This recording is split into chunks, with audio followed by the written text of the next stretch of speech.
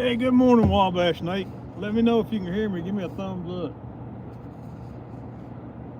Hey, good morning, Telly. Up close in the shadows. It's foggy, man.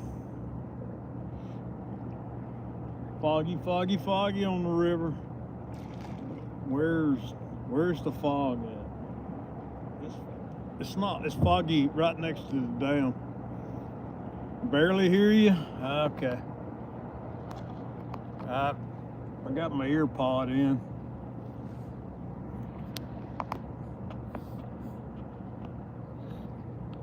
Let me get the other one. Headed out in a few minutes. Watts is super foggy. Why'd you go to Watts? Oh, happy anniversary, Chad. Sound good to me. Okay. I put both ear pods in, so maybe that'll help. I'm just sitting up here at the dam waiting on Mr. Ryan Bortz. Matter of fact, he's supposed to be here in an hour, so what time is it now? 9 o'clock? I guess I'll head back to the boat ramp about 10.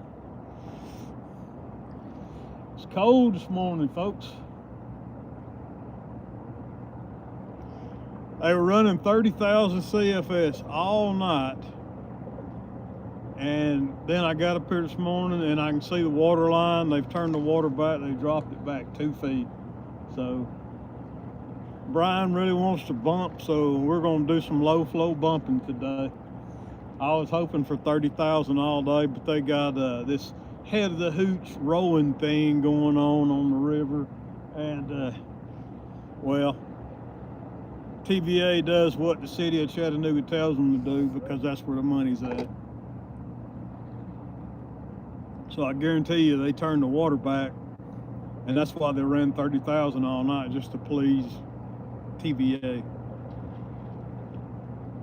I've only got 2 rods out. I've got them on a 3-way rig, just because if I do hook into a fish right here, managing more than 2 rods is a pain in the butt. But now it says 5 a.m., but I can't feel my hands. Yeah, it's cold. I got mine in my pockets.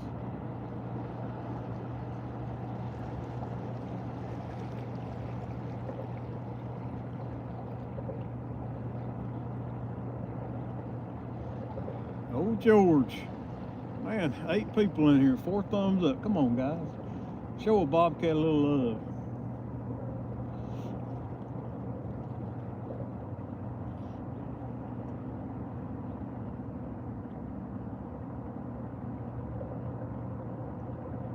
Yeah, I wasn't really planning on starting until 10 o'clock, but I got motivated early this morning. Figured I'd go search for some bait and just get on up here and see what the situation was. I'm spot locked behind the bulls on the ledge here right at the dam. Just last night was, man, there was a hot bite for about an hour. I caught 5 fish back to back to back. It was hot. It was a good bite. And then it just stopped. It's like they're sit here and you'll pound them, pound them, pound them, then they're gone. Our biggest fish was about 47, 48 pounds I caught last night. The rest of them were 20s, 30s. Oh, Lord, it's cold. Good morning, Lisa. Yeah, it's cold. It's winter. I've got to dig out my hot packs out of the boat. We left about 20 minutes after you left. Yeah. Did you just catch that one fish last night, Chad?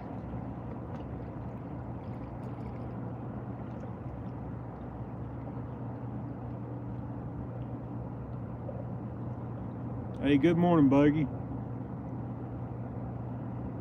Yeah, maybe that's what it was, the fish. Oh, that's just that one. That sucks. Yeah, I knew I was gonna fish this morning, so I didn't stay out late.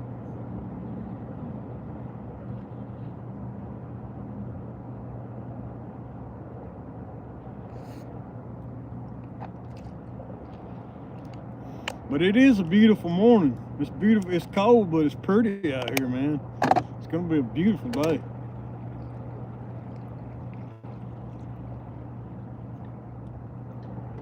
I got some guys over here tied up to the wall. It look like they're jigging for crappie or something.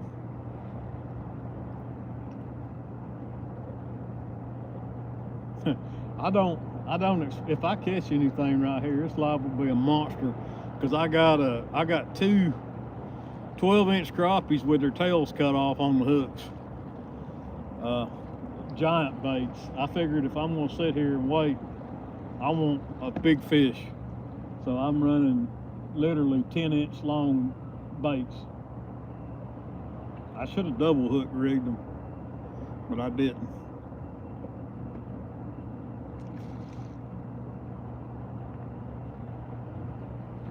You know how it is.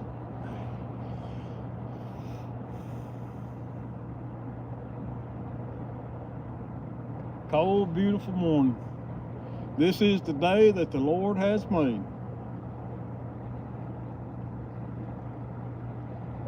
Birds are flying. Come up here, man, there's them old, I guess they're buffalo, big blackfish. They're jumping everywhere. I wouldn't be surprised sitting right here, one of them jumps in the boat with me. They were popping out of the water. Hey, good morning, Roger. How you doing, brother? Congratulations, buddy.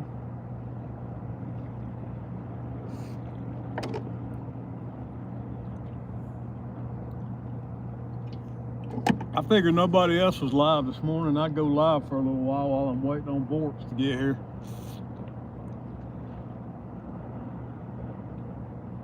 I got my hands in my pocket. Dragging baits here. Yeah, I kindly wanted to do that. Ryan wants to do some low flow bumping, so here we are. I don't care one way or another. You know I love bumping. I don't like bumping when it's less than about 30 though. It's a grind. You really, at that point up here, you're walking baits. I mean, you can catch fish doing it, but you're really just walking baits, because there ain't enough flow to get a good bump on.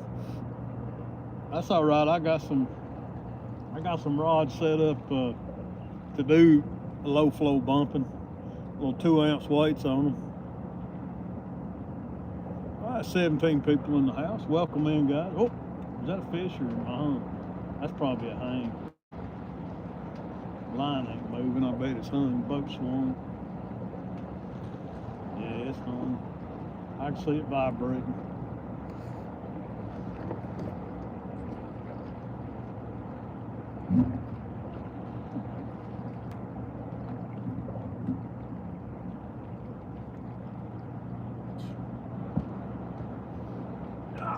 This side of the way.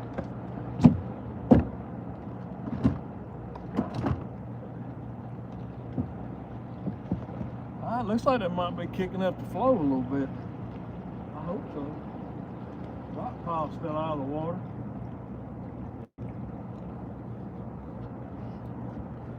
I doubt they'll kick flow up though. All them people on the water. Hey, good morning, Zach. Simplify, Marines. Bless you, brother. Oh, my hands are too cold. It won't move the chat. I need me a heater on the boat. I gotta dig my heater out of storage. It's cold, guys. Why'd I have my keys in my pocket? I don't know. Yeah, I got some in the boat, Roger. I just gotta dig them out. I don't exactly know where they're at. Cold is here. Roger and I ate in the boat this morning. Yeah, that's cool. I ate at home. Ate me a nice bowl of minced ground beef with some smoked cheddar cheese and a dollop of sour cream on it. That was my breakfast this morning. Very enjoyable breakfast. Or in the boat, okay.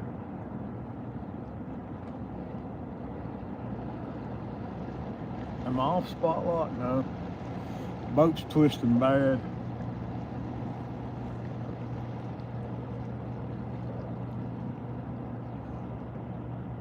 Yeah, I tell you, man, with beef prices going high, through the roof like they are. That's about all I can afford to eat. Hey, good morning, Fisherman Chris. Welcome in, brother. That's about all I can afford to eat is doggone ground beef. I mean, with ribeyes being over $20 a pound, who can eat that? And even chuck roast, man, $8, $9 a pound for chuck roast. Daggum.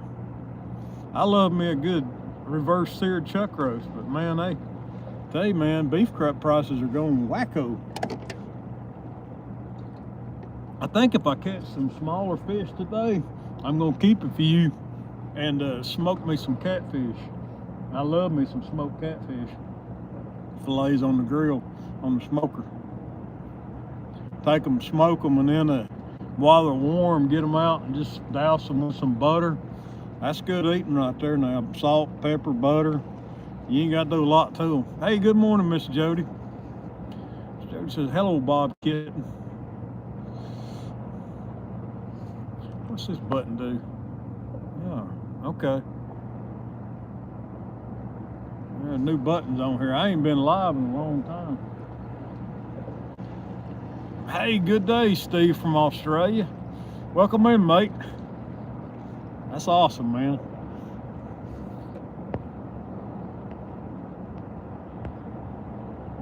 Breakfast of champions, yes, sir.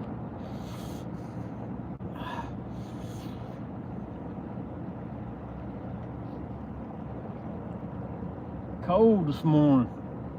You ain't kidding. I work at the deli at Food City. We get our ground beef. Stuff's expensive, yeah. It is, man. It's getting hard for a fella to live. I mean, that's the bulk of my diet is meat.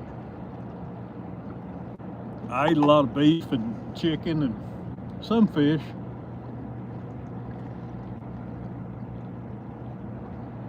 I'm a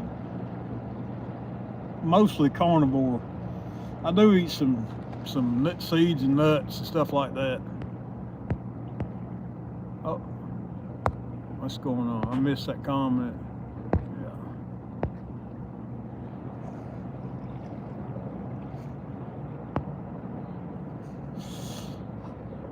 Whew. I think I'm gonna have to dig my hot hands out. Y'all hang out there. Go see if I can find them.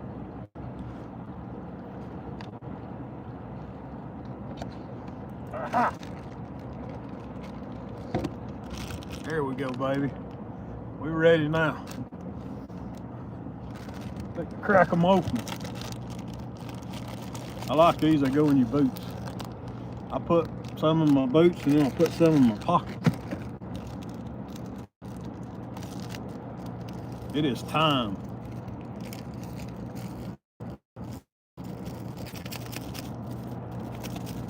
Yep, $1.28 a pound now. Yep, it's over $5. Yeah, ground beef, $4 or $5 a roll.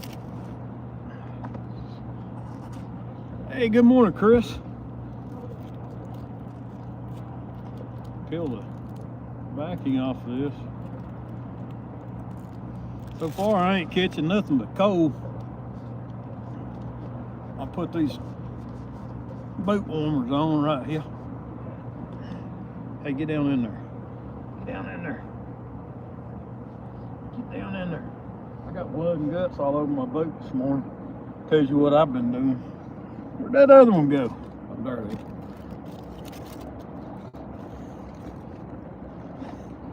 Oh, golly.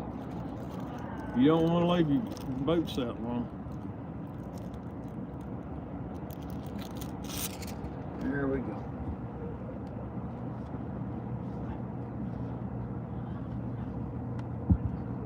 Fellas over there having a good time. There we go. We got heat in the boots now. Got heat in the boots. I'm gonna put some in my pocket too, man. Yeah, put it back in my pocket.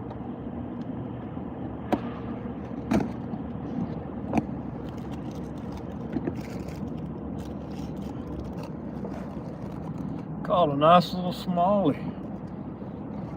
Hey, God bless you, Mr. River Rat. Ernest, Caught a nice smallie. We're sitting in the sun, feels great.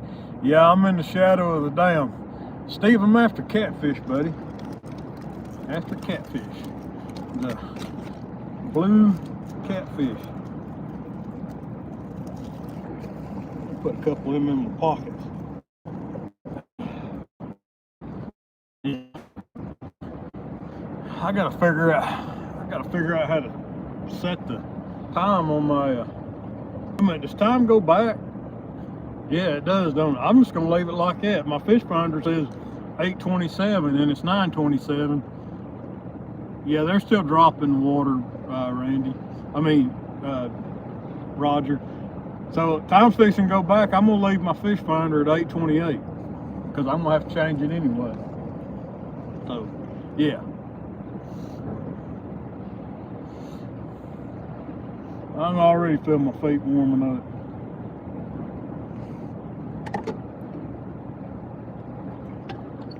Yeah, I don't know why this thing. Yeah, my phone auto sets. I'm talking about the fish finder, my Humminbird Helix 8. I want y'all to look at the activity under the boat. Now, I don't know what these are. I don't think they're catfish, but there's lots and lots of activity under the boat. I'm sitting on a ledge in 34 foot of water, but there's lots of activity under the boat, but who knows what they are. There's lots of big what do you call them things, buffalo, jumping in the water this morning. Could be buffalo, could be white bass, could be anything. See that rod back there? Yeah, that's bending. Boat won't stay still.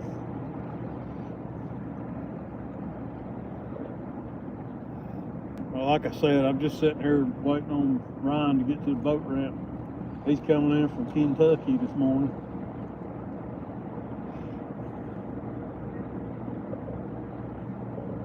I'm just killing time.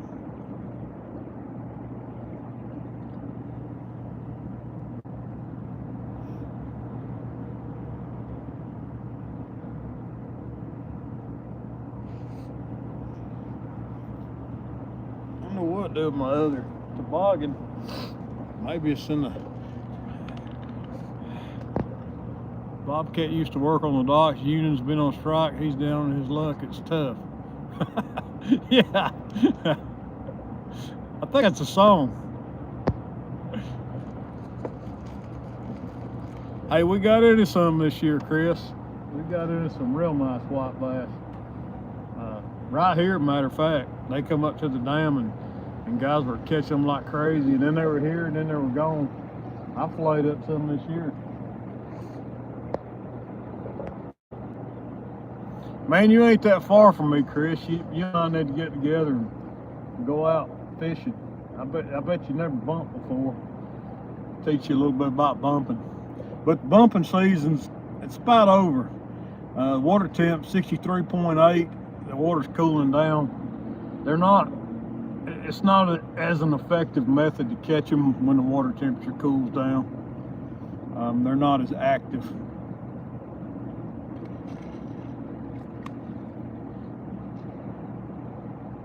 Yeah, I've got a drift sock in the boat, Steve, but you don't want to put one out right here at the dam. I mean, I'm gonna show you where I'm at, guys.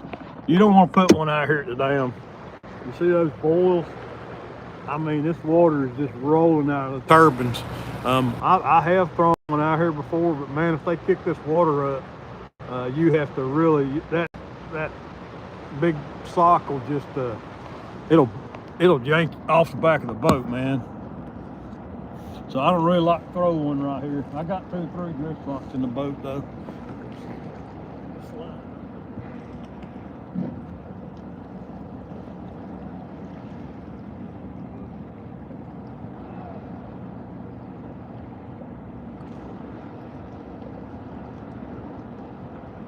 Daggone. Something ripped my crappie in half, man. That was almost a whole crappie, and something ripped it clean in half. I mean, it just tore it in half. That's crazy.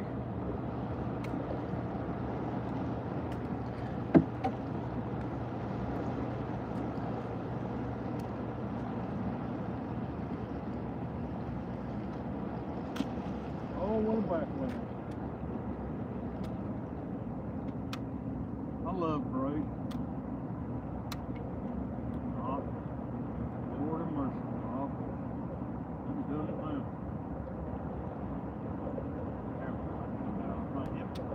I got it. Golly, what a mess. I'm gonna put a little bit of spool tension on that. I'm gonna sand this smaller bait out there on the. Oh, I didn't throw my bait off. Dang, didn't I? Okay.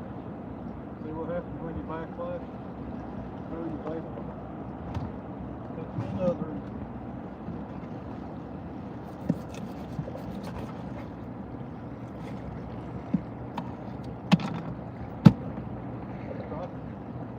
It ain't good before shade. Alright, then let's try that again without backlashing this time. That's much better. Much better. I'm gonna put that in a little shallower water. I'll put it on top of the ledge. Sometimes them fish will get up on top of the ledge and flat and hang out. Let's try that.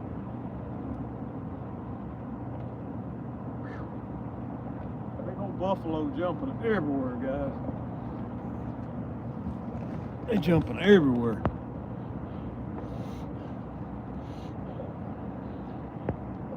Yeah, man, I know where you fish. I know where you fish up there. I used to be a guide on the Ocoee, a raft guide, so I know your area pretty well. I spent a lot of time in my youth up there in the Ocoee, Hiwassee area. I always need bait, Mr. Gimpy. I've seen Chris catching bait.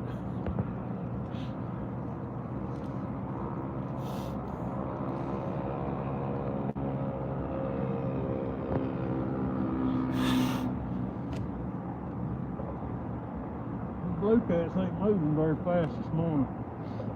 It's sluggish. 63-degree water temps here. We're almost 64. Yeah, Steve, I tend to run my spools stupid loose.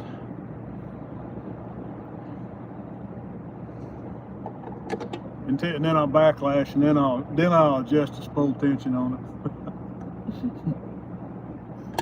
After the fact. Yeah, I got one bait down in the deep, on the deep ledge, and then I put that one I just cast out, and I put it up on top of the ledge.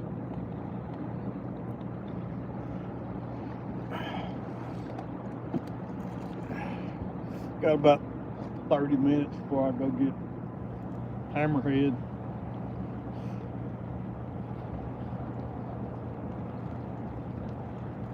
And my rear fish finder's locked up this morning.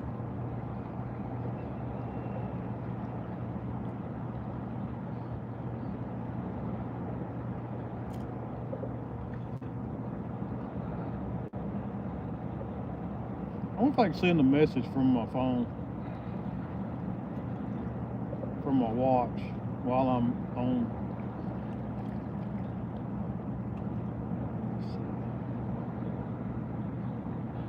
Yeah. Oh well.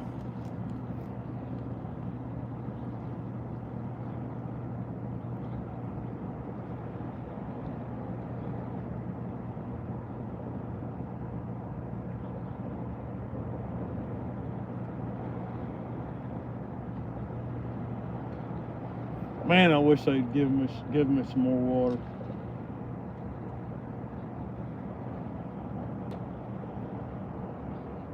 They put up new signs recently. Outfall 09, outfall 008, 04, 05, 07. I don't know what all that means. Are you looking for Ryan? Yeah, he's on his way down here. Hey, good morning, Chad Thomason. He's on his way down here from Kentucky.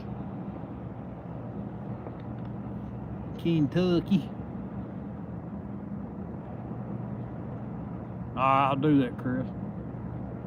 Well, they ran 30,000 all night, and then at some point this morning, they cut it back to 1920. You can see the wetness on the concrete here. I'll show you. I like to show people things. See it on the concrete, how that dark part at the bottom, that's where they ran 30,000 CFS all night. And then this morning they just, my theory is they did that to accommodate the king of the rowing thing they got going on here today in Chattanooga. King of the Hooch or something, the Hooch, head of the Hooch race.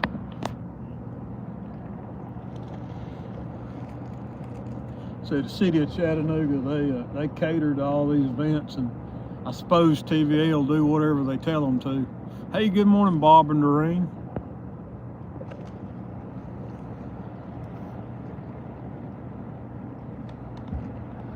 People in here. Awesome.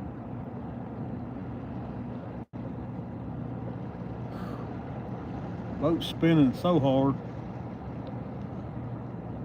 I wonder if I should suspend the bait right under the boat. Right off the bottom.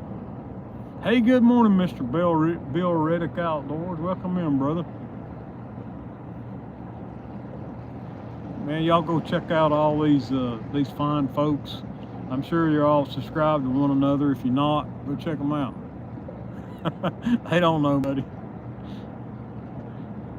Yeah, Chris, that's a fact, man. They ain't moving water, we don't do as good. I mean, I like about 30,000. That's my sweet spot.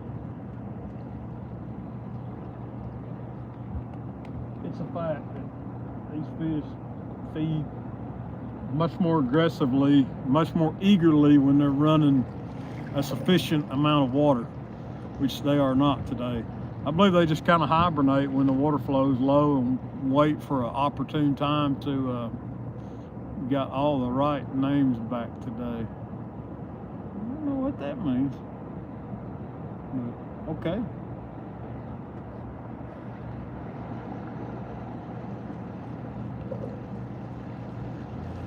People over at the rails reeling fish in. 32, 35. Yeah. That's a good level right there for any kind of fishing. Stirs the bottom up, gets these big cats feeding. Motivates them.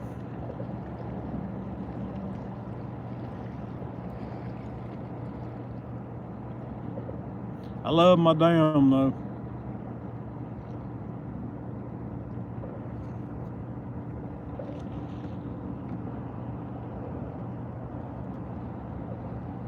Thought there'd be more boats at I had to put on at Tremont at the tennis courts because they have River Park blocked off all the ramps here in Chattanooga.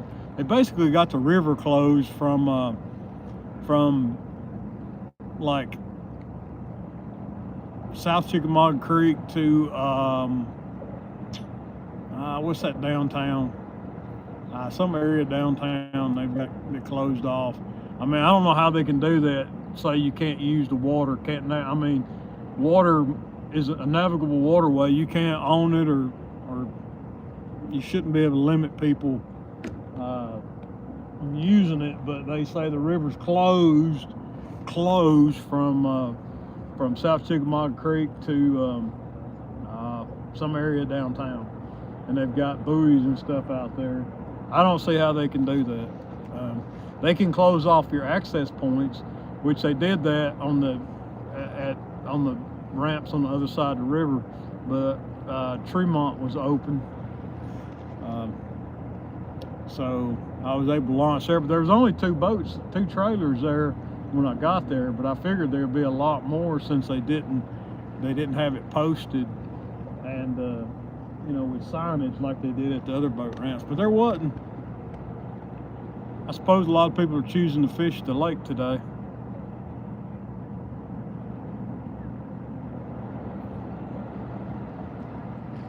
All right, Randy, appreciate it, brother.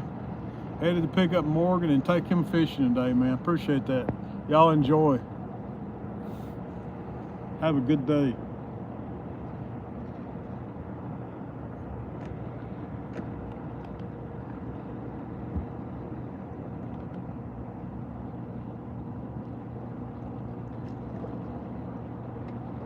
Guys over there catching them little channel cats left and right. I appreciate that, Randy. Yeah, 33 people in here, 19 thumbs up. Come on, guys, y'all can do better than that.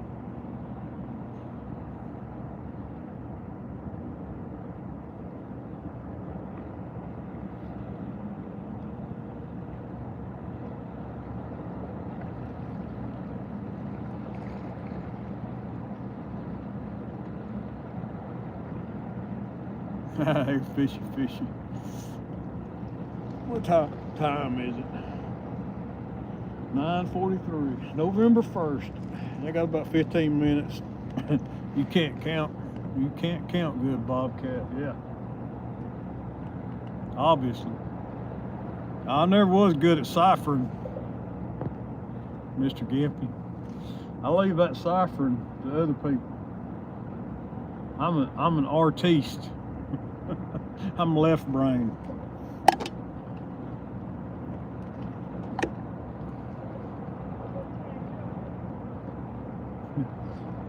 This guy over here, man, I gotta show you this guy. He's sitting on the front of the boat, got his feet hanging over the front of the boat. Check this out, guys. Check this out. Look at it. He's sitting on the front of the boat, got his feet hanging off. Getting him a little swig. Getting him, I bet he's got some ripple in that bob. He's getting him a little short. Hey, at least he's got his life jacket on. That old big buffalo jumping everywhere.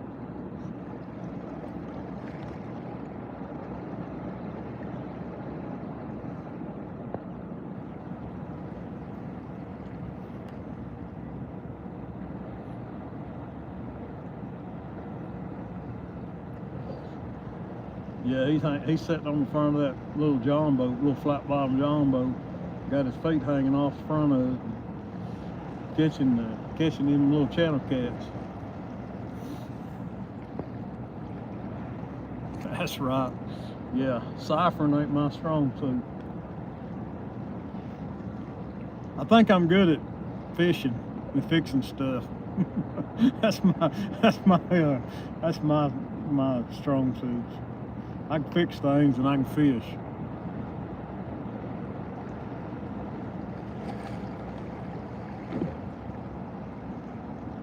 I can fix most things. If I can't fix it, I can break it better.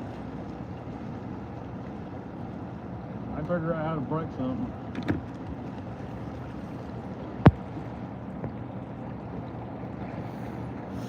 Ooh, it's cold this morning. You see that rod behind me. If I keep my head right here, you can see both rods. Like I said, I ain't gonna put out a whole tassel of rods here. I might move off the ledge. Yeah, I gotta go in about 15 minutes anyway to go pick up Knucklehead. Yeah, that's right, Steve. A hammer fixes everything. Yeah, I was good at science and history. I loved history in school. I still love history. I mean, I couldn't quote you dates and times and stuff, but I've always enjoyed reading about history. Yeah, that's right, Ernest. I do. My mom would buy me a new toy and I'd take it apart just to see how it worked. She'd get so mad at me. I don't know if y'all remember them, but they had these little cars and trucks that you put water in them to make them run. And like they come with a dropper, and you put a little drop of water in it. It was like putting it in the gas tank. And of course, I don't know what made it. I don't know what made it do that. I don't remember now. But you put a little drop of water and it'd take off on you. And I was fascinated by that, so I had to take it apart just to see what made it tick.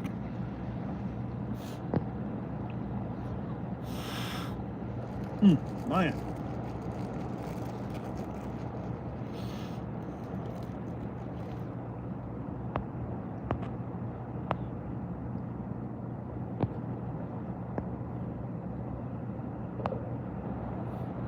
There you go, Ernest. I made you blue, buddy. Yeah, it was a dragster. It was like you were putting fuel in it. It was cool. I don't remember what made it tick, but it was cool. Put a little drop of water in it. I think I remember that being one of the first toys I took. Well, that fog's rolling through here.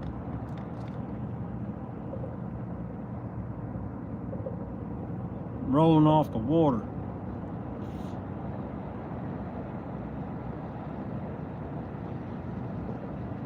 I don't go live much, but I figured I had an hour to kill. I might as well go live. I was hoping for a more productive bite, but man, that ain't happening. Yeah. Okay, it had a gas can you put water in. Water acted as a conductor, yeah. So it like made like a switch or something. It seemed like you might have had to mix something with the water. Did it come with like a little electrolyte packet or something?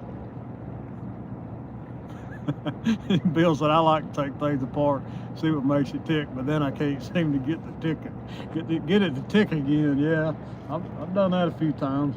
That's how I learned to work on reels, just taking them apart and seeing how they work. And once you take one reel apart, you can pretty much, they're all basically mechanically the same. So I got pretty good at taking my own reels apart and cleaning them.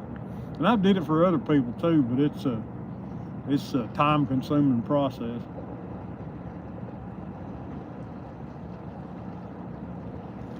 There's like, Chris, there's about 4 people down there right now, and there's one on the pier.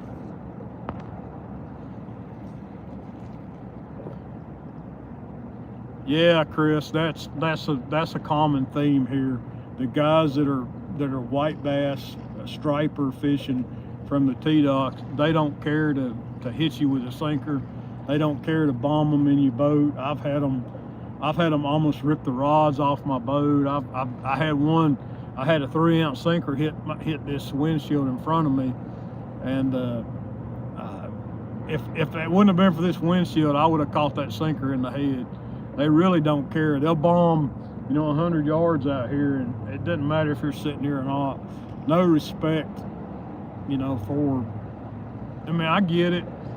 I can fish anywhere I want to. They can fish anywhere you want to. But you got to be respectful of one another.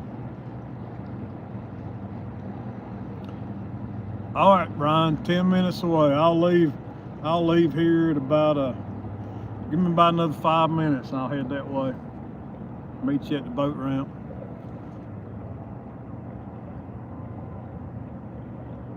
I may stay live, I may not.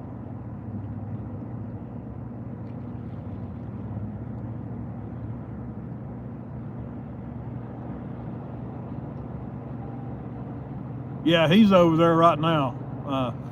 I know who he is. Yeah, he's over there right now. He pretty much lives here.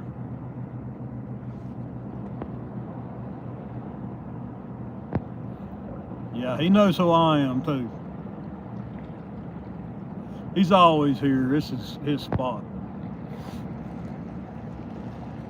Yeah, my hands are freezing.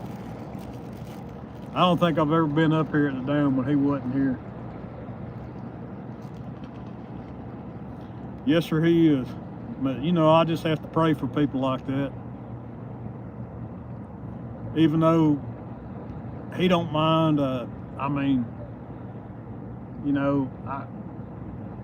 I can't let that ruin one of my favorite places to fish.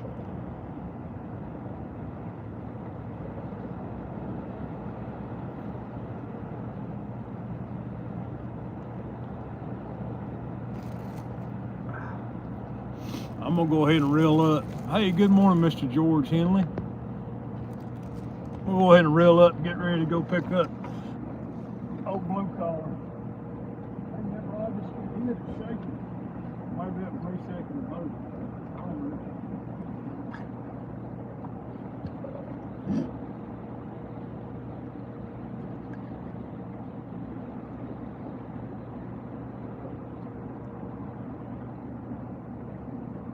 Yeah, I'll come close to get hit with the sinker here more than this.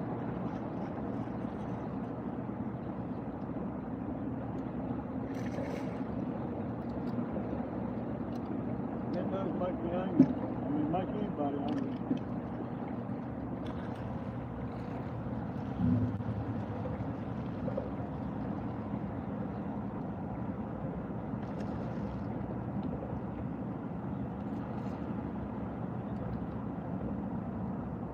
Yeah, guys, this is what I'm pulling for bait this morning. I wasn't playing.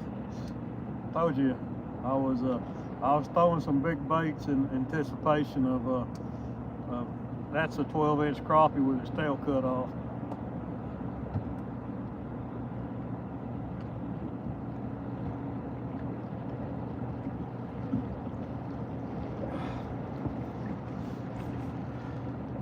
All right, pulling the trolling motor up.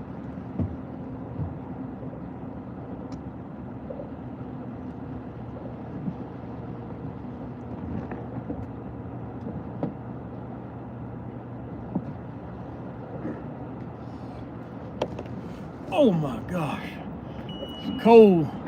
Gonna be a cold ride of that boat ramp. Go blow money on crappie gear I don't need. All right, buddy. Enjoy.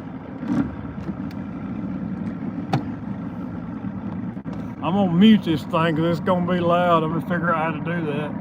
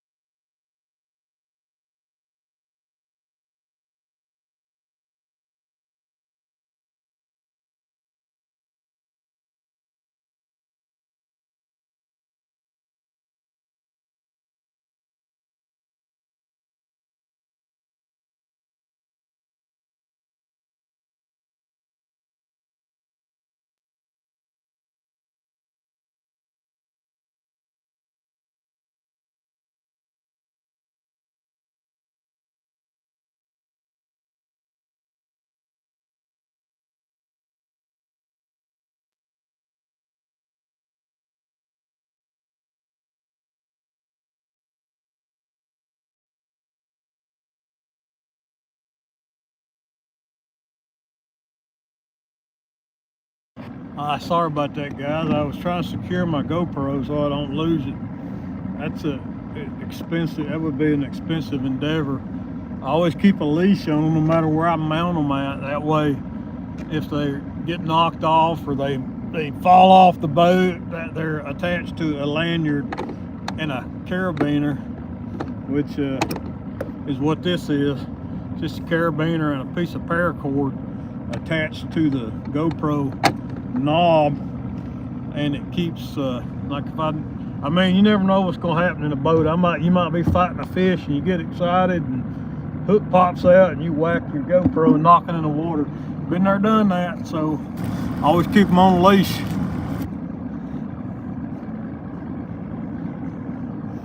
I need some gloves.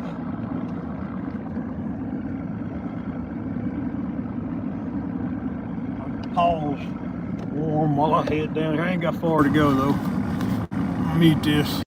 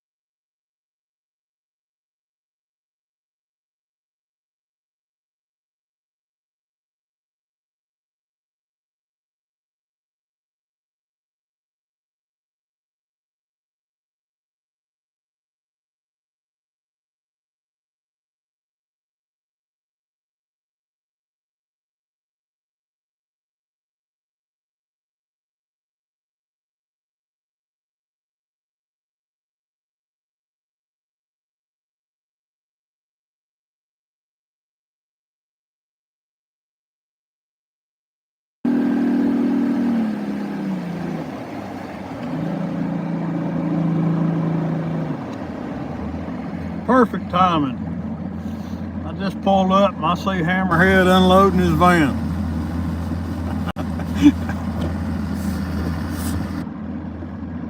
He's probably listening to me. He told me he's gonna bring some bait and then he lied to me.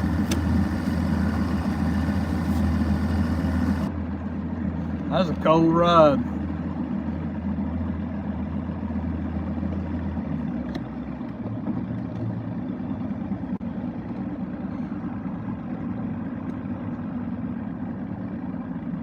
$32 people, 27 thumbs up. Thank you guys, appreciate it.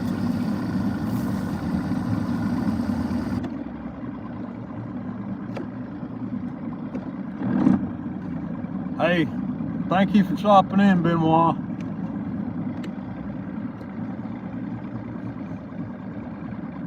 Oh, come on, Hammerhead. I always mess myself up at this dock and come in too hot and end up bouncing on top of it. I made a bunch of waves, got in the way. Yeah. It's cold, bro. It's warm now. Well, yeah. I think it's way warmer here than it was in Kentucky. Yeah, well, that's probably true. Ryan Bort's in the boat. You got the big baits on, bro. Yeah, I was trying to get some channel cats this morning. You like that one bait there? That's my style. Well, both of them. That's 3/4 of the crappie on that one. I just whacked the tails off of them, throw them out there. I'll take it. Yeah, right there. You want to waste one? If you want to over the shoulder, there's one in that box there. I wasn't worried about bringing a camera here, so I didn't worry about mine. No. Well, I gotta go pee. I'm gonna mute this.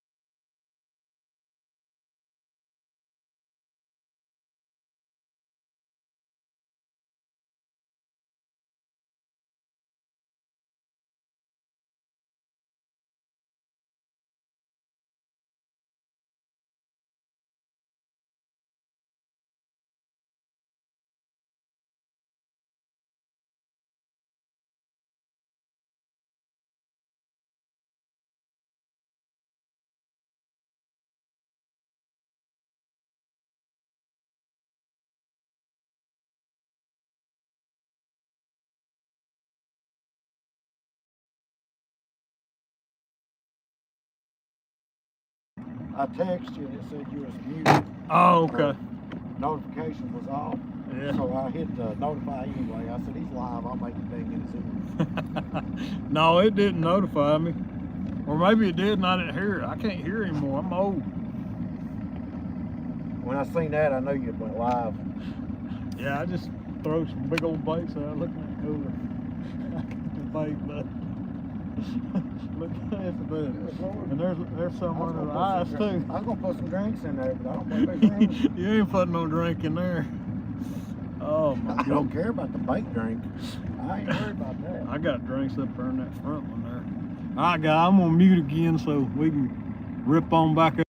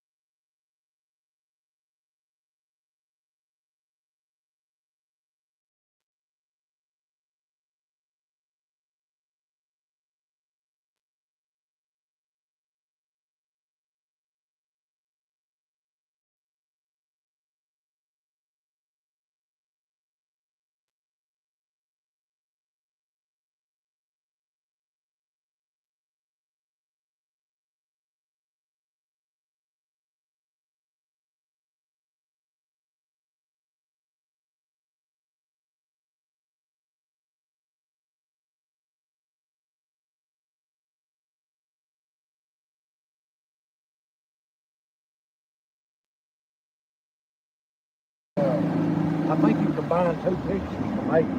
I have. Probably did. I've been known to do that.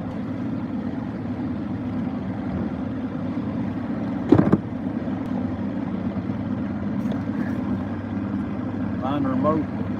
Yeah, you see the water line where they ran water all night, and then they just, yeah, they just killed it, man. I made me a go bag. A what? A go bag. Oh, well, that's good.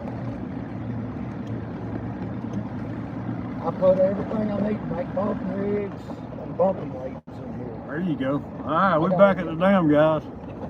There, give me some boxes. We're gonna get everything set up, and I'm gonna move my camera since we're gonna be bumping. Well, that'll wake you up from that long car ride. Yeah. Yeah, it will.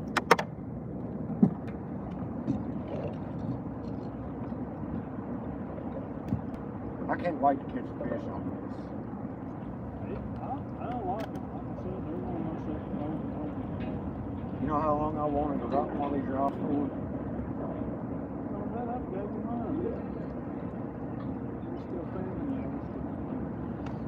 I gave you mine. All right, guys, we're gonna get our bumping crap set up. Huh? Man, skipjacks are snake too. Oh, they don't live here. No, they don't live here no more. They don't even go here. We ran them off. We was like, hey, crappies better bait Them anyway. bait dealers, man, they've caught them all. I don't know what it is, bro. I don't know if I've ever seen that dealer catch a skipjack. We usually don't, I mean, knock on wood, we usually don't see bait dealers up here that much. I guess now it's useless. Yeah, there's no skipjack here, there's no shad, they ain't gonna be here. Look here, Bob. What you got? Brand new leader. Oh, Brand God. new, buddy. What's wrong with you, bro? You alright? Using new stuff? I mean, usually your crap is ready to break off at any second. I guess since you're going to run a TFR, I'll break out my TFR. Oh, twinsies. We'll go twins. Twinsies. What color is your TFR? The green one there. Oh, you I got still the green. brought old faithful with me, though. Yeah. I keep this one rigged with 2 ounce with a lighter weight just What is for. that jumping? Oh, it's in Buffalo, man. Oh, is that what it is? Yeah, they're coming out of the water left and right here. I keep this one rigged with like a 2 ounce weight. All right, guys, let me show you what I got going on here. 12-aught circle hook, size matters, EVA foam float, barrel swivel in the middle. That's a 100-pound leader, 3-way rig, and 3-way rig, 20-pound dropper to a 2 ounce sinker. What color bait? I'm gonna run this head, man. I'm gonna run this crappie head. You go with big head piece, I'll go with me cube steak. Hey, there's some shad down in there too. There's a couple big. We need to put some shad on.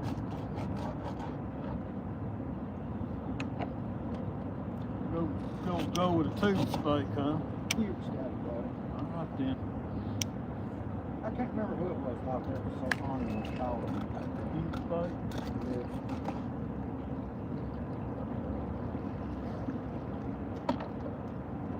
Steve Take that Douglas one off that hook there. You know, I never have tried it, but I wonder what would happen if I suspended the bait. While They pull way out behind you. If I had my Now if I got 12, I got 16 ounce. I got some 16 rolls. I got some in there. Let's try it. Hey, you never know, man. Might have to keep a little bit high off the bottom, make sure you don't get snagged up. I got 16 ounce sinker in here. Let me get a bait bag before I grab a hold of that rod.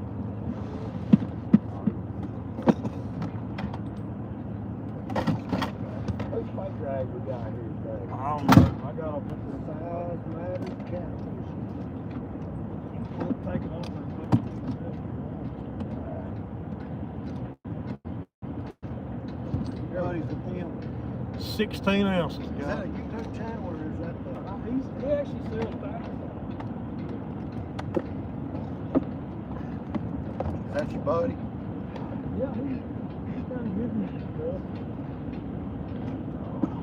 These good dudes there at Belcher. Let's see here. Where you going, buddy? And this man. Oh, get her centered up. So I can get in my.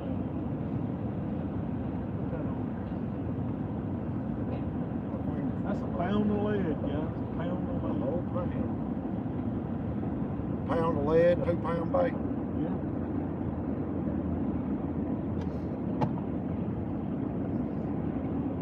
Pound of lead. I mean, hopefully you're spotlight here with the big motor. Oh yeah, I'm spotlight. That's what flow we got today to work. I was trying to be in a big hurry before we got back past the spot. No, we We ain't spotlight. moving. What kind of line? I mean, is it like 1 and a half?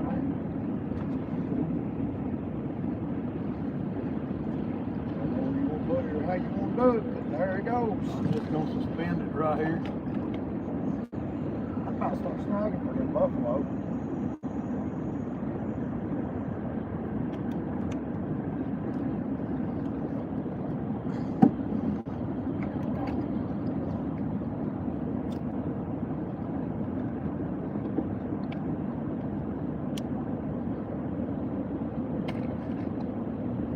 Screwdriver laying there somewhere. There's some big loads in there. What you need to do? My reel. No, the side plate comes out though. I don't know what reel does that. That's my only complaint with them reels. Yeah. They do come loose.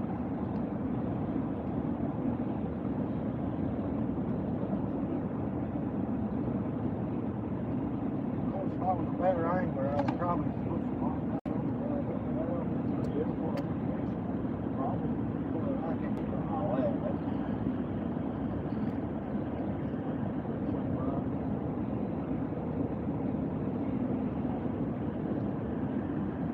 Stuff like that.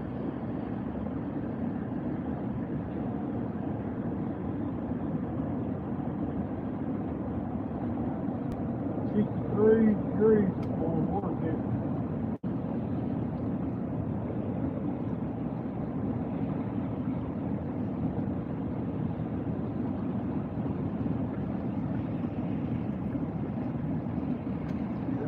Buffaloes jumping everywhere. Look at it. Crazy. I still ain't got to earth. Golly. Just in your hand, I don't know how you keep back weight on it. Keep them back there. I thought they was fishing for carp when they use that stuff. It is, but buffalo's a carp.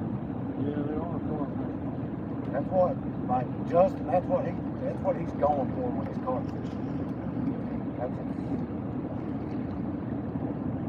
kind of like us catching a flathead. I believe it. Yeah, my buddy swears by him. That's why I said on the phone for him. Yeah. There's still 31 people in here. Sorry, I'm not paying attention to the phone, guys. Gotta pay attention to my surroundings Except when I'm mine up doing. here with the channel. Huh? Mine up here with the channel. Ain't nobody chatting anyway. They're probably waiting on us to catch a fish. But if we don't catch anything, we ain't gonna make it. I planned on it. I already put one in there. You give me options.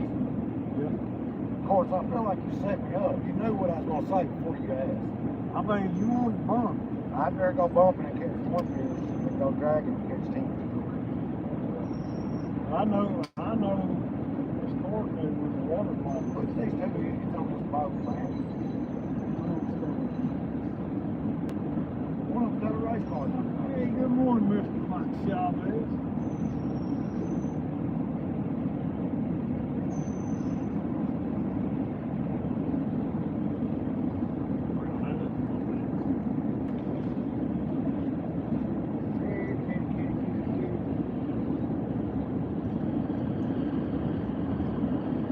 Did you ever get bad while he was up there sitting still?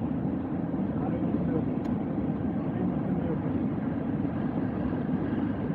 buffaloes hang out in that hard water. Yeah, they are.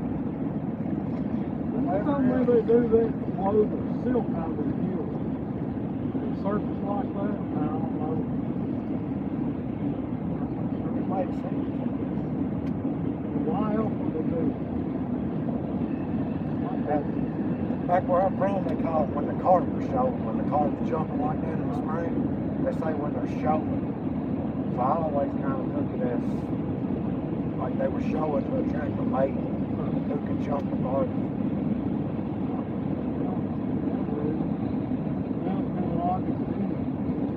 Now that's a 14-year-old theory, you know what I mean?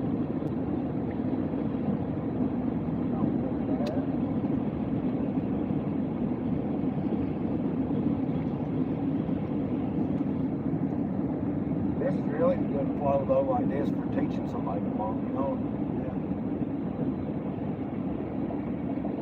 Somebody that's never done it, they're not past their bait before you get snagged up.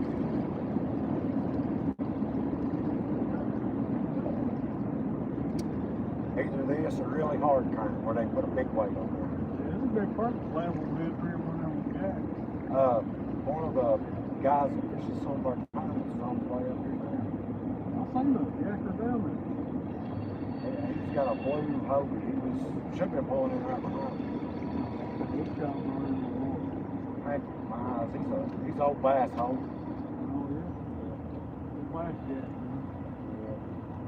He comes up here and live scopes around in the slack water and puts bait in front of his catfish. Does something different. Yeah, I had a He's guy. not just imitating what he sees on YouTube. I had a guy last night at the boat ramp asked me if I was live scoping these catfish. And I said, no, not really. I said, I don't. I mean, I've done it before. It's not my MO. The whole reason I got livestock was Suck Creek. That's that spot is the reason I wanted it. I can see it being real handy for getting bait, for sure. Well, you can get down there to Suck Creek and get them fish as they get in behind them rocks. All right. Yeah. Oh, he's waving at that guy casting baits at him.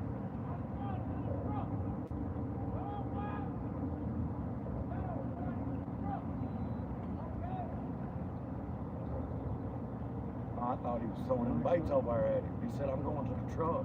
Going to the truck. He headed to the truck, guys. He's done. He's had enough. Yeah, he's done. Just now time to get the party started, man. That's right.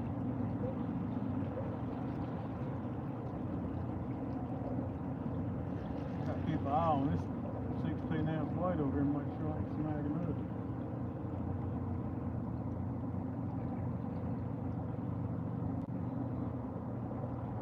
Fishing with Creole was pretty neat. Oh yeah, that's right. It's been long coming from that. About 3 weeks. Yeah. Back about 3 weeks. Just All right, long seeing how time. he does stuff. Oh, I think you got hit or you hit the bottom.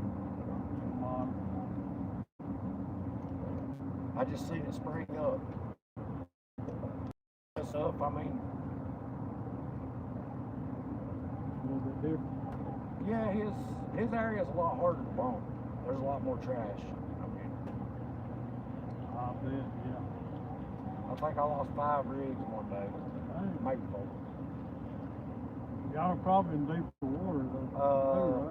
I think we average about 30 to 40 foot. Most of the time 20 to 50, but yeah, you on the bottom again. Yeah, as we come up this ledge, we're gonna be. As long as that thing's out behind, going that way, I'm probably in good shape. Right here's where I like this. Yeah, this zone, one's a this sweet little, spot. right on that edge. It's sweet.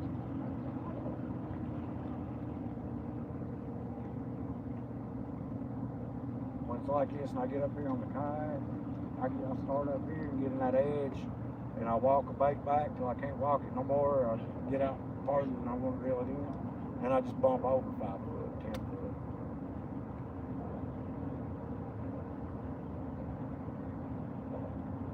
You really get to work the area out good that way. Yep. about. Oh, God, he let it No. go. Daggone. Should have had a double hook rig in that, I'm guessing.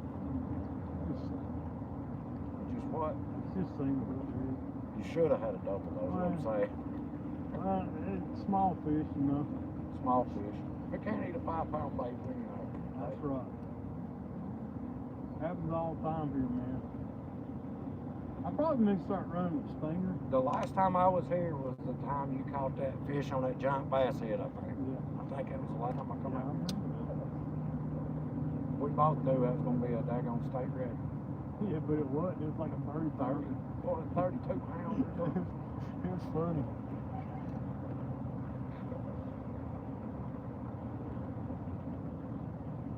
Yeah, he hit it. Let's go.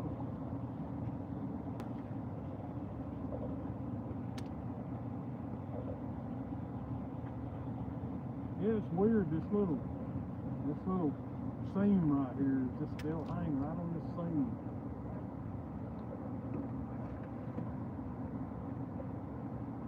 If you ever look at this on Navionics, you'll see how broken and cracked at the bottom. The regular Navionics don't tell me a whole lot on, like on my phone, but if you've got it graphed out, it's wild. Yeah, it's like the surface of the moon. I mean, it's just so cracked and crevassy right here. This Creole's dam down there, the only thing I didn't like about it, you can't get up close to it like this. Get out. That's where the fish live, man. I wish I could pull that bait out before I break it off. That's why I don't like getting them little super droppers.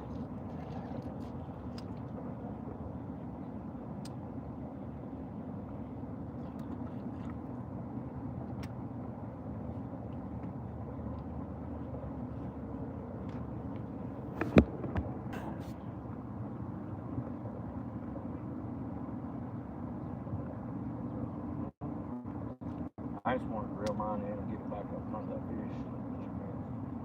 Yeah, there you go. It's probably still there. If you're running a smaller bait, then you might get him. It's a average size body jump.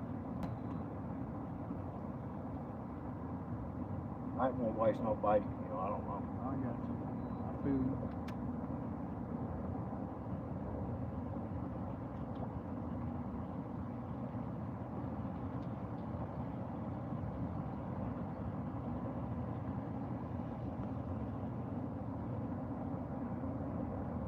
It'd be cool to catch one suspended while on the boat. While you're burning. Or double up. What's probably gonna happen is they're just gonna get hung.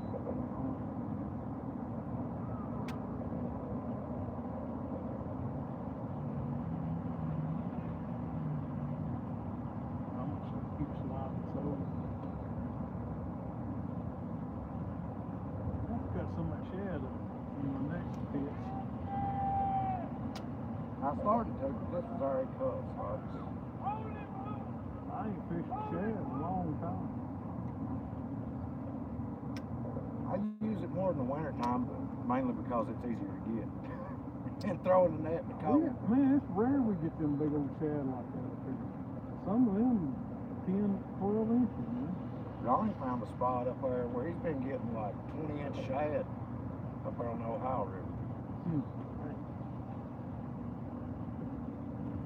That's funny, man. Bait's right here. I can see it. He said, I can see my bait. I can see it. Well, that's gonna have to be one of them ambitious fish to come up and get that. I could literally see the bait underwater.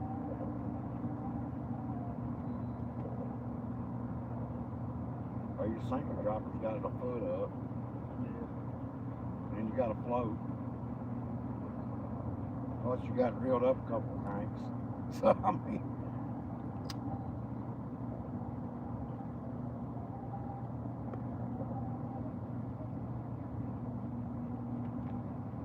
Heck, you know, that blood in the water helps tee some fish up too, right? Oh man, what the heck just happened? Did it get hit? It's going in front of the boat. I think it just hit the bottom. Thought it got hit, I seen it Going in bounce. front of the boat again. Yeah. On bottom.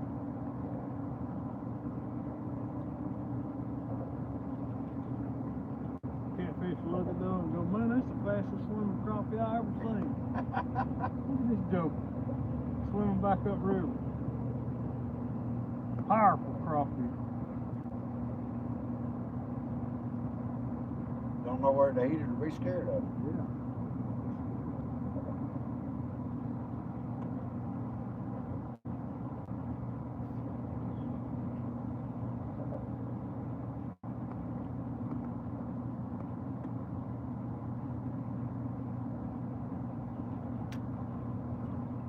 Build me some really heavy dragon weights. I'm up here and drag one day. Start at the railroad bridge and drag all that down. Like some 8 Planer board, have your rod doubled over. I won't be running planer. I tried that up on the Ohio last year up at Owensboro.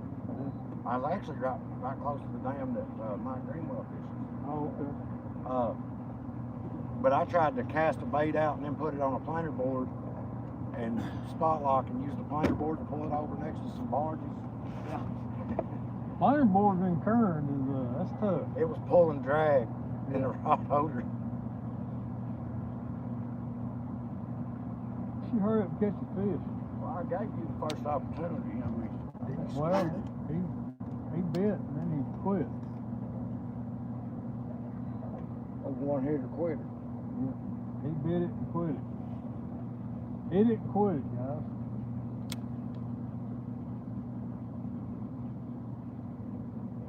Yeah, I guess that's where I don't know whether they start right there or what's going on.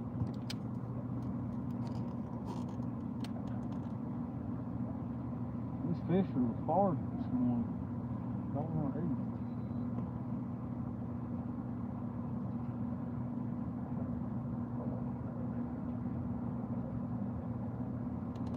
Rock, eh? Man, how you always find so many rocks? Barely picking that bait up off the bottom.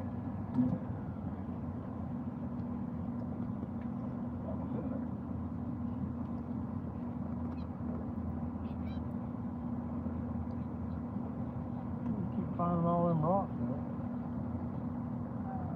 I think the sinker's defective. I mean, it was all the way my tactic. That's not the sinker.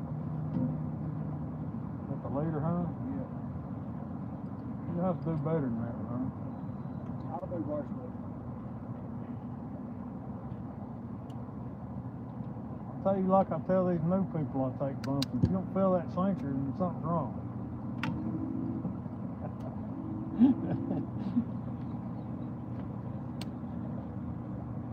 It's like time for a shad.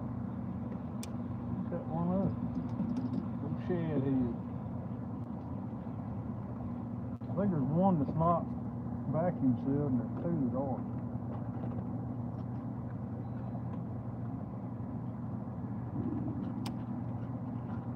What do you think of that rod so far? It's got a good feel to it. I really do.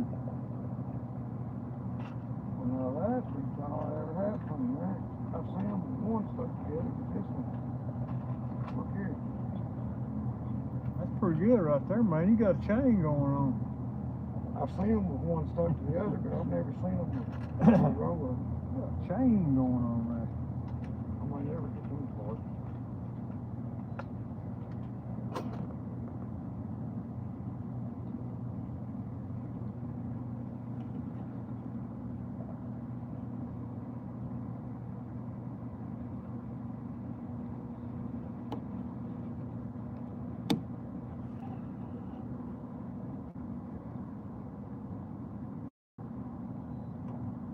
Double dipping, man. Bumping while I'm suspended. It's pretty cool.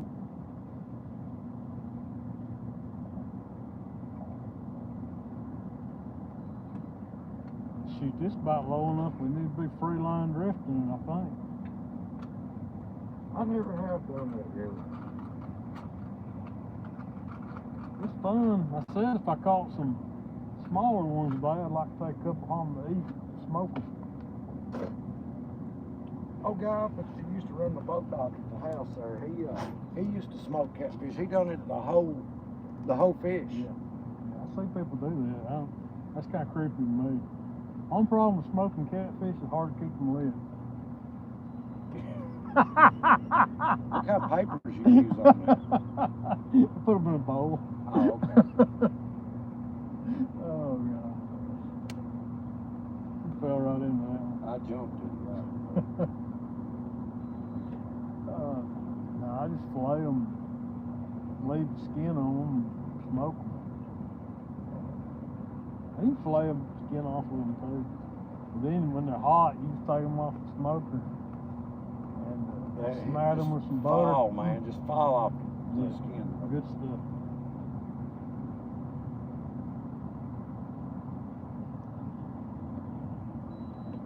Good stuff, no doubt.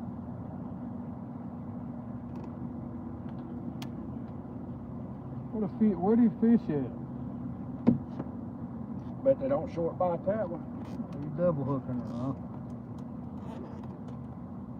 I figured I get hung twice as quick that way. Well, most likely. That seems like a good way to do it.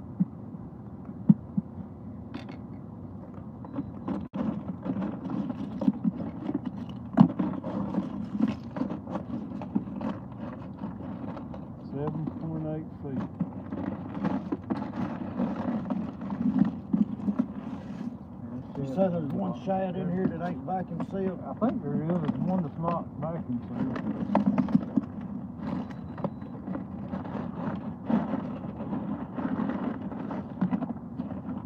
Should be 3 in there.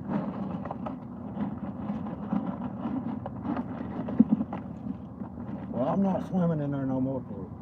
Okay, well, open up the pack that's vacuum sealed. Yeah, I'm not. My hands numb now.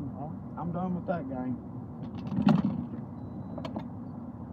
Yeah, I mean, you really don't need much ice this time of year. No.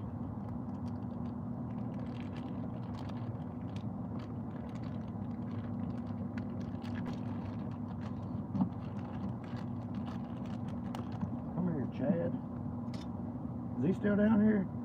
Who? Chad. Yeah, he's up on Wash Bar today, I think. Dragging baits. He was up there last night. He caught one fish. And before they're running like 20,000 when I caught all them fish. And then they kicked it up right after he got up here, and it made it impossible to stay spot locked on that ledge. And he reeled in one fish, and after that I left because I knew I was going to fish this morning. He said that's the only fish they caught. Only fish they caught. Put it that way. You can't give Chad the credit. No credit at all. 7.9 feet. Yeah, there was a hot bite for about an hour, and then it just sizzled out.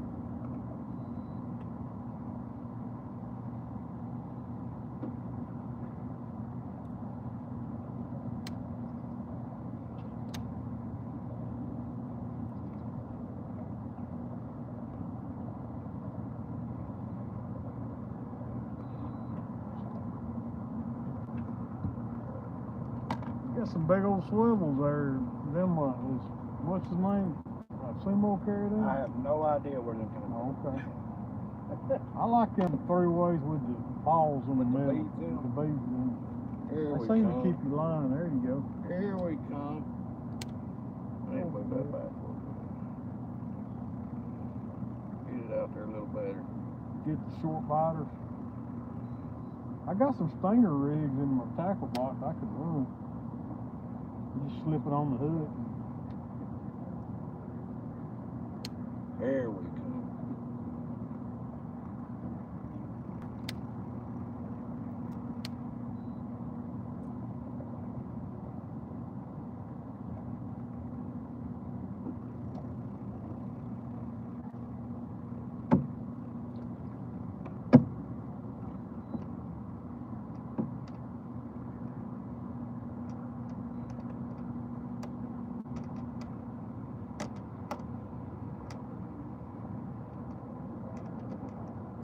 Well, that old shad slime, it's a little tougher to get off. Hmm? That shad slime's a little tougher to get off. Oh, yeah. It's a sticky substance it is. Shed stink.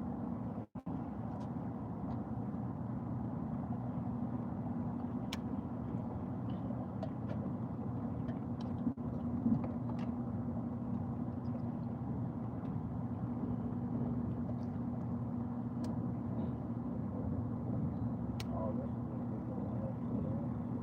Let's put this line on last night.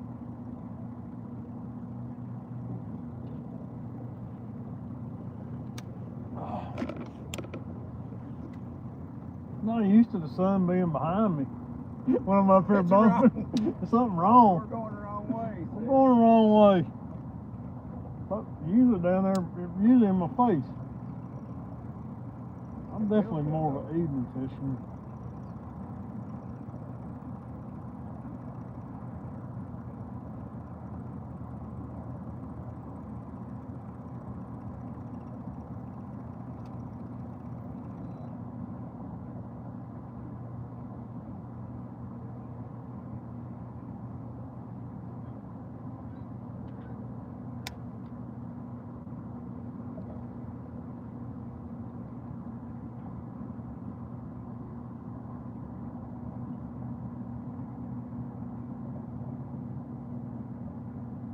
I seen you caught old channel cat up here on the video the other day. Yeah. Sometimes you get them. When I'm using small baits, I'll catch channels. I mean, you know when they're hitting you up here when you got a big bait on, you can feel them. Oh, you got him? What was that about, man? Oh man. Dang, man. He hit it and come at me. Mm-hmm. I tried to give him, after I realized I wasn't gonna get the hook set, I just tried to give it to her. Here he is again. I'll be channel smacking the crap out of him. There he is. Trying to eat it, man. He's still got it. He's swimming with it. See, he's going that way. I'll turn the boat. Oh, okay. Amazing thing. What is that on there? 80 pounds? Right? Yeah. Good lord, son. Seriously. You don't lose as much gear that way. Right? And you know how I am about line and not changing. Oh, yeah. That's what Brandon runs. He'll run 80 pound on his stuff. I think about the resistance. I want a narrower braid For the water. for water. Yeah. Hydrodynamics. Yeah, I don't want. I like sleekness. You know, I want the water to pass around it. I think that dude took my bait, man. Think you ate your shell off? No? Still there. That's what he did to me, though. What do you do? Mess you up? Turn the hook back into it? Yeah, he grabbed the back butt end of it.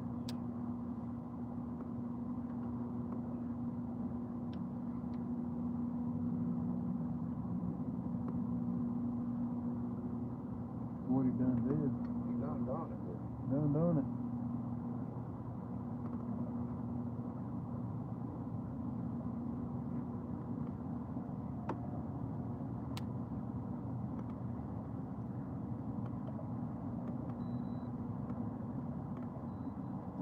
God, that shed stinks. That's one thing shed is, I mean, it's got that stink, A distinct odor. stink smell. That's for sure. An advantage it's got over other baits. Smell. It's got the stink. Track here. Got like almost like iron, like a metallic smell. Like blood. It smells like blood, you know. I don't use shad a whole lot until it starts getting cold. When the water starts cooling down, that's when I start using it. It's I definitely mean, if a it's good all I one. got, that's what I use. Oh yeah. If I've got a preference, I try to go for something else. Their choice.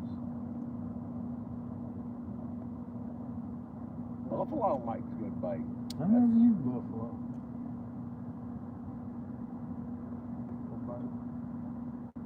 Never used Asian carp either because we don't have it yet, thank God.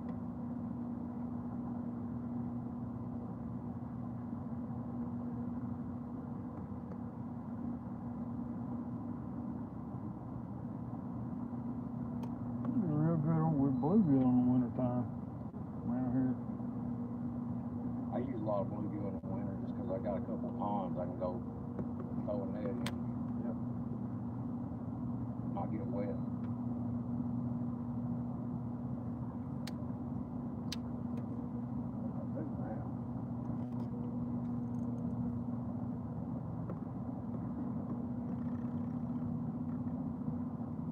There he is. The little fish is liking that shad, buddy. Yeah, them channel casts get down there and just suck on it. I might put 2 little pieces on this double hook instead of one big one. Yeah, I'm figuring to change this out for a smaller rig on it. Oh, there he is. Come on, take it, take it, Oh, take it, that's take it. not a little one. Is he there? No, let it go. Boy, he pulled that down just perfect. Like he was doing something. I should have let him have it a minute longer. I thought he was.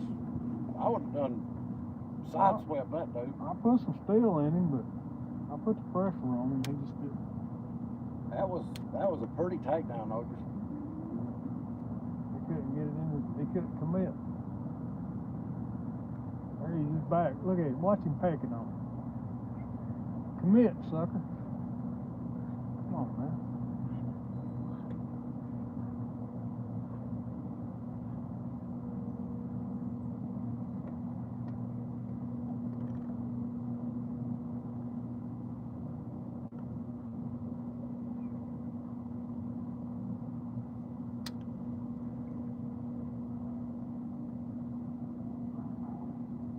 What they do to you. Mess with your mind. They play with your Playing mind. with my emotions. There he is on mine now. Yeah. We won't catch this fish. We'll probably downsize. We'll put some peanuts on. That chicken called Chad. He had some skipjack. I don't know where he got that illegal bait at. They've been catching a few skips up at Martin up Yeah. by the house. I mean, like 3 or 4 How hours. far away he live from you? About an hour and a half, something like that.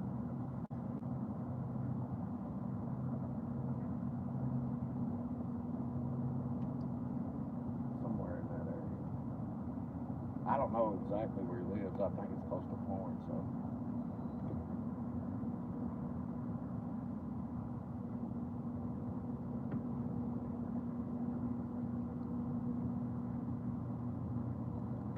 I just wouldn't go from here to Watts Bar.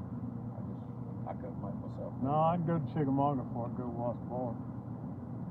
Matter of fact, if he was in Cell Creek, he could have went and put in at Possum Creek or there's a marina not far from there and drug that upper part of Chickamauga if he's gonna drag baits. Around the Hiwassee part.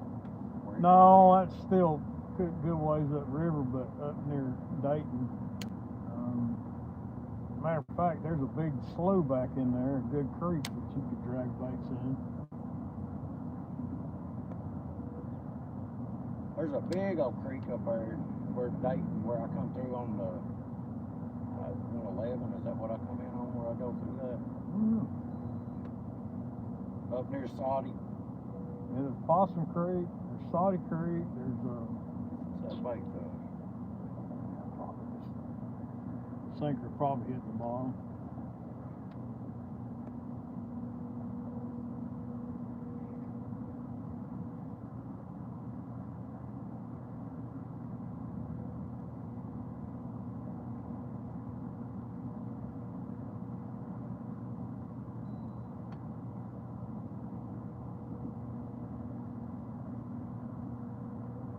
Rock jumble.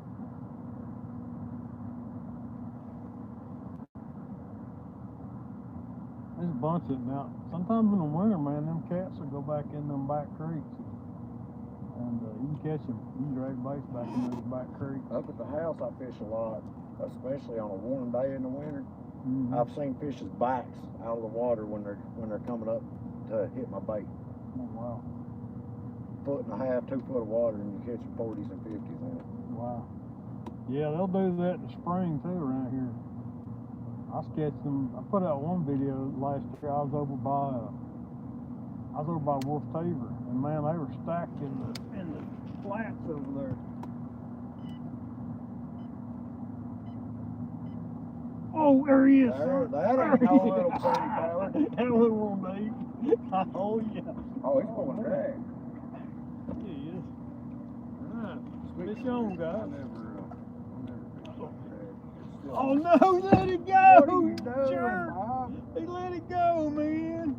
Dang it. Now he's playing with who's emotion, buddy. Ah, I'm putting fresh bait on. That makes me mad, dude. Ah, he let it go. What the world, guys? That was a good fish, too. He He was was, pulling man. drag. That makes me good. Look at the line. Proof that I was not lying right Proved there. that it was not a tree pounder. It was He not a about tree pulled the bait pounder. off there. Look at that. Yeah, he about ripped the bait off. Never had no hook. That was a good fish, guys. Hey, I'll give him that.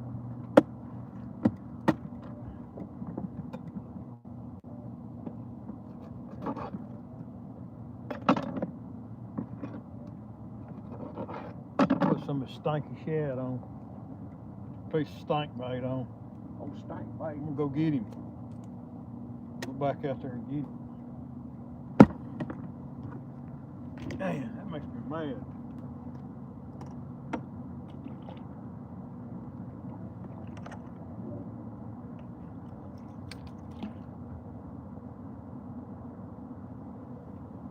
That was a good fish. GoPro stop recording. GoPro start recording. Thank you, GoPro. You're very helpful. My AI camera.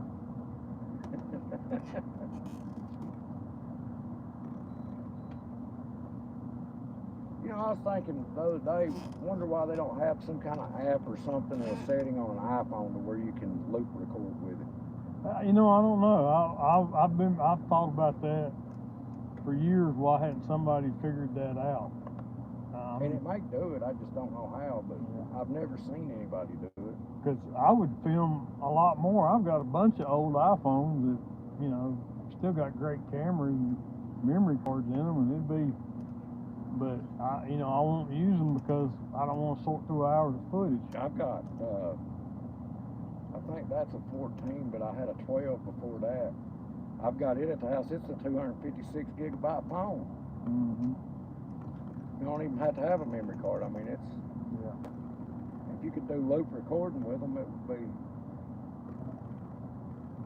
and they don't overheat no worse than a GoPro does. No, they really don't. GoPros just. Now, I've kind of eliminated that with that little running that little computer fan on the back of that screen on that 12. It keeps. I can run all summer with that one without overheating, as long as I'm running that little computer DC computer fan. As long as you blow air right on the back of that screen, it'll keep it cool enough to keep it running. And because I'm using a microphone, it's not putting wind noise into the camera because it's picking up the audio here, not at the camera. I picked up my camera bag last night and said, well, I guess I wanted to go. I might as well put everything on charge. And my big power station thing I used to plug all my batteries up to. Yeah. I don't know, it's got like 10 outlets for USBs on it. Right. Was in the van. And I said, nah, forget it. Big fish under the boat right now, you see? He's looking at that bait. Maybe he's hitting that bait right there. Go ahead and eat it. That's probably the one you just had to get off. Probably. That's about a whole crappie right there. Oh, there he is. There he is. Watch him. Watch him. Watch him. Tell me. Tell me, bro. Tell me. Dragon's at. Time for that change. I ain't even got a demon dragon Oh, on. you It's just a don't? float. I think see if you're over me, bro. I don't know. I got a fish, though. Oh, he's good. I'll get the net. He's a spunky. I'll get the dip net. Get the net, bro. Get the net. Yes, sir. You say hold your mouth right. That's 1 to nothing. You really don't even have a demon dragon on this time? No, it's just a float, man. Oh, well, I mean, you running without a float or with a float? Without one. You know, I always start without one. Reel this one up. I don't want it's gonna get hung. Yeah, I can get it. Play with your fish. I got it. Fish on! Yes, sir. Finally get the skunk off the boat, man. That's a little tater. I would say 20, but He might be. look, 20 plants. Oh, yeah. We'll Yeah, go with move. 18. Get him. Make a turn right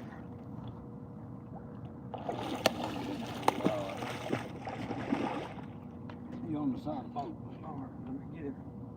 I'm trying to watch this pylon behind me. Oh, he's Oh. outrunning me. Oh, man. He went faster than I could push Okay, him right, out. I gotta go away from this pylon, bro. He's a dang fighter. Okay, we'll get away from this pylon.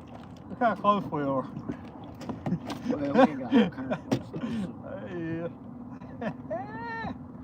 Yeah, we're pretty close to the pylon, guys. We got a little. We got her. We got her. Nice man. spot lock here. Too fast spot lock. Too fast. Yeah, it always speeds up when you're going through here. We just drift on through. Hey guys, we got the skunk off the string, at least.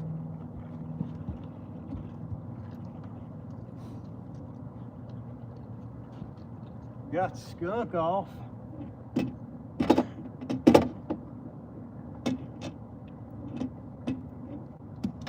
He like him some shed.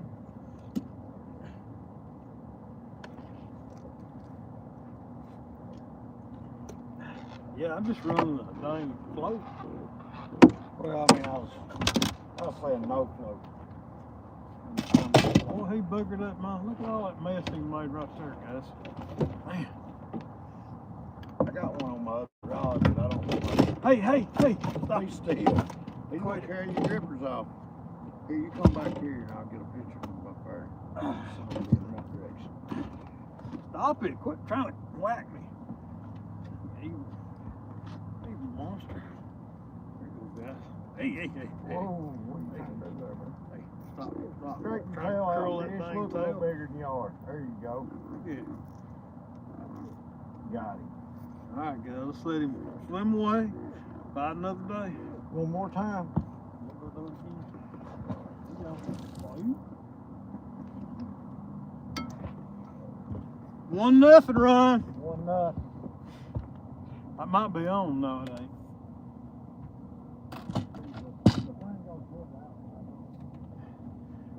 Yeah, head goes toward the point of the head goes toward the other way. Well, that'll work too. It don't matter. It's fine. Don't fall out.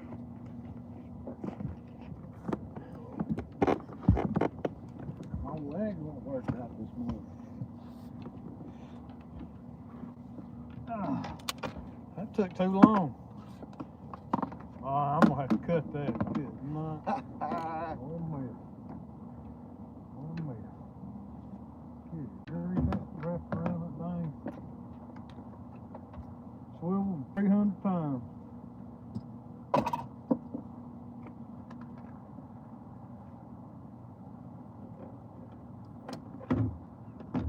I don't even know how that happened.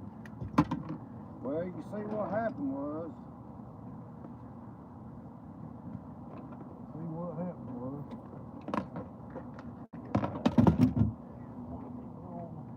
Oh, you gonna run a float now? Well, man, I mean, hey. You'd be lucky if I ain't sitting in your seat just a minute. You ain't sitting in my lap. I gotta draw a line somewhere.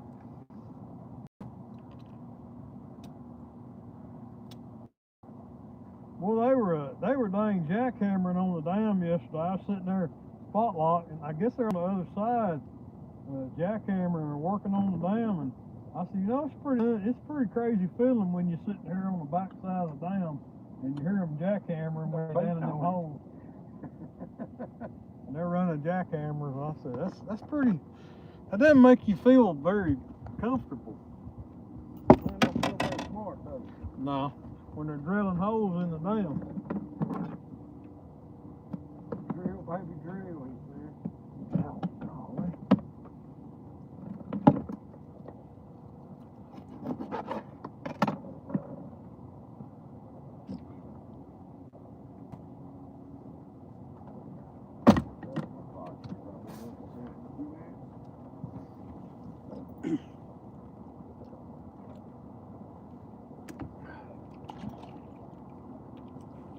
It ain't exactly like the Bobcat did, but it's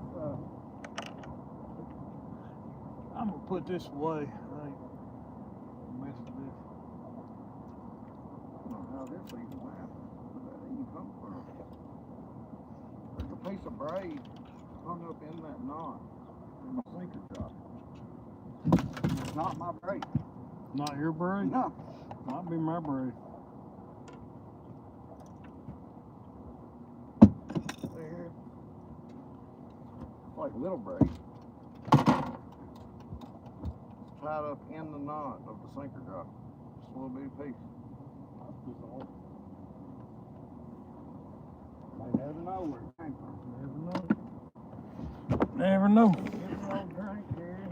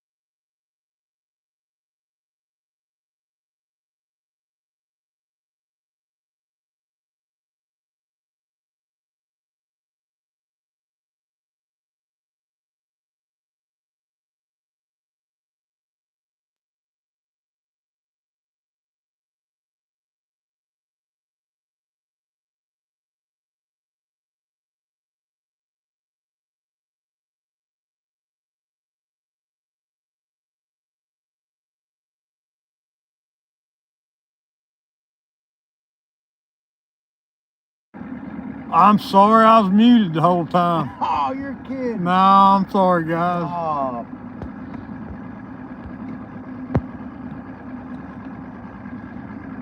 Oh, man, I hate that. At least I don't do this live thing. I don't know what it meant as a drink. hosted the show live every I did.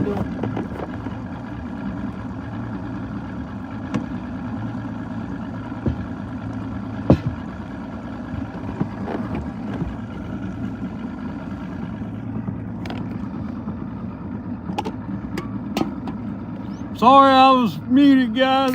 My apologies.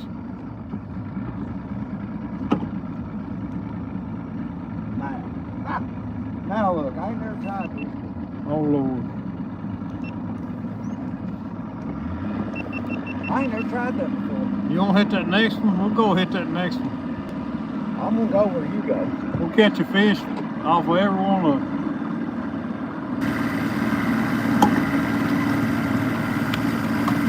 You gonna follow me? All right, then. It tastes just like shad with a hint of crappie. I smell shad. Smells like shad.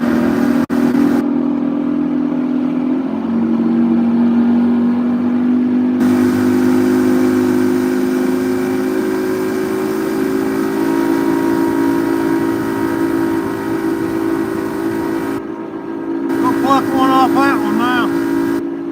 I like this. If you got enough turns, probably enough turns in there too.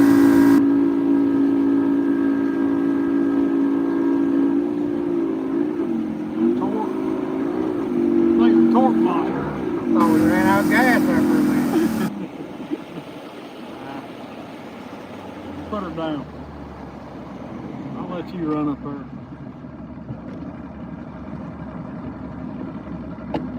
I don't want to put that net back together too in case I decide to catch another fish. I figured just leave it apart. That way when I hook one, you have an excuse to not get it in the net. Oh. I'm sorry I was muted, guys. Man, I feel bad about that. It's first day. They can hear me making fun of you. First time catfishing. Yeah, it is. I get my 2 ounce weight back.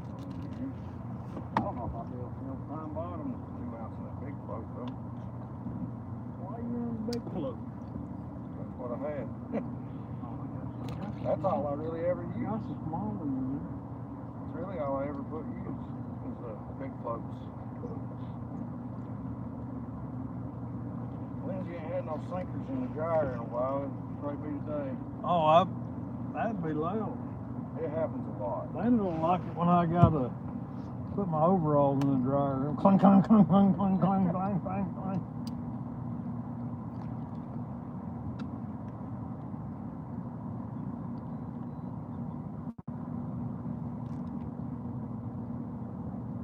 Yeah, we over here in 5 foot of water now. It never ceases to amaze me though. The fish don't seem to care to be in the shallow water like this.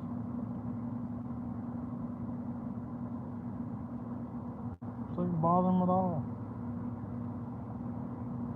It's gotta be a little warmer. I mean, just like me and you feeling the sun already. I was about to say, I quit. Take me to the truck. I got home. I mean, I've caught them clean up on the bank there, and they were real dark. I was as black as the engine. You know, these fish here at this dam do usually have a dark color to them for some reason. More so than any other place that I've been. Because they're staying shallow. At 6 feet, they're getting plenty of light penetration. But you know, I mean, it's just like being out here at 40 degrees at night and 40 degrees during the day. That sun makes a big difference to us. So it has to do the same in the water. You know, at 30 feet, they can't even see the sun when it's out like this, but at 6 feet, it probably feels pretty nice to them. Yeah. Probably encourages them to eat too. We're like catfish scientists this morning. We're just Catfish theorizing. connoisseurs. Terrorizing Yeah. and socializing.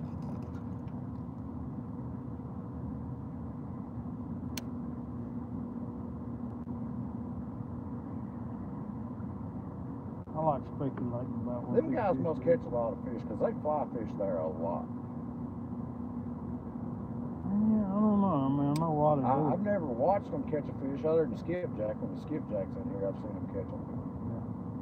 Probably white bass, spotted bass. There's always somebody out there on that peninsula, though, fishing. That's a catboat, ain't it? If it ain't, it's a good chance. I don't see no rods sticking up at the back. It's like a glass boat. No, it's an aluminum boat. It gets used. That's a Crestliner or a load Crestliner. You don't got no rod jack.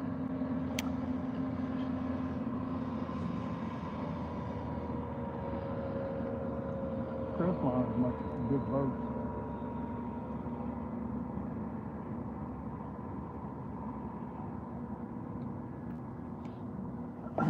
I'd like someday. I'd like to strip this boat down and put all aluminum floors in it everywhere. Put aluminum throughout the whole thing. I'm saving up to buy me a welder so I can learn how to weld aluminum.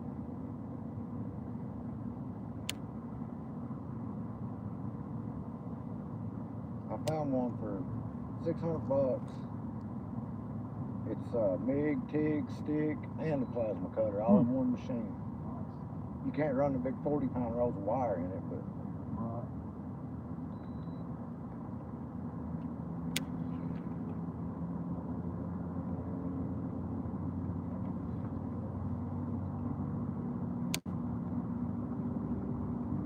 Them hot packs have kept my feet nice and toasty.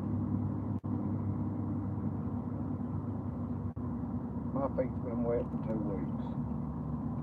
No wonder you got a giant hole inside your work boots are off. I blew out my muck boots, and I've been looking for something else because them muck boots only made it like 6 months. That ain't right. And I'm not giving another $211 for a pair of boots to blow out in 6 months. No, these bogs I wear, I think I got them for around 100 something. They're great boots. That's a catfish boat. Yeah, you got a catfish rod in there anyway.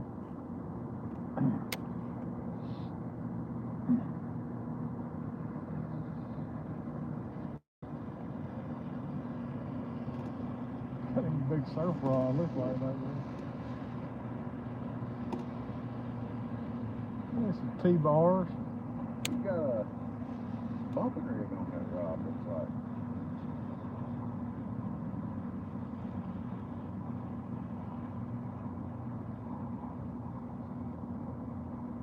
Why would anybody want to come up here and bump? I don't know.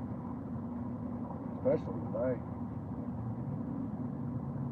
What's this cat do? I don't know if he knows. I'll put his trolling motor down. Looks like he's He's about having to to fall work off. hard for that, ain't he? Well, I'm telling you.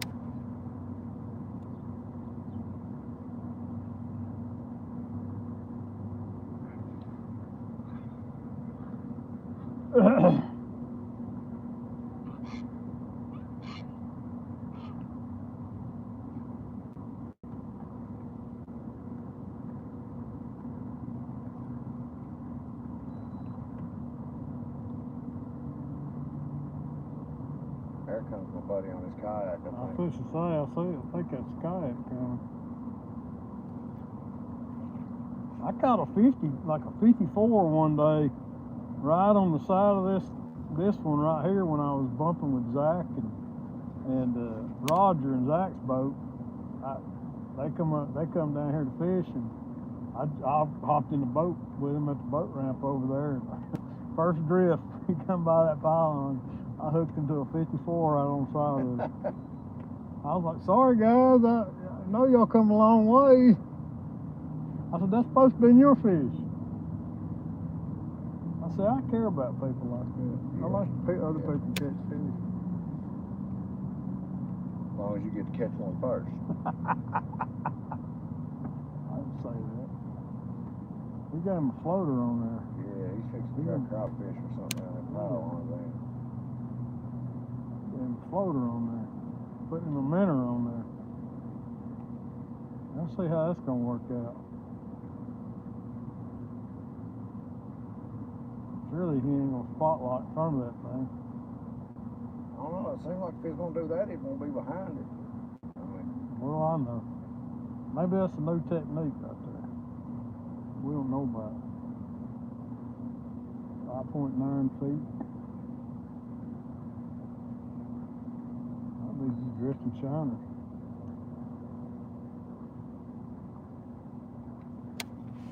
I'm getting that drink. Give you a chance to catch a fish. I ain't done a bit since that first pass we made. You ain't holding your mouth right or something, 'cause that ain't right.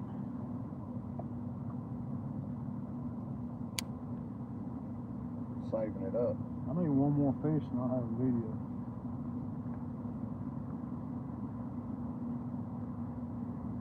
He's 150. That's what I'm saying, I'm saving mine up. Saving up. I'm waiting on 60. State record. First fish on the new rod be state record. There you go. That's what he's doing. He's drifting shiners to the float. I don't see that very often up here. I guess it could work.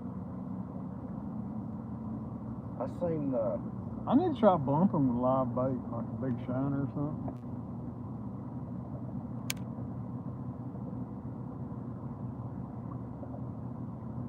how you keep the bait from fighting up and just swimming upriver with your rig. Well, the current will keep them. The current will keep them down if you wait.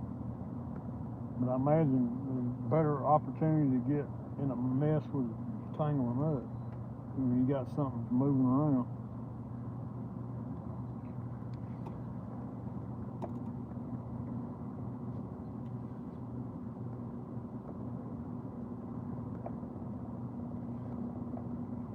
Most guys use live bait up here, just free line. Me and Brandon were doing that one day, and one of them big old ospreys come down and grabbed my bait and took off and got the hook in him, flew around the dam, yanked the rod out of my hand, and me and Brandon were chasing that rod around, chasing that bird around the dam, trying to get the rod back. Can you imagine being over If I'd have had that on camera, that? I got 1 million views off of that. The bird yanked the rod clean out of my hand and flew around the dam for 10 minutes. And the rod was in the water, and he was attached to the braid, and he was just flying circles because that's all he could do. He didn't have enough lift to pull the rod out of the water or break the line. I had one of them big brown ones. I don't know what in Louisiana it's an osprey or whatever, Yeah. but they're big brown ones. Grabbed my bait off the top of the water, but it was a cut bait, and I just had it dangling in the water as I was moving spots. Man, you talk about a mess. At least on the boat, you can get away from that thing. I mean, Right. I was up close and personal. Some guys on a boat that was duck hunting come through. Said, "Hey man, you want some help with that?" I said, "Yeah, if you don't mind." He come over and grabbed it. He said, "What do you want me to do with it?" I said, "Effing shoot it. I don't care." Get it off my line. Get it out of here. Oh, Did y'all bump the whole time when you were creel? Oh yeah, well we went and set up on 2 different spots.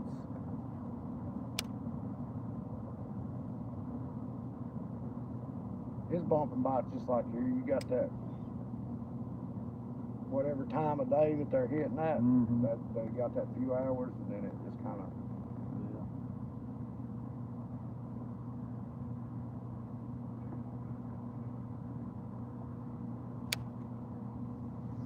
I'm telling you, man, if you could get up next to that dam up there, like I've seen it all on video when he used to be able to get right up against the dam. Oh, And really? when I first started fishing live with him and stuff, he could go right up against it. And knowing what he knows now, and if he could go up there, I'm telling you. So what they do, like just put up signs, or they Yeah, there's physical, a sign on each put a side. physical barrier there? There's a sign on each side. You can't go crossing. I hope they never do that in Tennessee. That'd break my heart.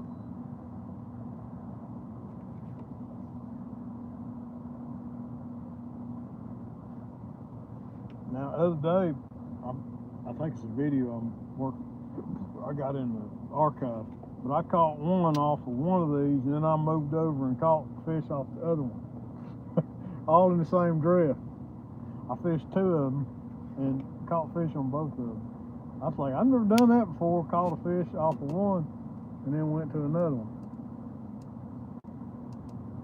Caught fish. That guy, free drifting there. Oh, he's free drifting.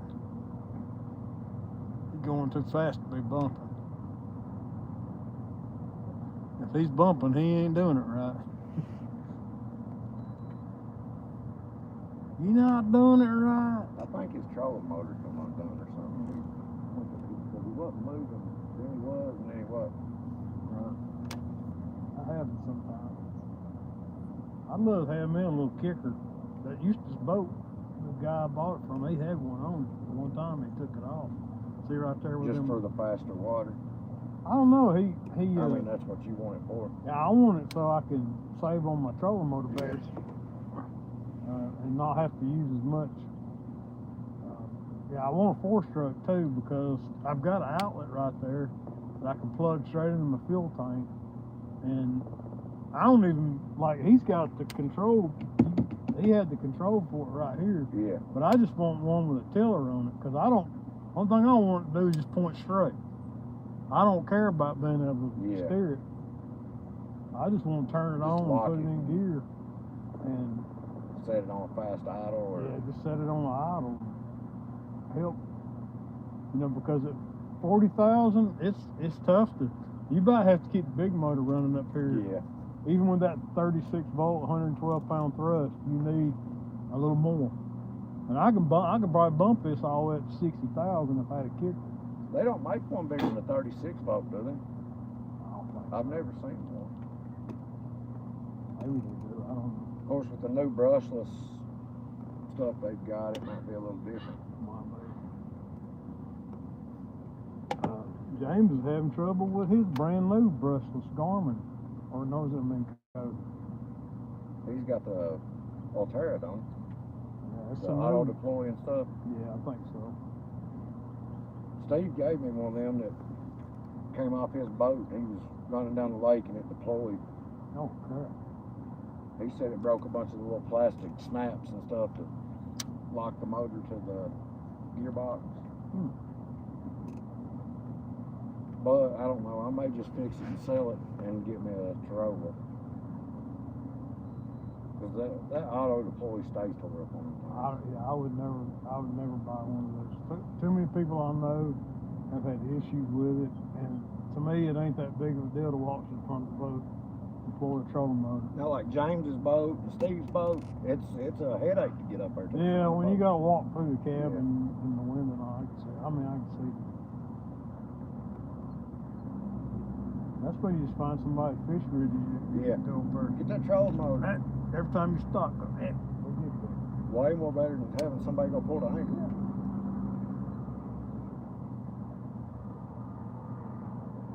I think there's probably too many things that can go wrong with them. Oh!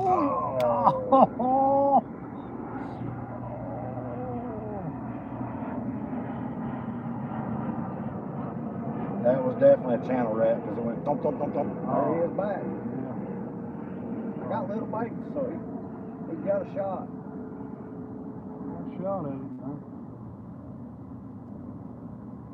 Getting down in that trench now. It's 6 feet here, you'll see it drop down about 8 feet right behind the boat here in a minute. That trench kind of runs all the way across here. Yeah, I felt my bait fall off in it. That's the bad thing about using that lightweight bumping stuff, because it don't fall straight down off in it. It glides over it a lot.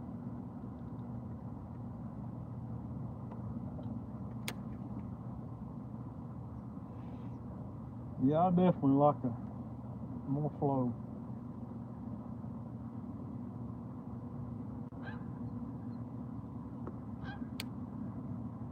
Definitely like a little more flow than this.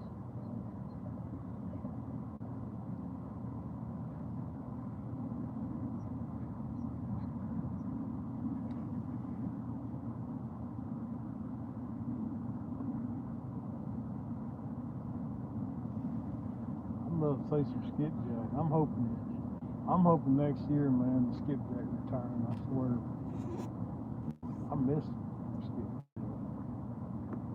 I remember just being able to come up here and catch me 4 skipjack. Spend the rest. It'd take me about 20 minutes. Catch Yeah. 4 skipjacks. Spend the rest of the day Well, in we the caught bump. 57 that day you brought me out Yeah. here. Yeah. First time we ever come out. Yeah, that's right. 57 in an hour. Y'all didn't have any bait, and I said, come on, Get the boat. We'll go get some real quick. We caught what, near 60?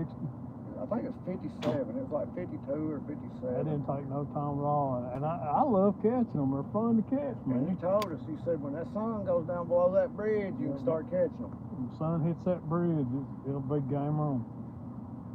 The water start blowing up. Gone are those. We hadn't seen those days in about 2 years.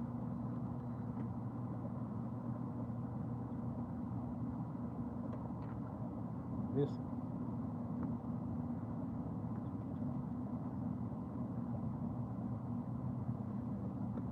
Well, we've been. Come up on that kayak, did he? Did he turn No, around back? he didn't come all the way up there. He's out there in the middle of the current right now. It might be some spin drifting or something. Not me.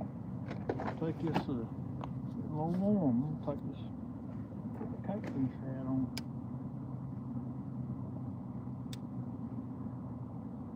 I'll be popping one here in just a minute. You're out in front of me, I think. Yeah, you are.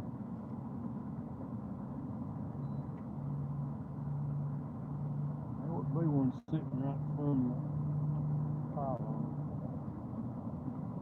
He'll be sitting there. He won't be moving. That's them ones where you feel them suck the bait in, they just sit there with you. And that'll suck it in and run at you.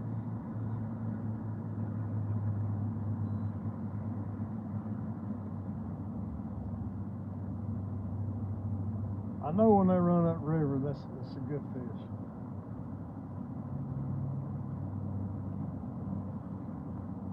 I caught one last night that had another hole in his jaw, and I'm pretty sure it was a fish I had caught earlier. Same fish size twice. and everything. I'm like, are you serious? Like you got caught once and you come back and got caught again? By the Very same smart. guy. I mean, he had a fresh hole in his jaw, only it was down here in the meat, and this time I hooked him up in the upper lip.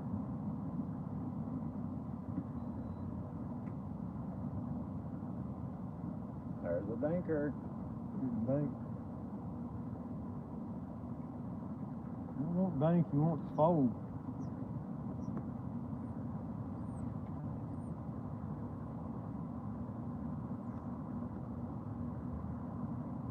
Some half feet.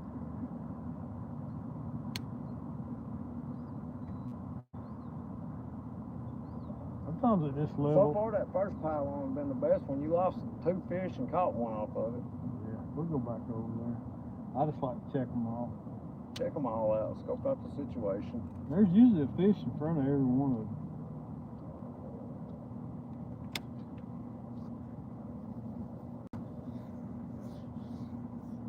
Bald head. Well, I smell like catfish. I don't. Smells like catfish. Yeah, I finally blew these boots out, man. I've had these like 8 years. Been the best pair of boots I ever owned. Let me see. You walked in the house and you smell like dirty socks. I said, I don't know about those dirty socks. I smell like There's a big difference catfish. there now. Big Fish Energy Series.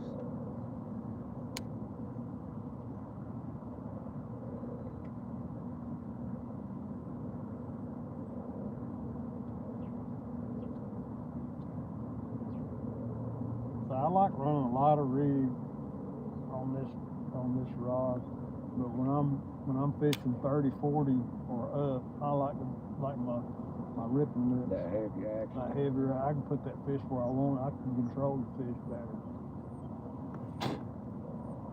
I can put a load on that rod. Put the fish where This I one has want. way more backbone and sensitivity than the Bobcat rod.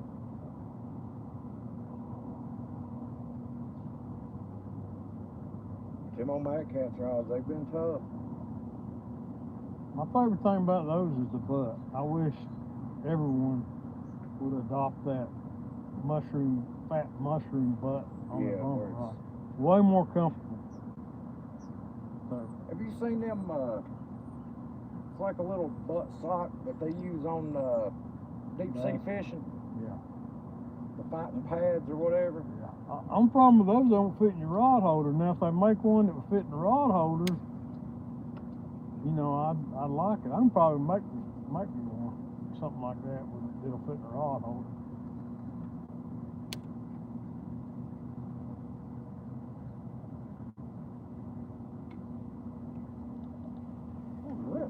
Spinning circles over here. Guy needs to learn some boat control. If you haven't told him already, that's the couple of times I've seen him do that. Or maybe it's been losing the spotlight.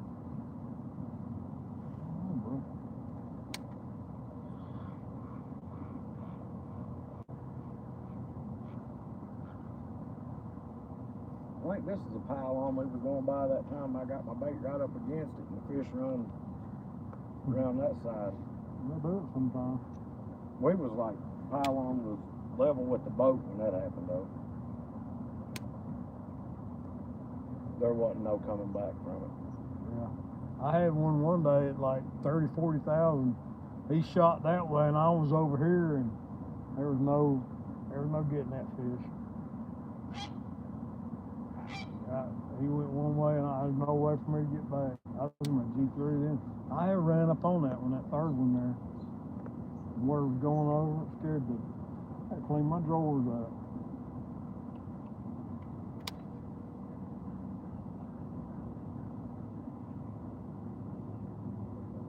You probably peekaboo these things at this level.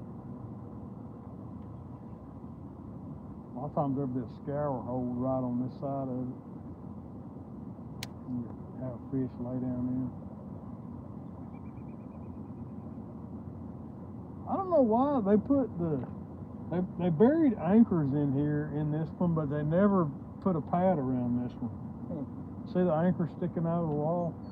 Oh yeah. They buried the anchors there, but they never built a pad around it. Maybe they run out of money. Either that or it wasn't scoured out enough that they felt it was necessary to reinforce it. I think that's why they did it, to reinforce this bridge.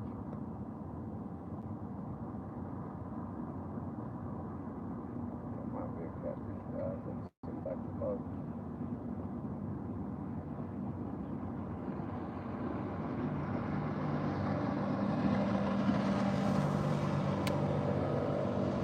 Oh, that like He's got rod holders. Huh? He's got rod holders. Oh yeah, he does, don't he? I don't know who that is.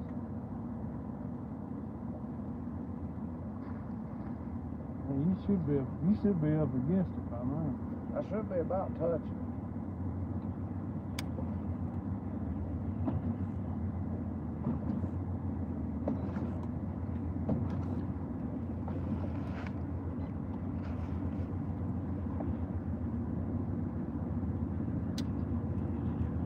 Got the slack water.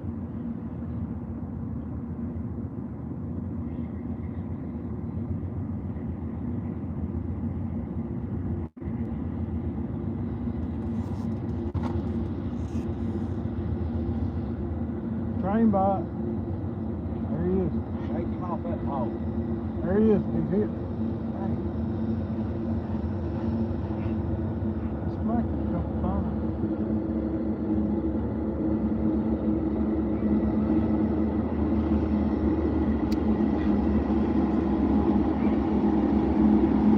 Train bite.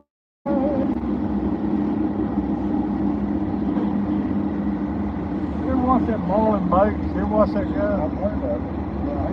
got really good stuff. He makes all kinds of artificial clothing. He's pretty entertaining to watch.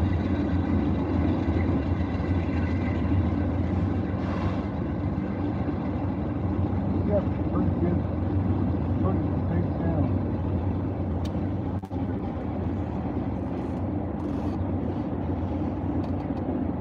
Wish I had the patience to do it. He'll make a bait, test it out all in the same day. Oh, yeah.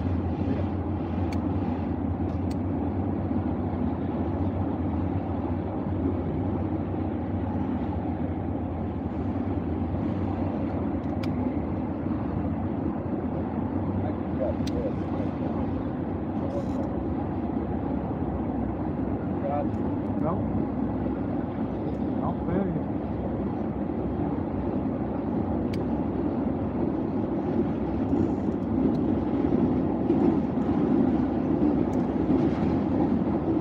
You got a huge float on this thing, don't you?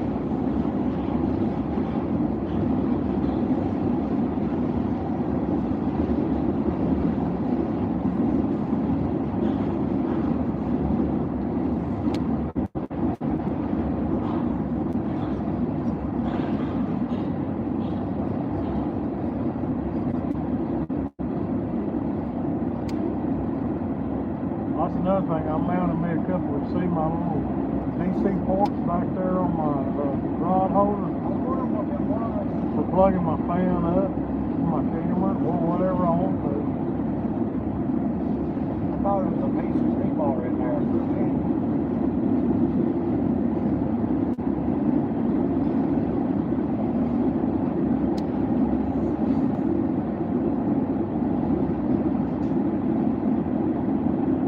Where's that guy in the kayak from? I can't remember. Seems like Georgia.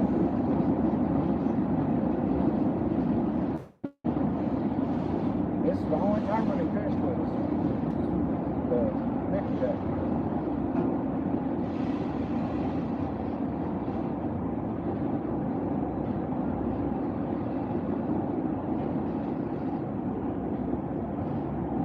Oh God!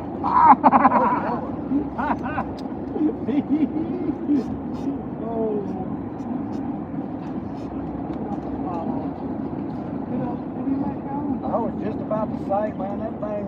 You can let go or come back upstream. He's swimming upstream, bro. He's swimming upstream, bro. He's fighting the wrong way. Oh man, this is good. Oh yeah. Oh son. That's another home, kid. Oh yeah. Come on, bro. Where you going? Where you going, bro? Come on, man. Don't fly around that boat. Don't get around that concrete. There ain't no place for you to take real up there. Oh yeah. Love it. A long hand. There you go, man. Look at it go. You go, big boy. Hey, it looks good on camera. I don't want to grab a hold of it.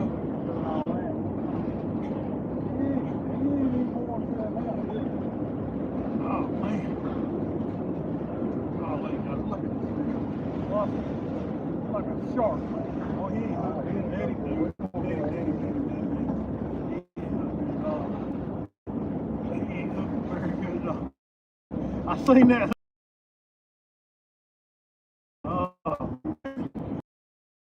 That's another. Here go 30. Yeah, 30, 40. He's 30. God, look, I was just about to say. I think we worked that pylon out. I told you, man, playing peekaboo at this level, they'll get on the sides of it, they'll get in the eddy line. Cause I worked my bait all the way around the side of it, off the front. What's up, Uncle B? All right, it's time to get serious. Come on, Ryan, don't let me do that to you, man. It's time to get serious now, Bob. Serious. Better get serious, bro. Guys, he just look at that. I mean, he was hooked about a half inch. He got about a half inch of that hook in his mouth. That's why I made Ryan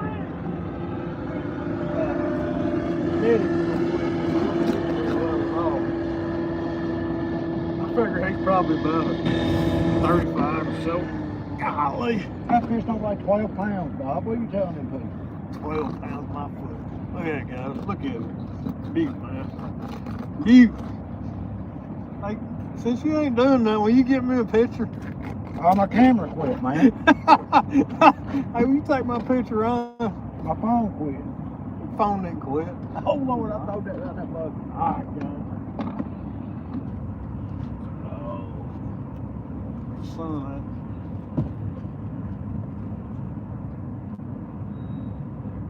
Yes, sir. I don't even know, I think 3 or 4 fish today. And just for the record, Mr. Morris ain't got one yet. He's bigger than I thought he was. There we go, guys. He's wide, but not tall. That's Yeah. kind of odd. Long fish, yeah. All right, let's let him go. Oh, God, he got me soaking wet. You deserve it. Golly. We're going to run over anybody. That's my buddy there. You want to run over your buddy?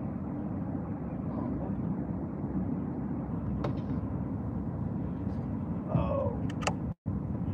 You're all wet, guys. I should have brought some snacks with me, Bob. Huh? I should have brought some snacks today. I got some snacks in here. You should catch fish is what's yours, bud. Well, I ain't got the energy, man. GoPro, stop recording.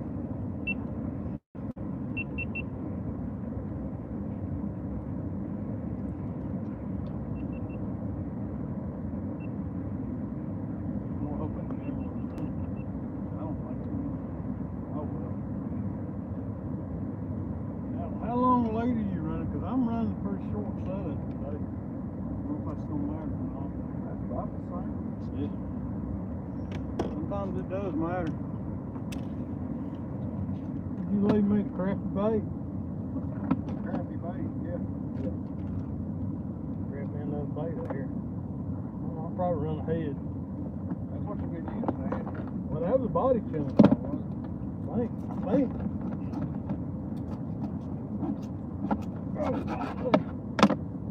I think it's a body chunk. I wouldn't swear to it. Where's your buddy?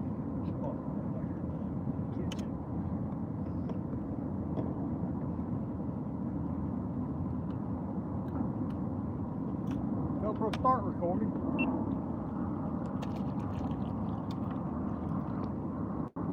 Hey, man, ain't no kayaks allowed.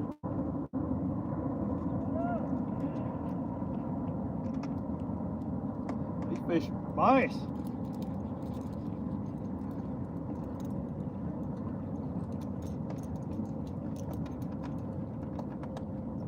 It's time to take this shirt No off. kayaks allowed, man.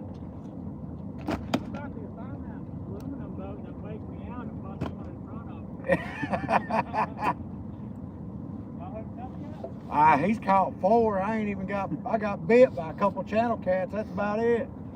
I caught a pretty nice tail cat on a jig. Did you? Yeah, most of the jigs. I don't know, they might be starting to get on trawls. I don't know. I ain't seen nobody up here catching bass. The buffalo's rolling everywhere up there. Yeah. Plenty of buffalo. Plenty of them. Let's go get me one, Bob. It's my turn. Alright. I'm trying, man. It's my turn. Go pick the trolling motor up then. Mr. Your turn. I think the net quit working, bud. The net quit working.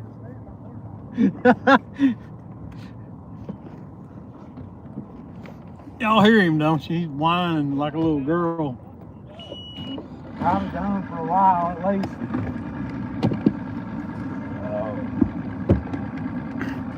Y'all hear him whining like a little girl, don't you? Get out of it. I'll go back.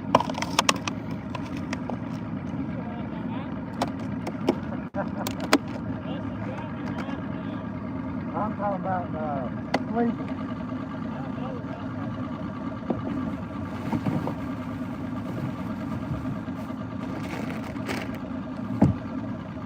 Ryan, I'm just gonna eat some pork rinds and let you catch the fish. Oh, he caught 4 20 to 40. He had a 45.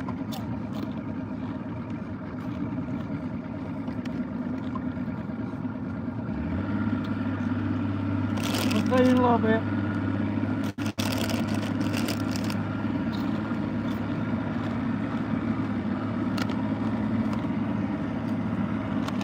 Oh, I opened my bag upside down. Is that bad luck?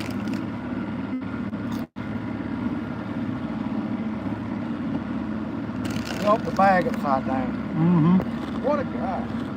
What's up, Mark? Buggy!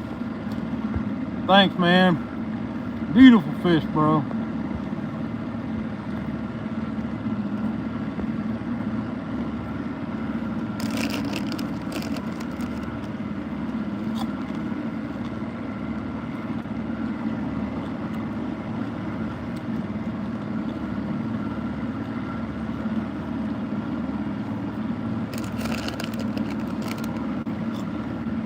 See, I like to give that one a break. That's why I'll hit these other ones and give that one a break and give time for another fish to move in.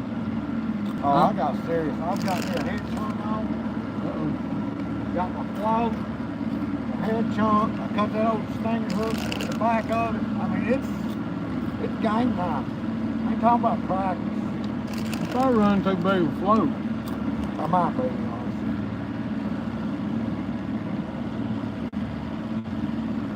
I got more bites without the float. Yeah.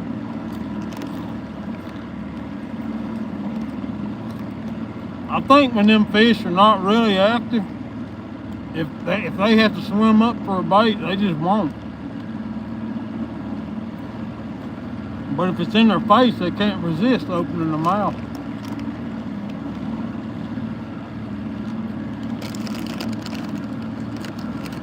I also feel more Hey, confident. you know what? I'm going back without a float. I can feel that. I'll go with that one. I feel more confident running at least a small float than with no float. That's my confidence, dude, right there. There you go. Going back to what I know. Whoa, whoa, whoa, whoa. You almost lost me with all that, buddy. Golly. I bet some of these boats look at us and say, what a bunch of goofs.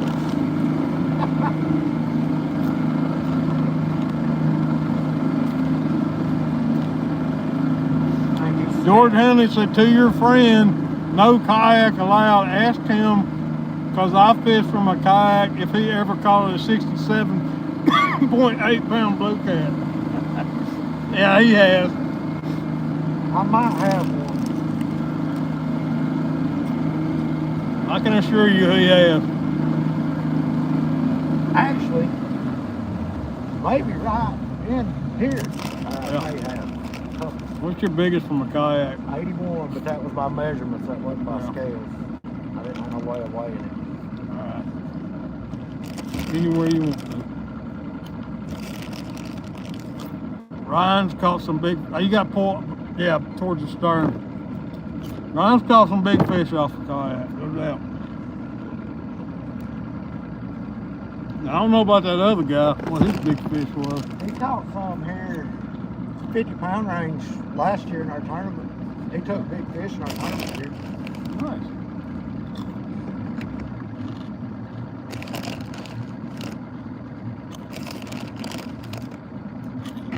Remember the tournament we had here and the storms come in Oh, in yeah. the morning? Yep, I do. He was the one that was up here with me that morning. Hey, we thought we'd go fishing. I'm not, you going to catch it. I've been doing all the fishing. I said I was going to eat pork rinds while you fished, but I lied. And it's on camera. Can't even deny it. I'll repent tomorrow. Okay.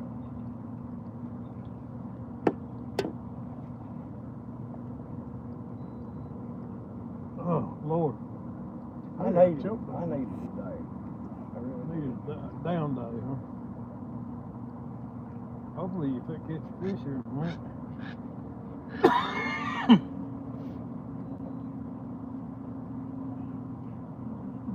was Being learning up how to bump. Steve's is dragging up old memories. I needed a break. Lord have mercy, I'm about to choke. That's because you lied. Yeah. Probably. Oh. Yeah. Dinky tapper. Dinky tapper. Excuse me. I'll take him at this point, though. I'll reel in that 3-pound channel and be happy. Chan Chan. Is that somebody against that pylon over there? Yep. To the right side of it? Yep. Are they touching it? I don't know. So I guess this current flow, it ain't too. What was that? Something fell on the front of the boat. Maybe the net fell down. I don't know, bro. Scared me though. One of them buffalo coming in on you. Might jump up on the front deck. That'd be cool. I'd cut him up with the bait. They might. I love them for bait. I just don't like cutting up a fish that big. It makes such a mess. It does. It's like you're hacking them. Oh, that Buckles guy I fished with some, the crappie guide, he keeps his boat immaculate. I mean, it's clean. We got up there at the Ohio River, and the only thing I could get a hold of for bait was an Asian carp. It's about 30 pounds. Oh Lord. And he was wiping shad scales and stuff off the throw net off the floors. I got that Asian carp. I said, buddy, I said, you ain't gonna like this, but this is bait. He said, well, I ain't gonna like it. I said, when you see your boat when I get done right here, I'll help you clean it up, but it's gonna make a mess.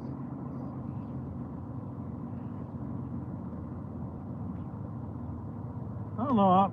I thought about mounting another bait board to the side, but the only problem with that is like it's always in the way. Like you trying to land a fish, you never know which side of the boat you're gonna have to land the fish on. I'm trying to come up with some kind of quick release system to fasten them to the top of my cooler. I really just like keeping just a regular old cutting board in the cooler. You keep the bait in the cooler, you cut the bait in the cooler. You keep everything in the cooler. Consolidate. Yeah. And you ain't gotta worry about it being in your way. I thought he was gonna grab him a shad there.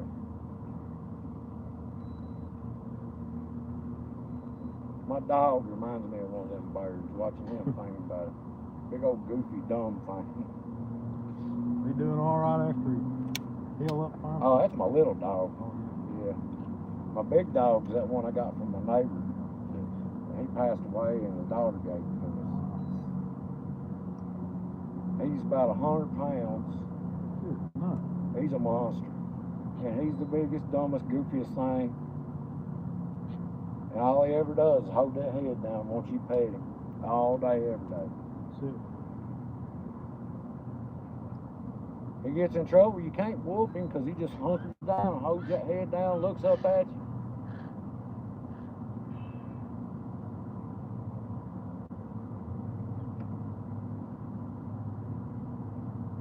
He's getting her done over here, ain't Hey, he's doing it, buddy. I should whip that rod up about 6 feet back.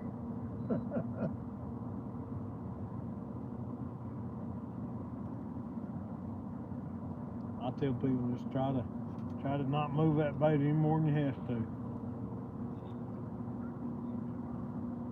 Don't look natural with that bait doing like that, jumping 6 feet off the bottom of the fish pond. What? What's that?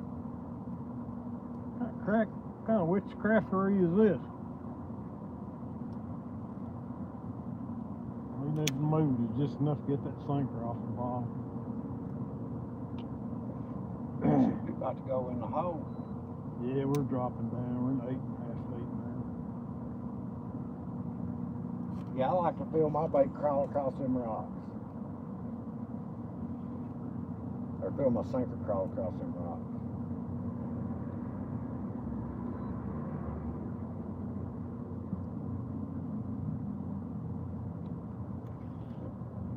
Boy, that sun's nice. Yeah, it does feel good now. It feels better. It was so cold this morning. We had ice on the roofs the other day. Yeah, I was supposed to get some frost. Actually, a couple of days last There's week. that hole. Your craft looked kind of funny here for some reason over there. The tracks. Well, it gets a lot worse than that. One back. That got us moving. I ain't never seen one come across there that fast.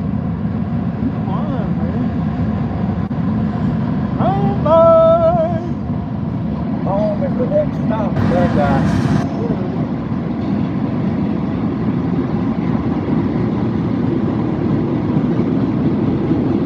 You don't go across that bridge like that.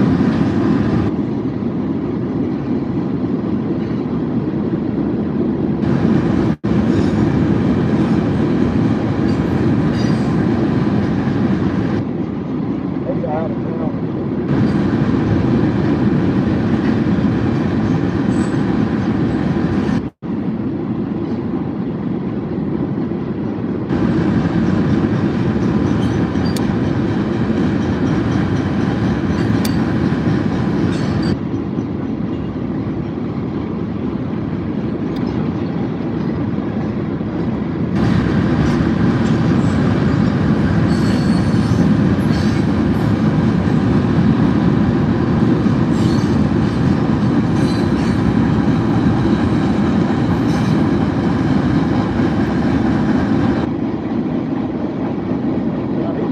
That last fish come off the side of that Yeah, thing. he's right on. Which I wasn't expecting. I wasn't expecting to get bit until I got behind it.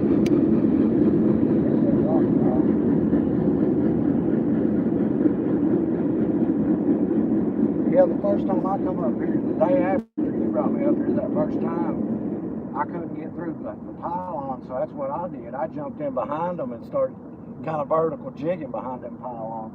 I caught a bunch of fish, most of them was channel cats.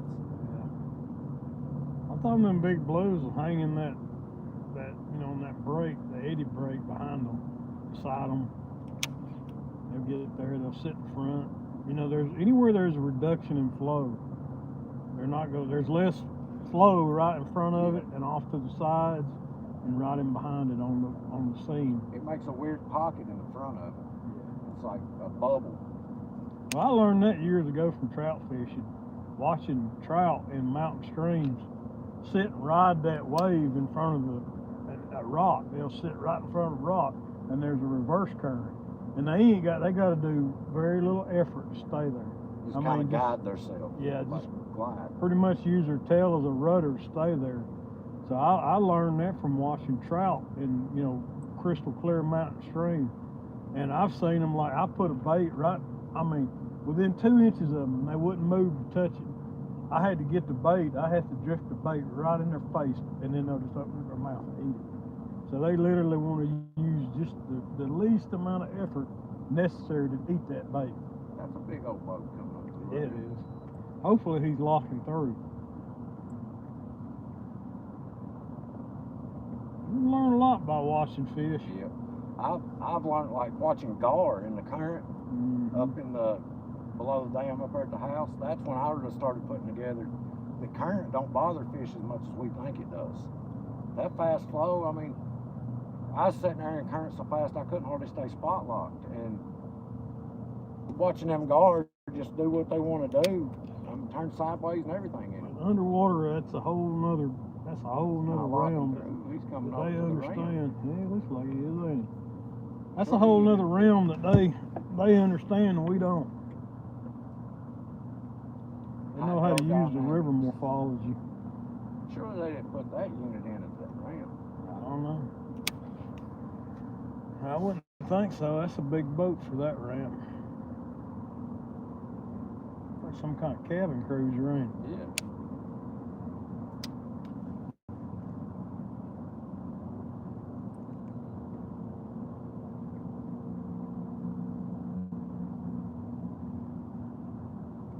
Get some sun today. That feels good. That feels really good. Some vitamin D. I was up there yesterday and Steve said, man, it's so cold. I was going to go out there and pressure wash his boat for that guy's buying it. Oh, somebody buying it? Yeah. Who buying it? His Somebody out of Kansas. Really? Yeah. Wow.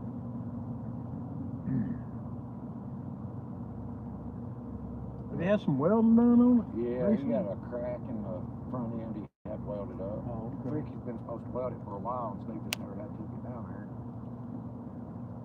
He didn't want to sell it to that guy with a crack in it, so. I got you. If you ever get the chance to go by Freaky's and check out, man, what he does to them boats, and Is he a I mean, welder I've by seen a lot of craftsmanship, you know what I mean? And is he a welder by trade? I think he just kind of picked it up as a need it done kind of thing. Aluminum welding is a kind of different beast, man. Yeah, it's a whole nother ball game. As far as prep goes. And I stuff. want to learn to TIG weld. What I want to learn to do. That's what they use most time on aluminum, right? A lot of times, but like structural aluminum and stuff is done with what they call a spool gun. There's two different ways to have the spool gun set up. Like Man, one of us wanting to be able to be getting hit here in a minute. I'm gonna have to get a small float on here. You know what I mean? I'm right behind the boat still. I was just kind of letting it out. But that spool gun, you know, like a small MIG welder takes a spool about yay big, like the rolls you buy at Tractor Supply and stuff. Ain't a 5-pound roll. Well, a spool gun, that roll actually goes on the tip that you're holding in your hand. But like Freaky, he's got a real nice setup. I had never seen one of these. It holds a 40-pound spool of wire in the welder. And like a regular MIG welder, it's the wire's inside it there, and then it's got wire wheels that pull it through and push it through the lead. And then at the end where the gun's at, it's got two more wire wheels that are pulling. It's a push-pull system. That might be for that regatta or something, that big boat. Yeah. Yeah, he's over there at the boat ramp though, ain't he? I've never seen him put nothing like that in. No. I mean, we put Brandon's Sea Arc in there before, but it's trash shallow. It's not very deep there at that boat ramp. No, like, there's a little bit of a hole out in front of it, but I like that ramp when they had them barges tied up there. I didn't. They were in my way all the time. Well, they knocked the current off the boat ramp, though. Yeah. And made it easy to load them kayaks.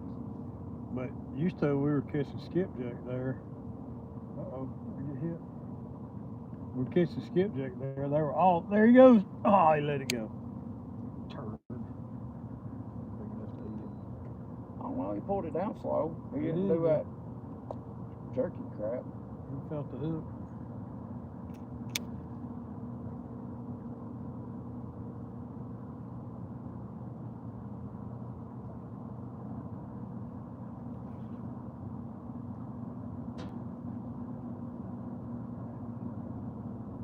Yeah, that video I seen of yours the other day, I woke up and the video was playing. I went to sleep with YouTube on and woke up and you was on.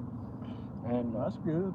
Means I'm getting that up next play. And they was cutting something on the bridge, and you said they was dropping. Oh hot yeah, it was steel. right there, man. They were cutting steel. Oh God, take it, dog. They were cutting one of them rails up there, and you could hear it when it hit the water. You hear it blow, like explode, and then blow up when it hit the water. And I was like, man, that's dangerous.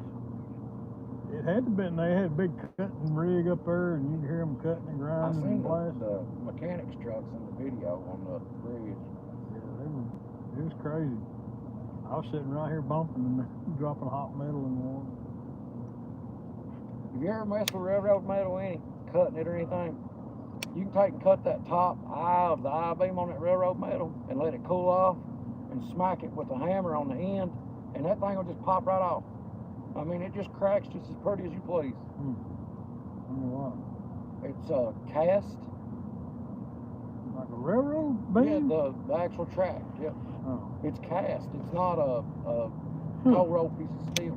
I'll be dang. They're cast in 20 and 40 foot sections. Well, I didn't know that. Sure, my uncle did. He worked in the railroad most of his life. My dad worked at J.R. Ho Foundry, and they remelted railroad steel.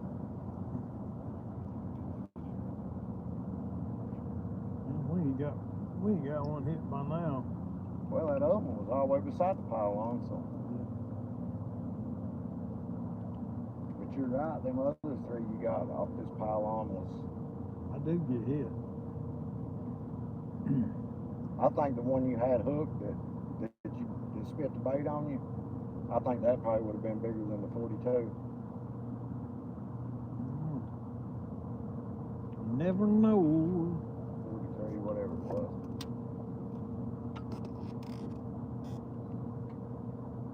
Old bass boat there to give up. I think he's gonna make him another run. I think so. He's been watching us. Yeah.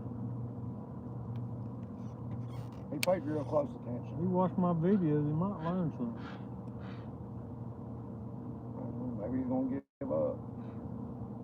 That's why I learned how to bump. Just watching people's videos. And Sometimes when I see somebody like that doing something and it's just wrong, I'll say something, and sometimes I don't know whether I should or not, because yeah. you never know when you're going to offend somebody and sound like a know-it-all. Right.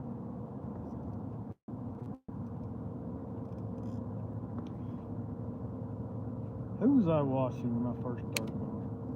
I was watching. I mean, I was searching for bumping videos. A lot of Chris Alders, some Steve Douglas. I'm trying to think of who else. I don't know if I ever seen Steve bump on video. Yeah, he did a couple bumping videos. Mainly, he kind of has done like a lot of suspend drift. That's his bumping. gig, yeah. That's his cup of tea, is suspend drift. I think Hagen was bumping before I was, so I watched some of his videos. Hagen's the one that really got me interested in it. But he was one of the few doing it in my area. I watched some, I think, who's the, Chad Ferguson? No, I never really seen him. There's some guys on the Mississippi that do a lot of bumping. So the first time I remember seeing anybody bumping, they was on the Mississippi, but they didn't have their baits behind them like we do.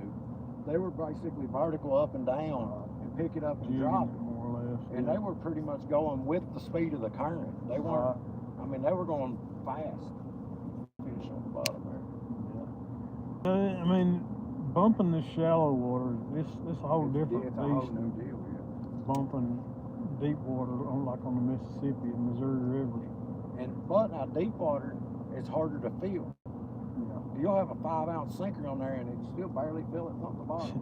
Brandon and I were bumping like in 100-something feet of water with 6 and 8 ounces. I caught a fish in front of the ramp at Norco in that main channel, 123 foot deep. Yeah. Bumping with a 6-ounce sinker. Yeah. We got into some revetment down there. Oh, it and, eats your rigs. Like, I kept thinking I was getting hit, but what it was that 6-ounce sinker slamming into that Going revetment. across it, yeah. And I reeled it up and I looked at the sinker dropper and it just shredded, man. It looked like somebody took a cheese grater and run it up and down my sinker dropper. I was like, oh, I realized right away what it was. You pretty much have to have a float when you get in that stuff too, because I mean it's a but whole them different fish beast. live in that. 11 feet of water. I was looking at your screen when we went through this the first time. I was trying to watch your screen as we went through it, and it goes and straight off right as you get level with the front of it. Yeah, it's scoured out. And see, several years ago when they put these pads around it, they kind of messed it up. But over time, they'll scour out again. You know, in the winter when they're, And it'll be running a bigger 60,000, hole now because it's got a bigger. It'll area scour bottom. out again. They really kind of messed things up when they put those pads in several years ago. But this one right here had a real good, it had a real good scour hole right on the corner of it, on this right front corner. There's one of your little dinky fellers. Popping.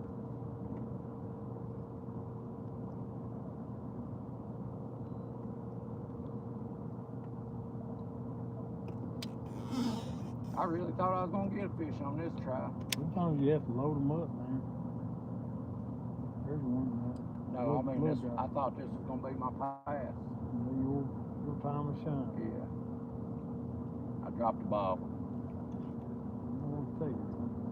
Let me go get some of that bass stuff and spray on your lure and makes the bait smell like bass. We think.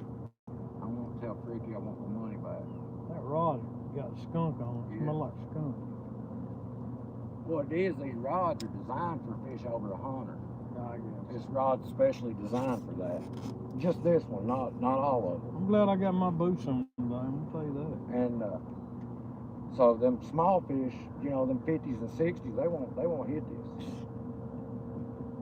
Getting deep in here, guys. Getting deep. Getting deep.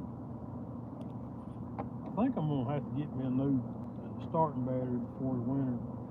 My battery, my little interstate, it kind of struggled this morning.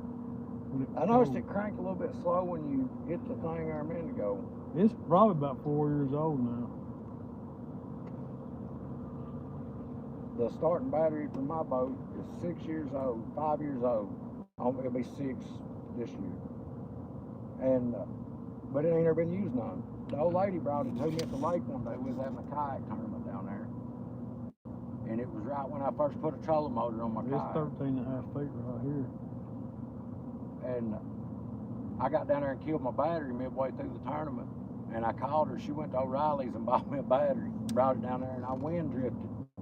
From where I called her at, the wind pushed me to the boat ramp. I dragged over to the boat ramp with the wind.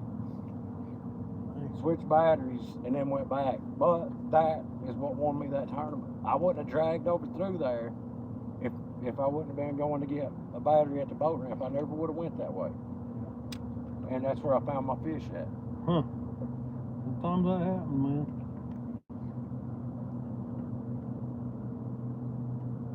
That's kind of like in life, man. When stuff happens, sometimes you don't understand why it happened, and later on you realize that God had a reason for it to happen. Something better waiting on you. Yeah. Sometimes He'll take things out of your life that you don't understand why, and then sooner or later you'll get be like, well, if that didn't happen, then this wouldn't have happened. It's a better thing.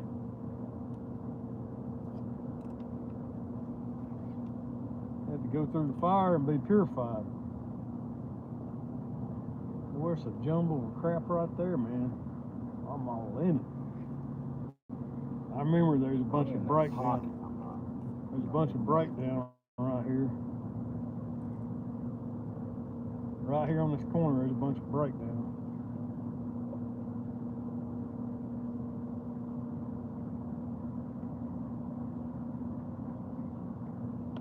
I'll be hung in it, matter of fact.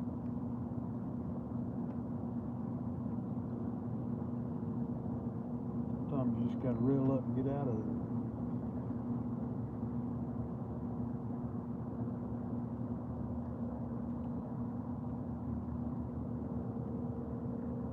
Reeled up and got right back into it.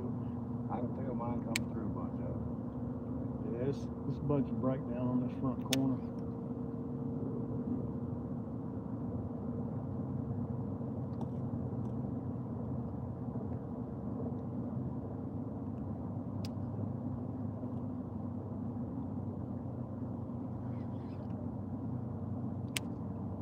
This one's not as easy to play peekaboo with. Just because of that breakdown that's right there. It's definitely got a slack spot in front of it, though.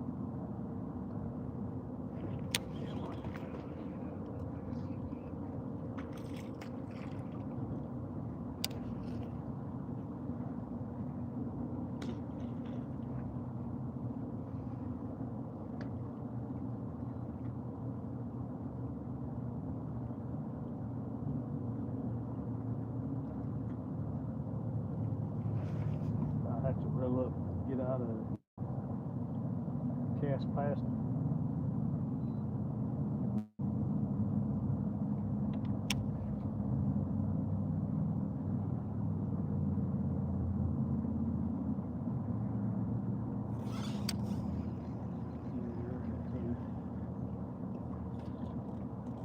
You get behind it, you bump through.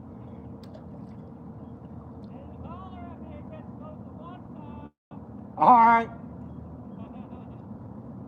So you got food? No, he won't go eat the something hungry. Oh. Yeah, I don't know nowhere around here has them cheesy steaks. Well, it's lunchtime now. 12:30. Hour of suck. That's when I've caught some of my biggest fish. Really?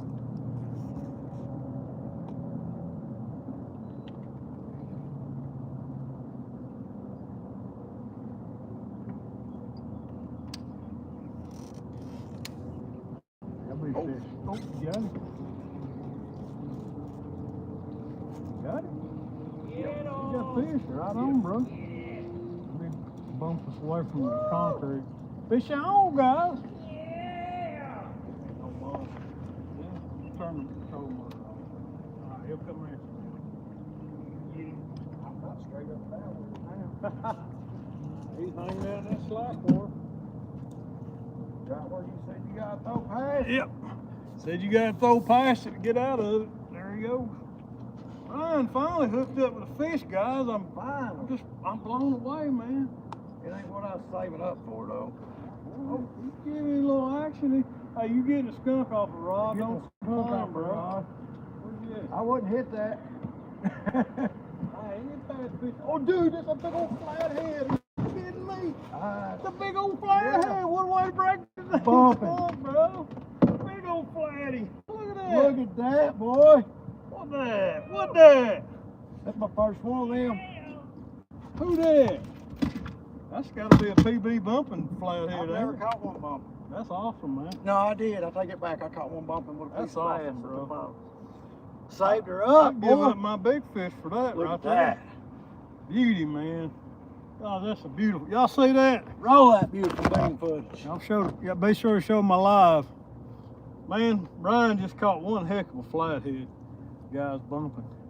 We're gonna get a weight on him just because I don't know. Can the camera see us over Yeah, they see you. there? Got him. Got him. I'm On talking the, about. on the TFR, Let's right? weigh, man. Yeah, bud. A monster rod holder, son. That's right. On them. Working. On 'em. Big old flat. You got a hole in him yet? It's right here. I gotta get a little video for that one. What's that? 29 point, well, lock, We'll call him 30. 29.74. Beautiful fish, man. Beautiful fish. Tell me. That's the biggest flathead I've caught or had in this boat bumping. Is it? Yep. I caught one at the falls bumping. We usually 2 just years don't ago. get some bumping. But he was sitting right behind that rock. Right on man. that stuff. You said you'll have Yeah. to pick up and throw past it. That breakdown. God, what a beautiful fish, man. You got your camera? I'll get a picture for you. In my pocket. Got all nervous now.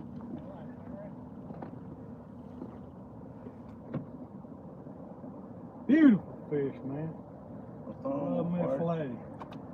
Get me a, Butterfly. get us horn. a up and down TikTok video. You want video? Yeah. Let me take a picture too, because I need you to send it. Here we go, guys. A beautiful fish today. 30-pound flathead caught bumping. Got the skunk off of his new TFR.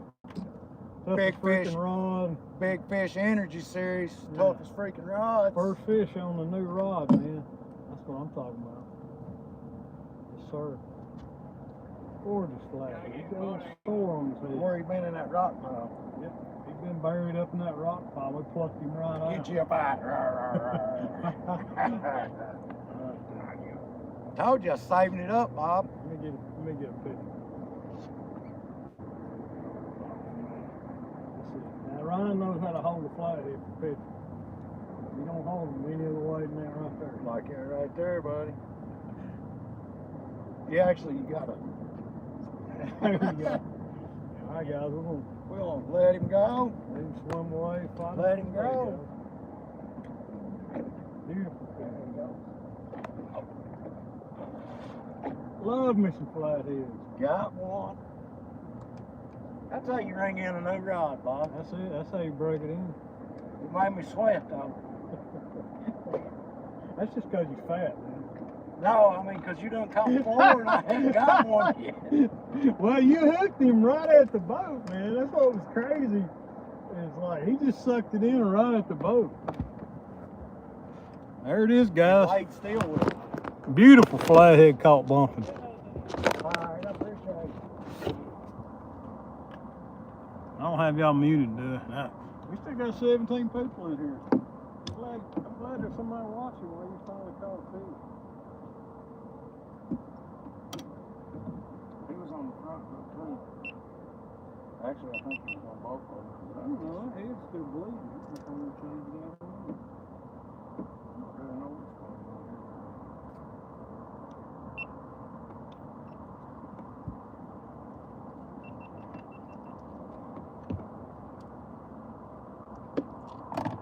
Playing peekaboo.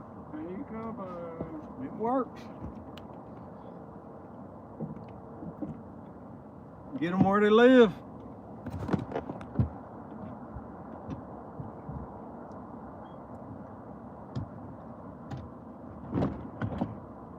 They like to live around dang rock piles and Right where you can't get them out of. yeah, they like to hide.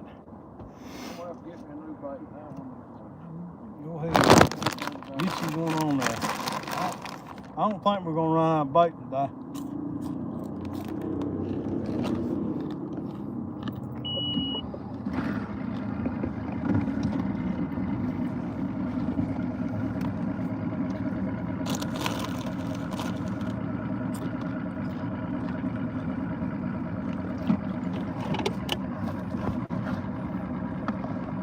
Thanks, Ernest.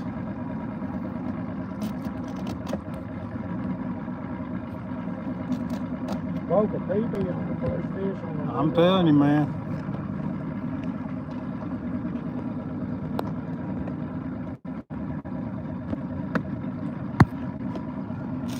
I'll take Rick with more color.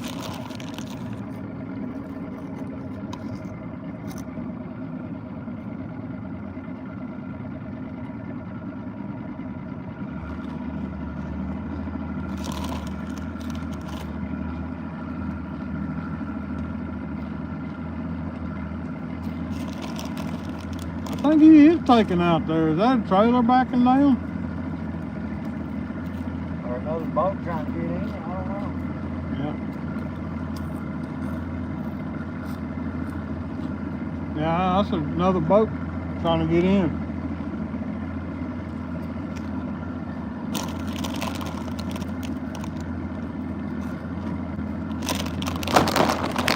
You can have some of these pork rinds if you want.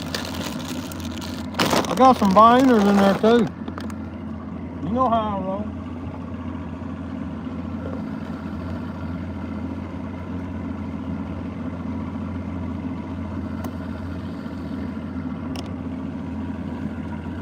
You know how I roll.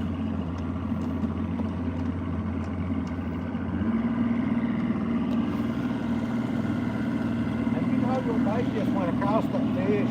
I mean, you went almost the same exact distance off the power. Yeah. Maybe mine didn't have a float and fell down in the hole. I think I threw mine a little bit further behind that rock pile than you did. I was thinking before you reeled it up, that's about where it was at. Yeah. I couldn't get over it. Like I just kept rattling around in it.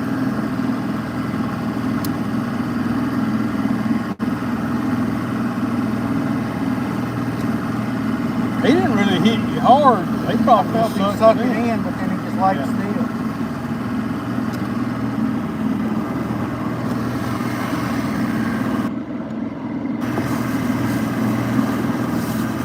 Yeah, he did it flathead style. Yeah, I caught one other flathead bump, and it was about that long on a bass. It was a 15-inch bass that I cut the side off of the same way, double hook rig and all. I've caught a couple of small flatheads, but never one that big. You okay to leave? Yeah, sure. Lunch of champions, guys. Binders. Shad plate.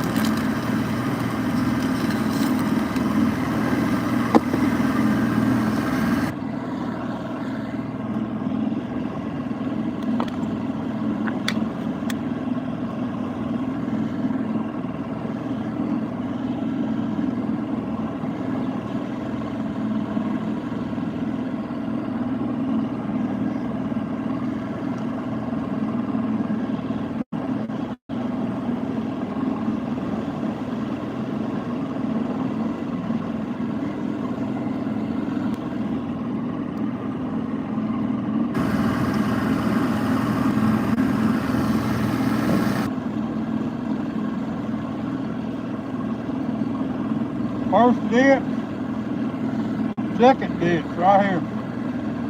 There's two ditches.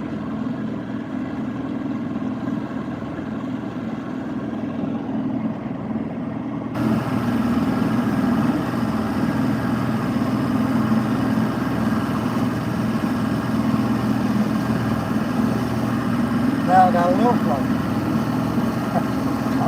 Man, I got plenty of floats in my dang tackle box.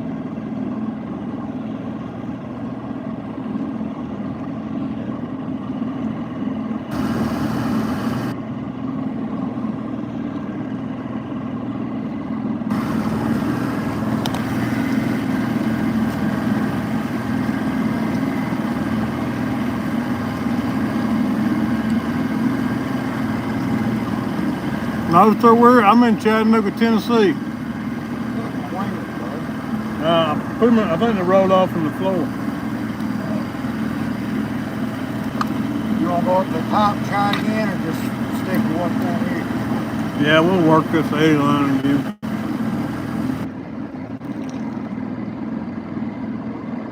Pour that grease down your reel handle. So you Oh, can't- man, you supposed to drink that. That's like the Gatorade.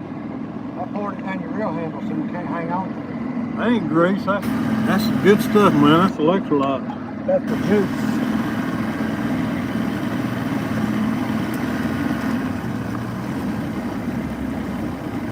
That's the good stuff.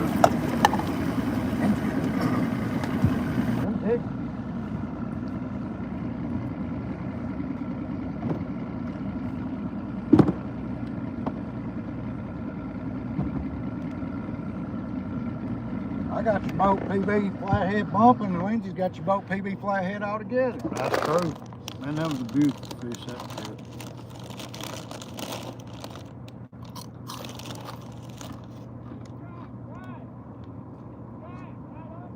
Are they? Probably buffalo. Oh, he's live scoping. Oh, is he?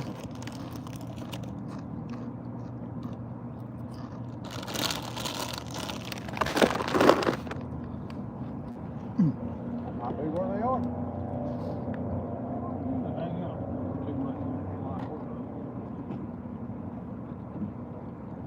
Not to say they won't.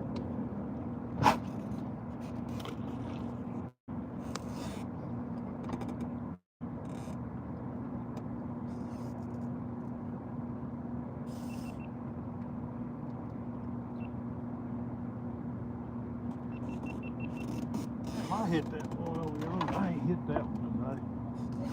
Number 2. There's a rock Let's do the pile. PB in the boat. Hmm? Let's do the PB in the boat. There you go. Just don't show the picture. Yeah. Be sure you mention that Bobcat Outdoors. Get them ordered. Who was it did that the other day and it was like I think it was Aaron, it was like a thing, buffalo. He had people message him and going on. Then his phone started blowing up. They won't let me tag because it's freaking hard. Maybe I spelled it.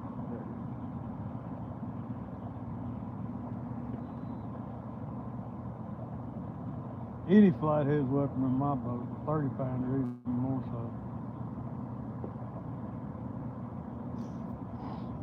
And bumping nonetheless, because it's weird. I don't usually catch them bumping. You tag you or Bobcat Outdoors? Bobcat. I'm trying to keep my personal Facebook page personal.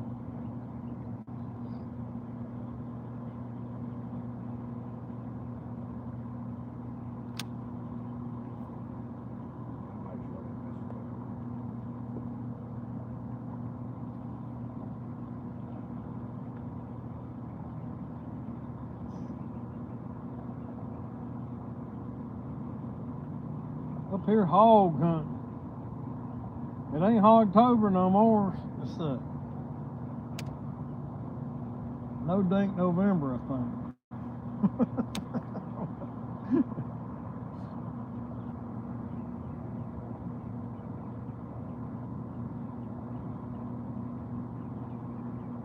feels good to be out in the sun.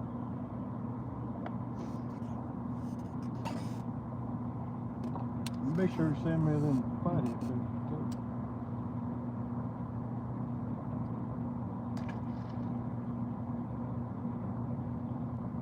I got a whole bag of floats in that Milwaukee box there.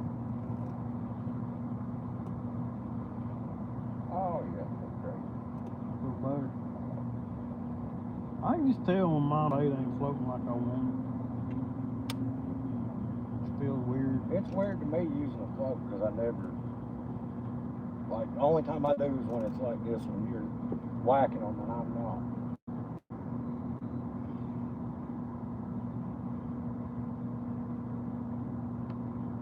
That's when I decided to put one on. You lost that big fish and then you had one take it down. And then you caught that one. I'm like, that's a pattern. Yep.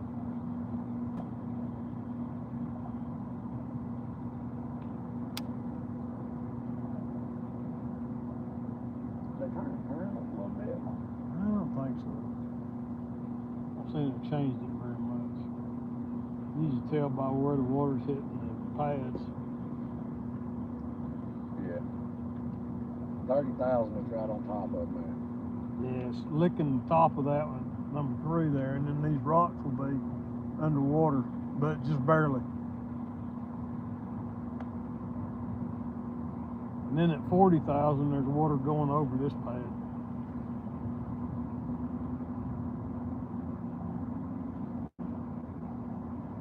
And the birds can't stand on the rocks no more. Them long-legged cranes or whatever they are.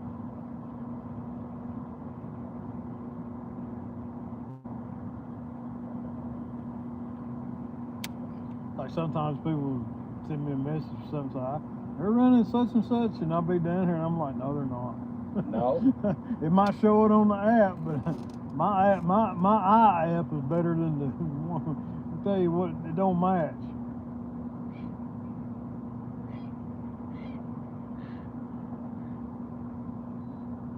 There's a rock pile right in front of this number 2, also that a lot of times fish will get in front of it. Yeah, Mike likes to fish that. He likes to spot lock up on front of it.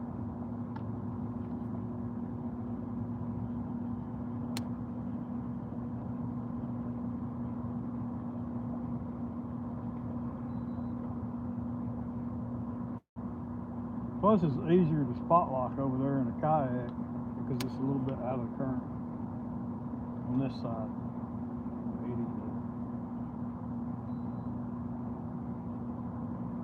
That eddy kind of goes all the way down through here to the end of the where the caissons, the barrier stop. Yeah, that big old boat just pulled up there and It's parked there. Might be waiting on DoorDash or something. Might order him a pizza.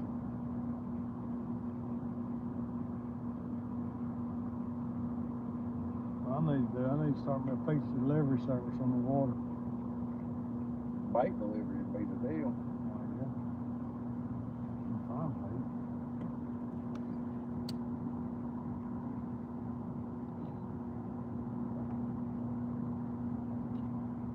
Weird how hazy it is today. It's out that way. It's bizarre. Hopefully it ain't rain. I think it is.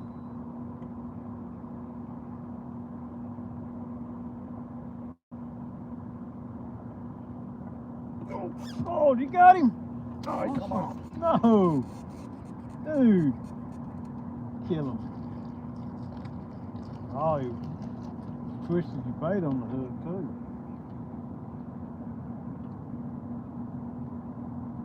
You twist the hook back into it? Yeah. Good reason right there, guys, to get hit like that. Reel it up and check it. Gotta do it every time.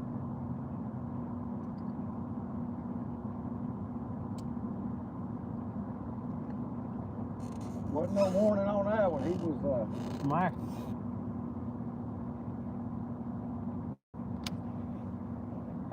Weird.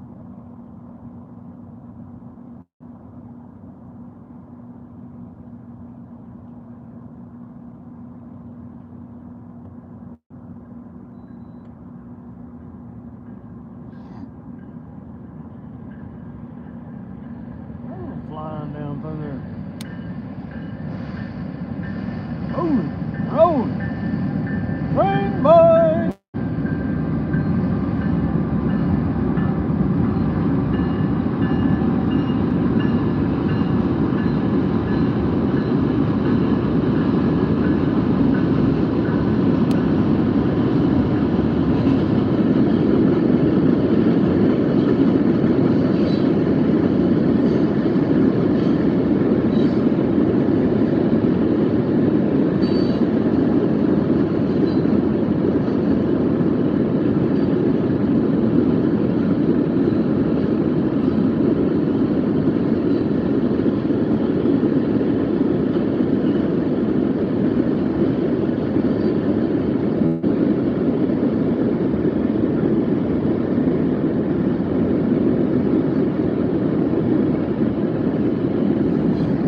Rain boy.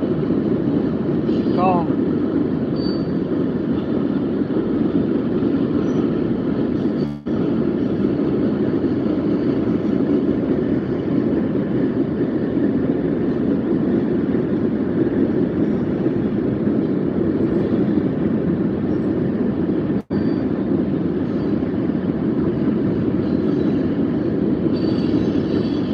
Call him about 12:30.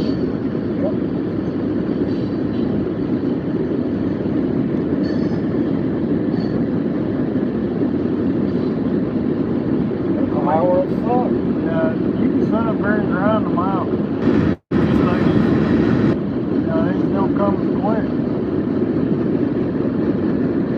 But if they started generating right now and keep up the flow, they go into hyperdrive. They took down the fence at first. Oh, did they? That's all over. Yeah, all down there. No, that's the cup day over there. Yeah, The that's, blue one and stuff. yeah, I guess whatever they had up here this morning, those.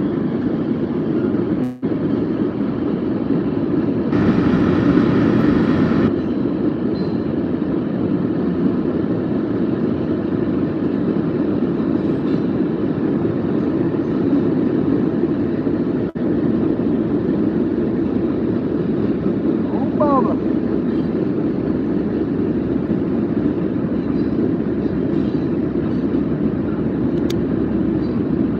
Been too long since I caught fish, Ryan. Been a whole hour. Yeah, at least.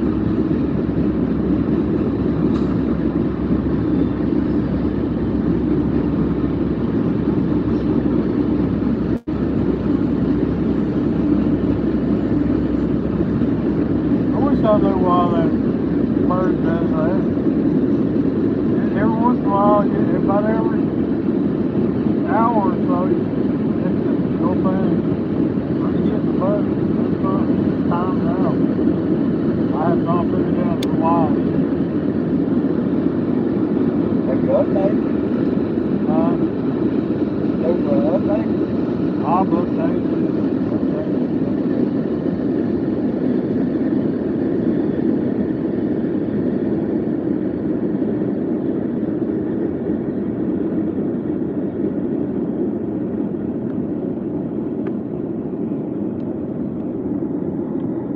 Probably stand up date.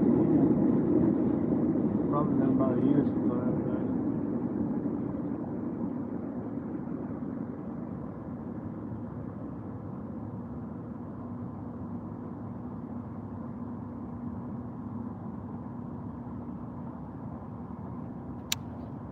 What temperature is out here? 55. Perfect. 55 and it feels like it's 70. Yeah. I told Steve yesterday, he was talking about how cold it was outside. I said, man, about a month from now, we'll be praying for days like this. That's right. Facts. I don't like it when it gets cold. I have a hard time getting warm. Once my hands get cold and start hurting, my hands and feet, I'm done, man. I'm ready to.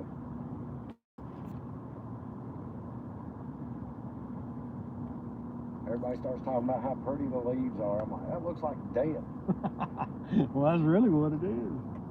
Trees are dying. Or dying for the winter, going into hibernation. I I'm telling you, I'm supposed to be a bear. I was reincarnated from the bear's life there.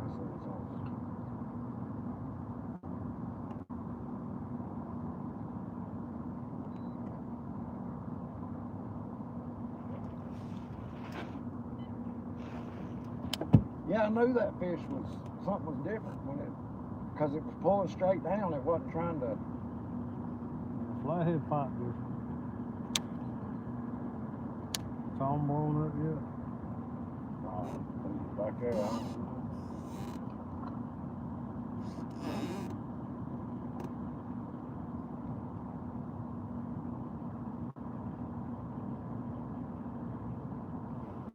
Hey, man, you sent me pictures.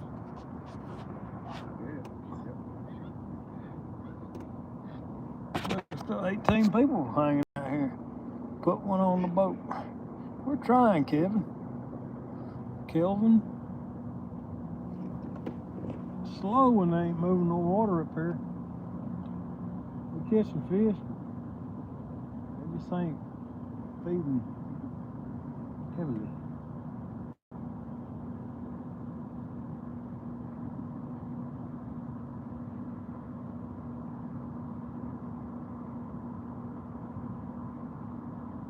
Oh, there he is, son. Oh, yes.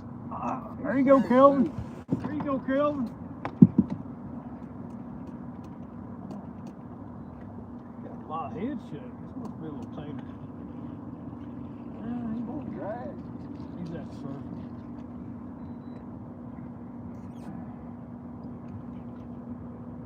Yeah, a little blue. Is he net worthy? Yeah, I think he did. He's probably in the 20s. Oh, 20.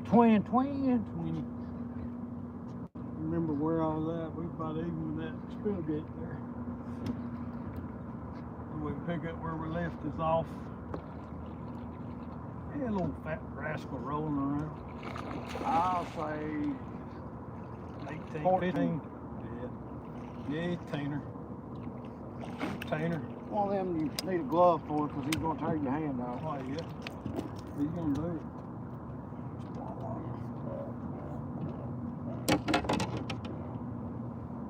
Are we on spot lock or? Yeah, spot. Oh.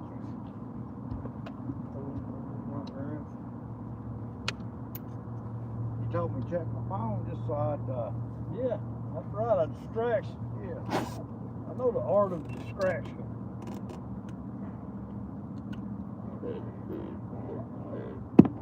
Art of distraction, guys. you need a picture. I had to get Ryan off my fish. Long enough to catch this fish. You want a picture? There you go, Kelvin. Yeah, take. You said it's been an hour. It's been an hour since I caught one. At least. I'm gonna make him look like a fitty. Here we go. Get that tail. There we go. There you Got go. it? All right, guys. There you go. We still catching. He gonna swim away and fight another day, guys. It'll be a 30 next time we catch him. That's right.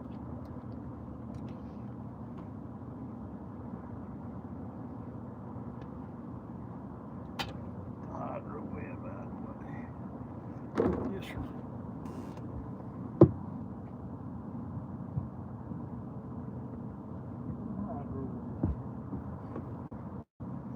I'm gonna get me a drink while I'm up. You want something? I got one sitting here. Bubbly. Sparkling water and some regular water. I'm in a sparkling water kind of mood today. How many fish did I caught? 5, 6? This might turn out to be a good video after all.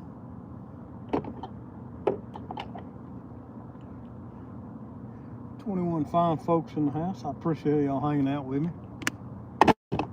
We still catching fish. Not at hyper speed. I'm gonna put me a fresh bait on.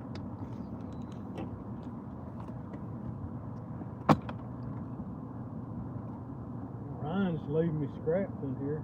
Yeah. Fish with this booty section.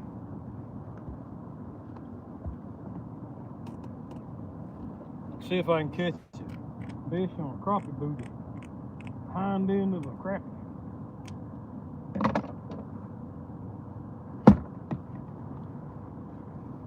That head served me well. I'll send him out there and let him get it. I don't like wasting bait. Steve will say don't feed the fish you're trying to catch. There's a lot of logic in that.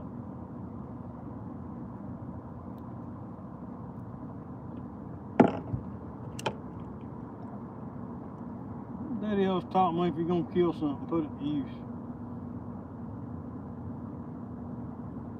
And there ain't no doubt that I killed that crappie. You killed it?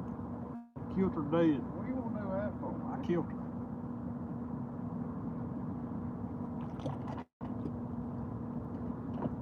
Killed her dead. Alright then, let's go get another. Get Ryan head start. I got out in front of you this time. You got out in front of me. GoPro stop recording. GoPro start recording. Alright then. We should be about to the ditch. Yep. Got us a drink. Fresh piece of bait. I like you want fish. Whatever, buddy. You know how I roll by. Well, Dana's in Nashville. When you say I'm done, we're done. I got a PB today, so I mean. You did. You got peanut butter today. Yeah.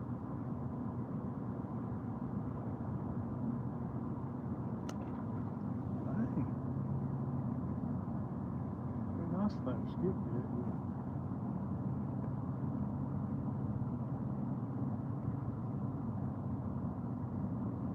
That old blue titty cat. There is a truck back down that ramp now. I wonder if he's there picking that boat up or putting another boat in.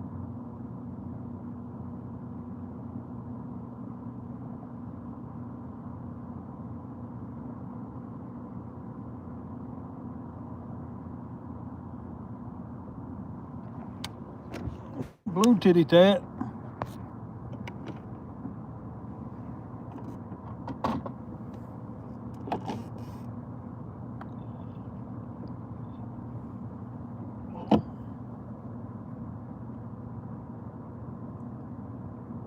Yeah, we fish to you whenever you get done, buddy.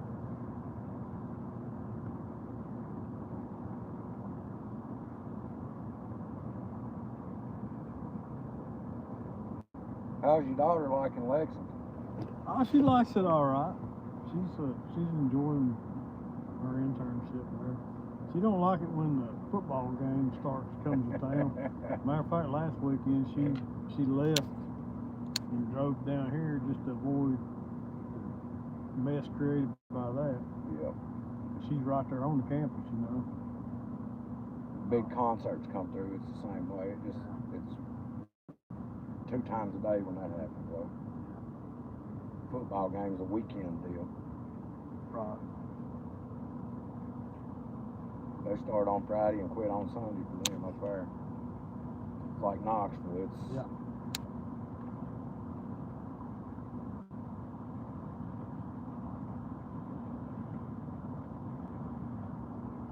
Yeah, really not that busy of a city until a big event like that occurs, I guess.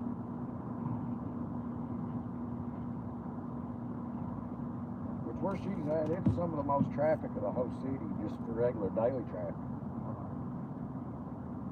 That little road there, Versailles Road there, it's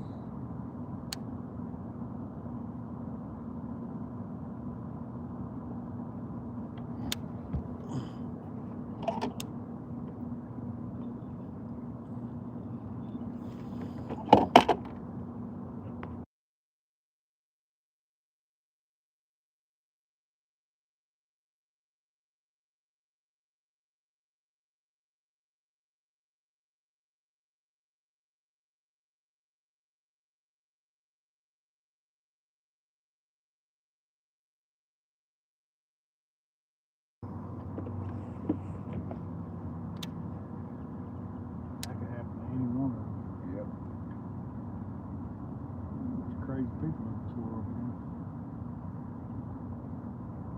It's like they were taking a bass boat out. Man, it sucks he had to take it around that giant. That's a tiny boat ramp. Yeah, there's not 2 lanes there. No, he had to take his boat out while that thing is parked there. They just pull up and park and leave. Yeah, he just pulled that boat up there and parked it on the ramp. He could have at least come on this side.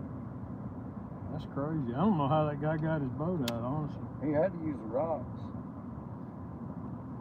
'Cause that's narrow.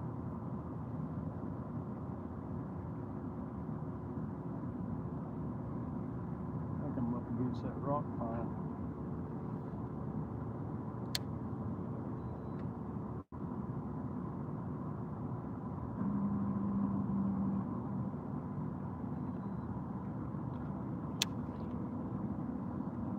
Something about trying to hit this one is you always run into that rock pile. And you can't But get that's past where it. the fish are sometimes.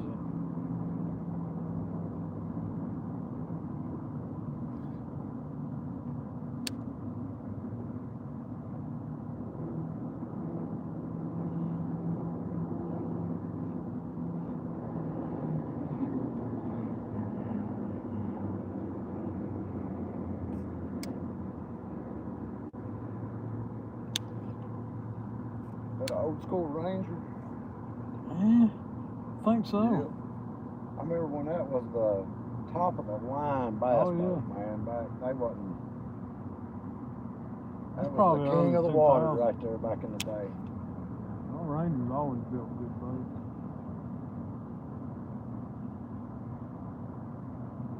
Now they got 37 other brands that are right there with them.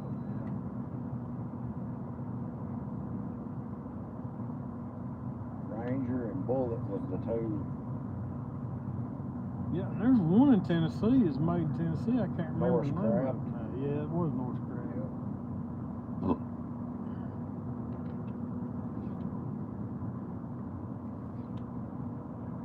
There you got him something. I don't feel like I can get over. What's that money, man? On the spot lock. I'm stepping back, walking back. That's what we've been doing all day. There ain't enough current to be in North Lock. I've just been spot locking, walking back. This little corner kind of has less current too. There's a little pocket. The eddy. Until you get past it.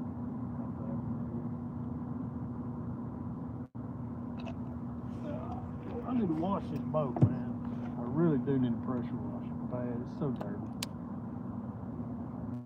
I mean, I have a hard time doing that though, like spending all that effort knowing I'm just gonna slime it up. Yeah, the next day. Yeah. I mean, Maybe if I was like the going way to you fish, come down here, you'd wash it and come the same day. pretty much.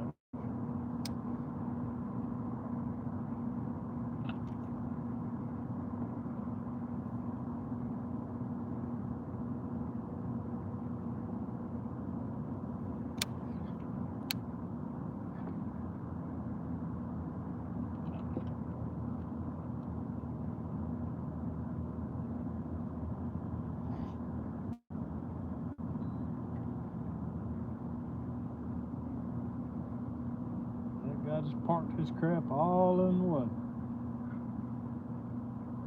That's what you call entitlement. That grinds my gears harder. I mean, I guess if you had an emergency or something, maybe I could see it. But to block up that whole ramp when all the other ramps are closed is it's rude.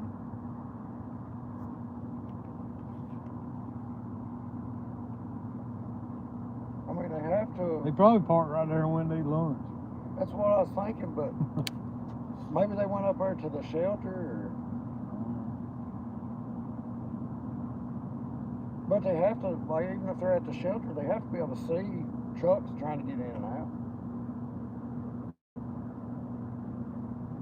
I don't use that ramp much anymore.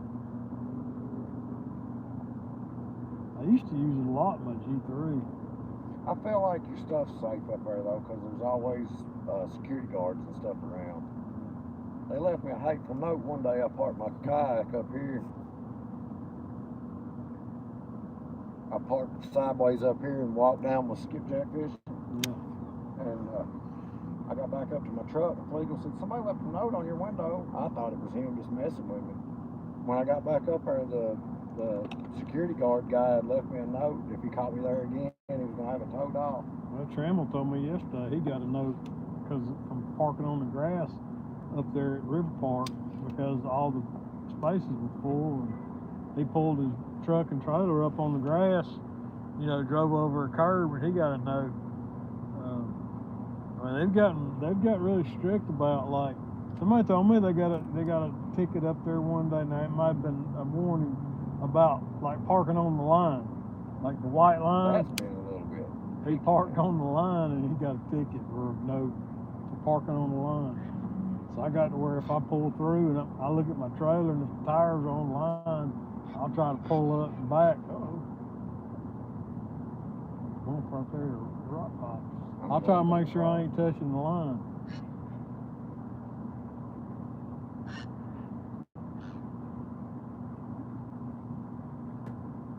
Yeah, that's been a little bit picky. Like mine, I understand. I was taking it, but there was plenty of parking spaces. It's not like there was limited parking.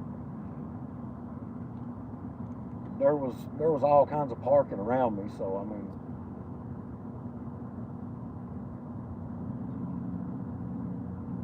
that's that day I met that German guy that was taking him skipjack home to smoke them. Huh. I met an Asian guy down there one day at the sidewalk. That's what he was doing, because I kept, you know, we were all out there catching skipjack, and he had on like this really nice outfit, like a suit vest and stuff, and you know, he looked like a doctor, Yeah. like a Korean doctor or something. And I finally I couldn't stand it anymore. I said, he was just dressed so nice. And I said, I had to ask you, I said, are you a fisherman? Are you catching these for bait? He goes, no, we eat these. We love them. He goes, these are $15 a pound in the Atlanta fish market. I'm like, seriously? Apparently it's not skipjack, but it's something in the same family. Some kind of herring that they eat. And yeah, he said like they were, you buy them in like the Atlanta fish market for like $15 a pound or something. He loves them smoked.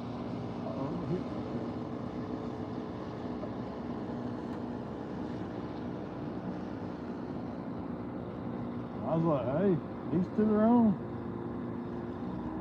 I mean, I love like, they're like some kind of little smoked herrings. You get them in a can. I love those. Like sardines. Well, they're not sardines. They're little herring that you get in a can, and they're like herring fillets. They're really good. But I really haven't tried to eat a skipjack. I saw a video of somebody frying one up one day and they ate it. They didn't much care for it. They were full bone.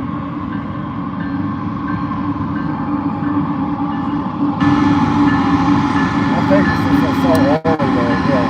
Got a real strong cook flavor to it. I like sardines and I like herring.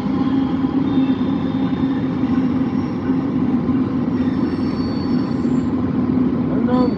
Smoke, I might like it. But if you eat them, know it's eat them for bait. I do it for bait first. It's like eating a flathead. I just can't bring myself to do it. Now, flathead is good eating. Game boy!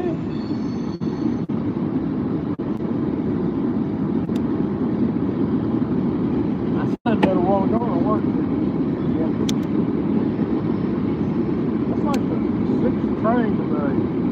I think there's something to that. Every time a train comes through, we get hit. Going to the airport. I bet it does put vibrations down through the water. Might make them like a bumper in it. You ever seen people use a bumper in their man, boat? they was down there seeing T. Cooper when I was down there around me doing that. It about drive me nuts. Really? Yeah. There was years ago, the bridge one of those was the first one I seen that was doing it. I mean, it comes through the water, so it's like it sounds a lot closer than it is. Oh, that's cool. I've seen those old fishermen do it. I can't remember his name. Like come from the bottom of the boat when he fishes them birds. They've got like a train wheel kind of thing that smacks a rubber mallet like this against the floor of the boat. Huh. I can't remember that guy's name. It's an old fisherman. But I started watching him on YouTube years ago, along with Richard King.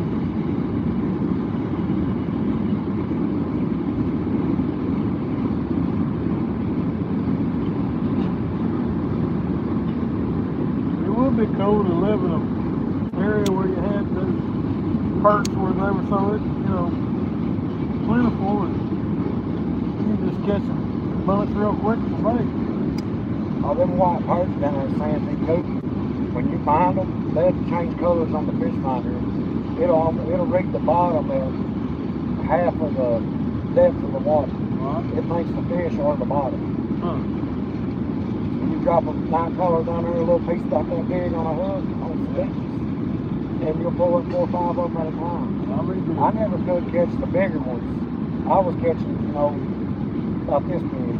But now they catch them big as crappie. Probably because the little ones got to your bait before the big ones do. But they're like piranhas, man. You drop it down there, hit you with the ball.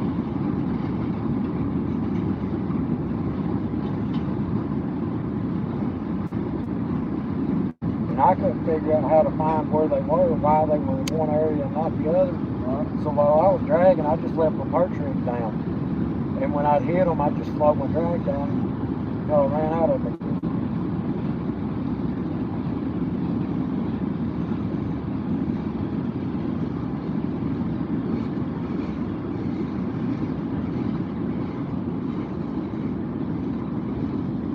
You get ready to go, just say the word, buddy.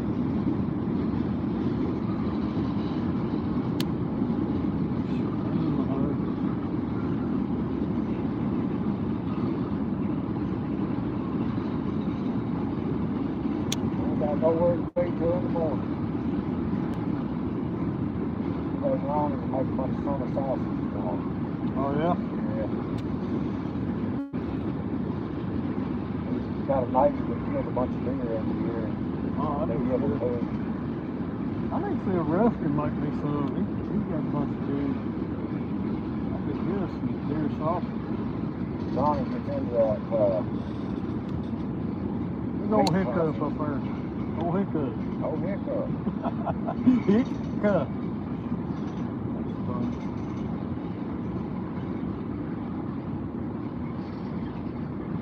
See? Look, there's some new ones. They don't even got no writing on They them. ain't been red on you yet. Yeah, it's pretty wild when I was down here that day and they were up there cutting and welding on that track. Hot metal. Hitting the water. They did have a boat down here that was tied up to the backside of one of these pads, and that must have been like a safety boat or something. To keep people, I guess, to keep people from going underneath it. They didn't make no effort to block off that area or nothing, or put no kind of warning They signs. didn't set no cones up, did they? No, they didn't. They didn't try to actively keep you away from them. Because I was sitting right here bumping on number 3, and it was dropping in the water right there.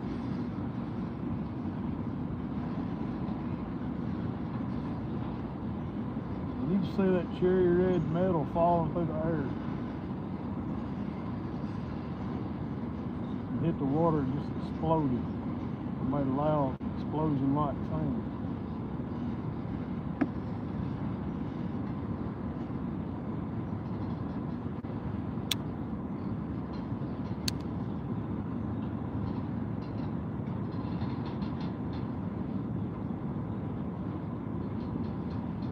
There might be one on here. We've really got We're in the red spot. Hmm? We're definitely in the red spot. Yeah.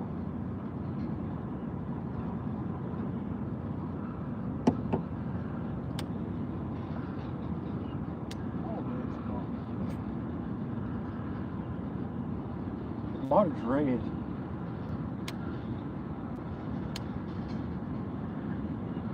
my Lake Master map card. It's in this unit. All this is red up here on that card. That one don't have a Lake Master. That's just got the base maps in it.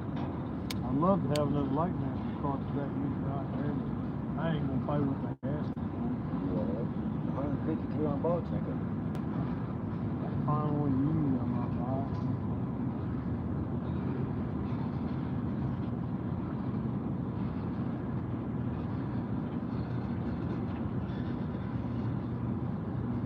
Honestly though, I just use that fish finder so I can see my speed and where I'm at. And fish like that. Under the boat.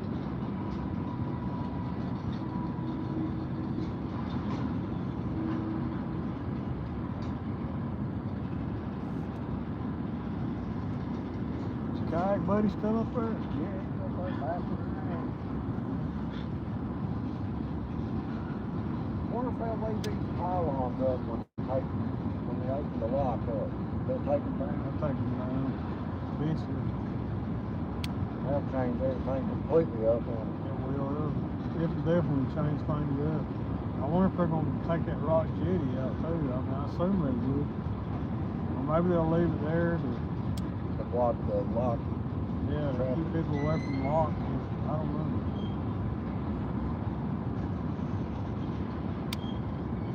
It keeps the current off the end of the lock when they're coming in and out. I mean, maybe if you run 100,000 through here, it probably makes it a little bit aggravating for a barge to walk through. Because they come out and hit the current.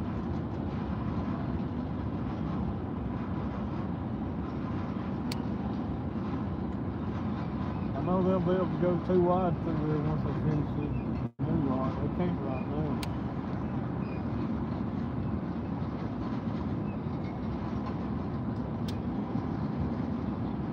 They can, them ones on the Ohio. I think they can go 3 wide. Might just be 2. I know for sure they can do 2 and 5 deep.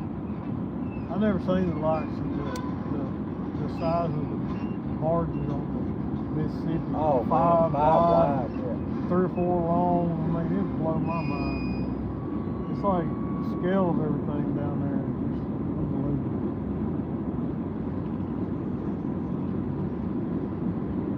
Brandon and I got to one section where we got like hemmed in, like they had all these barges moored off in the river, and then there were workboats moving barges in and out, and we were like in the middle of all of it trying to figure out which way to go. It's crazy. That was upriver in Norco. We headed up towards the granary.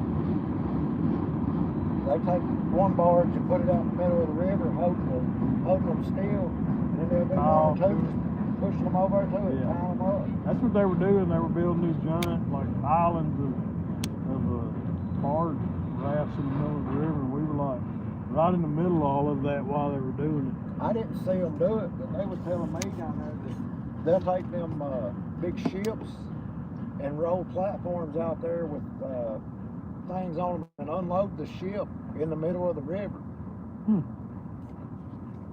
Pretty wild. Unload it off the ship onto a barge in the middle of the river, and they got like a offloading platform that's set up to unload the grain and load the barge. Pretty wild. So they just set them up wherever.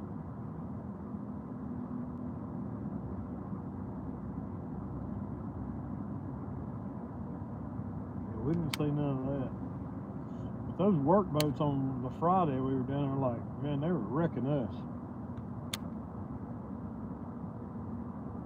And then Saturday, they were more like the ones we encountered were like they would slow down for you and not make. I'm like, we must be different drivers because the Friday crew, like, we're trying to finish their week They're out. trying to go home, yeah. And the Saturday people were a little nicer. Which they work like 28-day rotations. Right.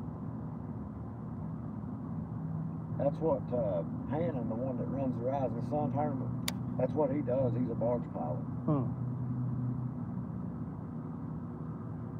He comes through here, Mississippi, the Ohio. Oh, wow. think they work 28 days on and 2 weeks off, and then 28 days on and 2 weeks off.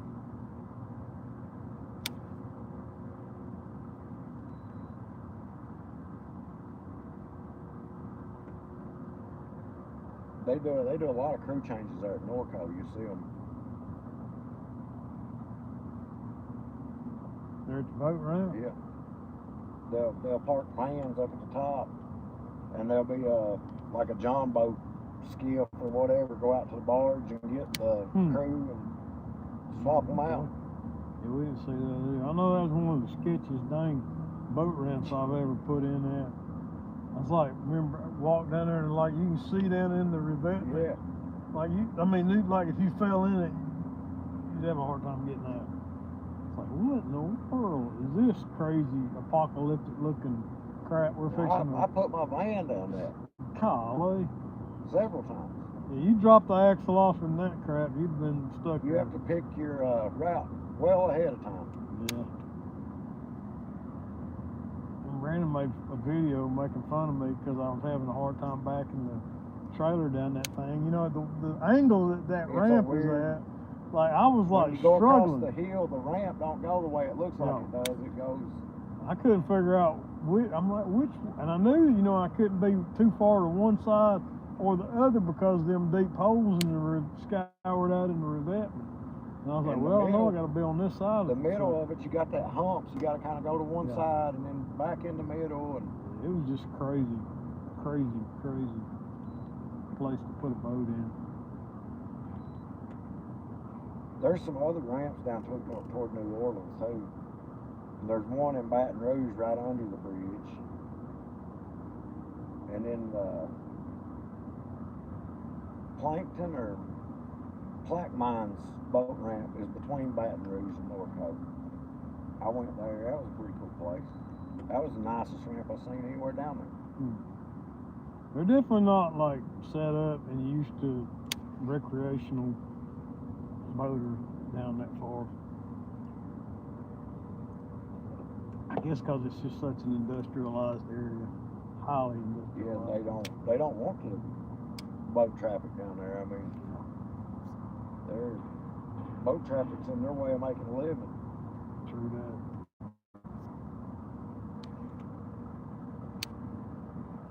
I was reading a thing about it was one of them tour boats or something. I can't remember the name of it now. But they do like a week cruise out of New Orleans and then go out into the Gulf and then come back up. I think I seen one of those while we were down there. And Like a small cruise ship. yeah, Yeah, I and seen this one. one was telling about all the places it passes, and you know, it was an advertisement what it was, but it was telling a lot of cool stuff. It said that Venice is the third largest seafood port in the world. Really? Yep.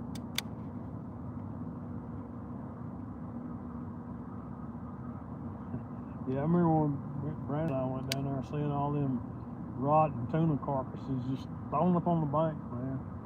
Like everywhere. Giant tuna heads. Yep. And the birds were just picking them apart.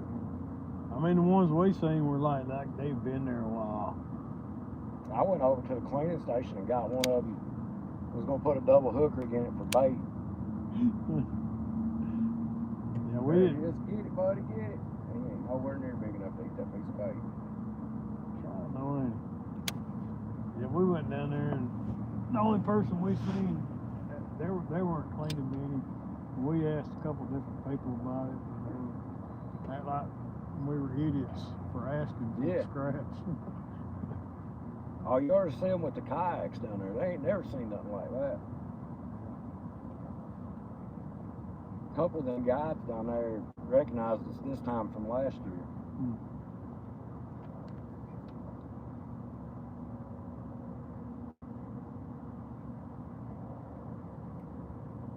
We had a boathouse this time though down there in the cove. Okay. So we just pull right up and tie up and go in. Wasn't there like a floating restaurant in that marina too? There's not a floating restaurant, but there is a restaurant next to where the boat storage thing's at. Between, you know where the hotel is? Yeah. You got the hotel and then the restaurant and then the boat storage. Yeah. And then the other place has a restaurant right by the boat ramp. Venice Marina does. But they're both like up on a second floor. This fish thing going to sleep on us. They're napping. They're napping. Looks like it's gonna cloud up and rain. Yeah, that's what I was saying earlier. It's kind of clouding up. Hazy. The sun's kind of disappeared.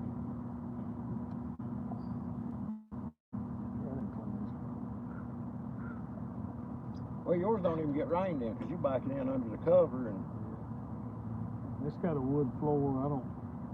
yeah, it's not very good for it. I don't want to sit out in the weather. If I had an aluminum floor, I might not care. I wouldn't care. I don't think it's good for electronics to sit out. Brandon leaves his sitting out in the sun all the time. He lives out in the sun.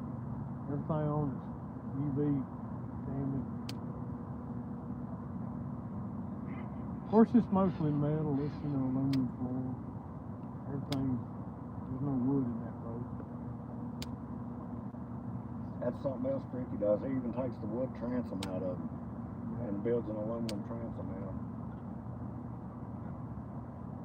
He said his gas mileage on his boat, when he put that offshore platform thing on there, whatever they call it, went more than triple on how much gas mileage he went up. Well, seems kind of far-fetched.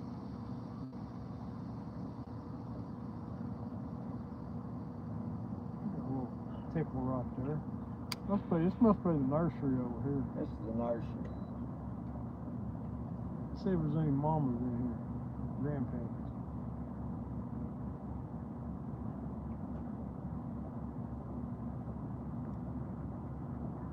Nursery over here. Yeah.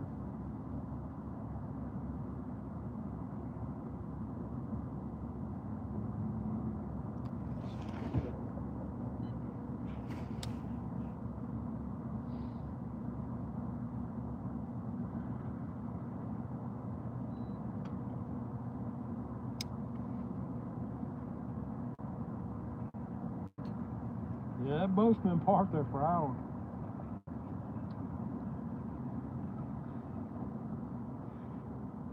I can't remember, was it there when I caught the flathead? It was, wasn't it? Yep. That was at 12:30. It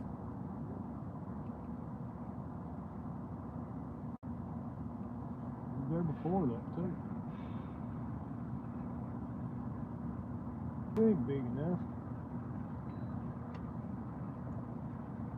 That might be all.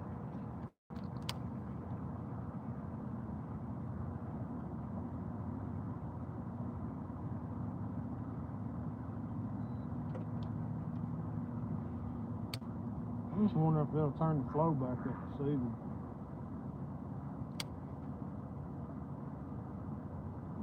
I bet since they ran 30-something thousand all night, they might not. They can't drop the lake too fast. We I are guess in it the just draw depends on now. what's coming in the other end too. Yeah, I mean, depending on what they're expecting for rain. We got a lot of rain up my way over the last few days, so it rained all week.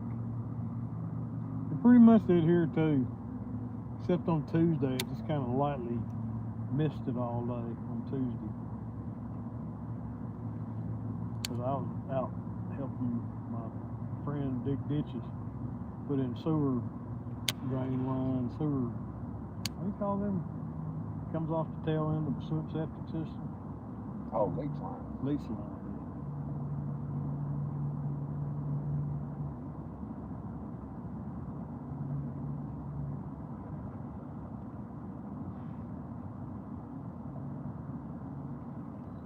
Pick a blue, just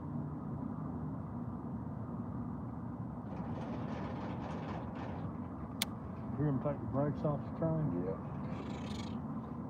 It's the air. Yeah. Releasing everything. Fixing to move. Hey there, Bobcat! I kid you not. See right there on that, right in front of the pylon. 6 of 93. I see it. Tag that thing back 93. That's got to be a sign right there. Bobcat, 693.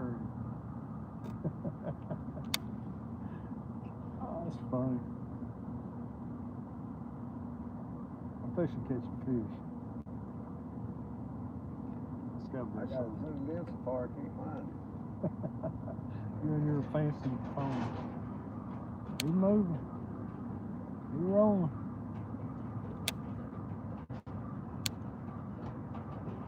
He rolling. I got it. That's a sign. I'm fixing to put this. You what?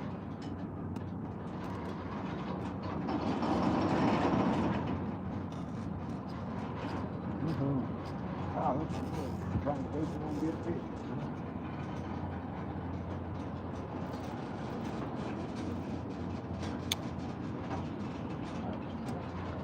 Somebody spray painted Bobcat 693 on the side of that train car.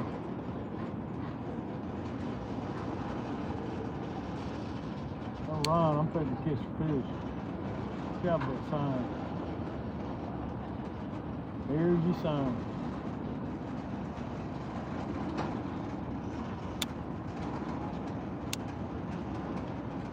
Comes that crest liner back. There's another one behind it. I think that's the same guy that was up there earlier. Yep. You know them hot packs in my boat are still warm, and I put them things in at like, I don't know, 8 o'clock this morning. This is the ones that stick to the inside. Yeah. Little toe warmer.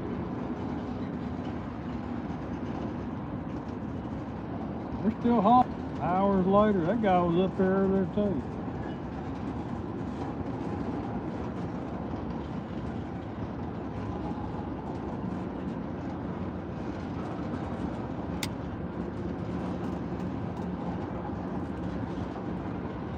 We're fitting to surgically extract the fish from this pad. Surgically. Surgical. Yeah. Yeah. Precision anchoring and use of your trolling motor.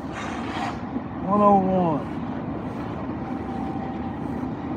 And weight.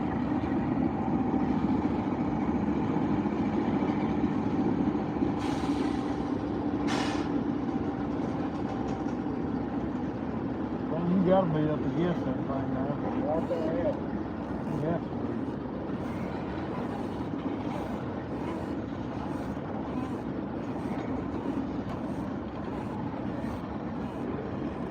Boat lake ain't helping me control the boat any at all. Testing your precision skills. That's right. My precision. There's some breakdown right here too. That's like the metal right here. Just can't remember exactly where, but I think it's on the corner of this. My pulling the flathead out of there. Shoot, you probably pulled that flathead out from under that damn pad over there. It might have been, imagine underwater like the bottom of that pad right now. Him just finding a hole in it and being tucked up in there. I worked it out good. There it is. Thank you. Makes sense.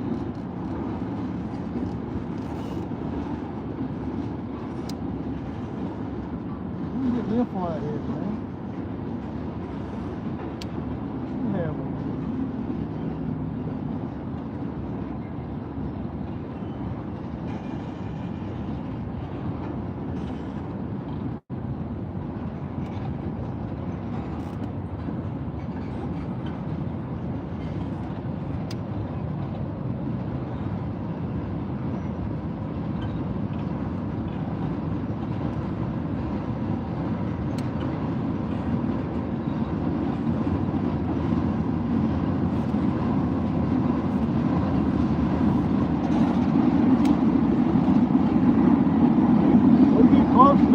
jumps out on that pad. Set that jig off. Yeah, we just walk around and get everybody.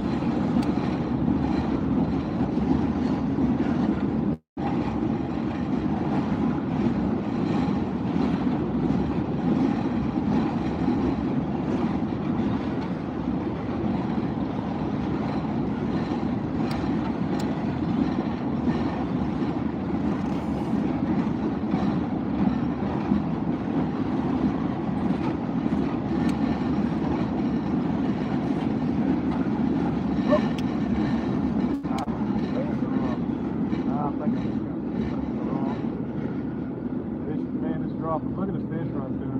That hole. You know I beat his brains out. Oh, he probably got dents in his head from the sinker there.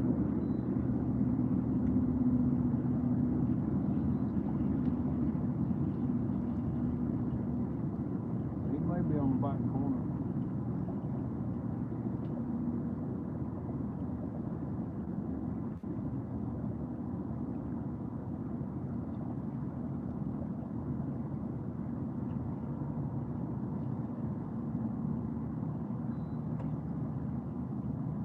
Several fish down in there.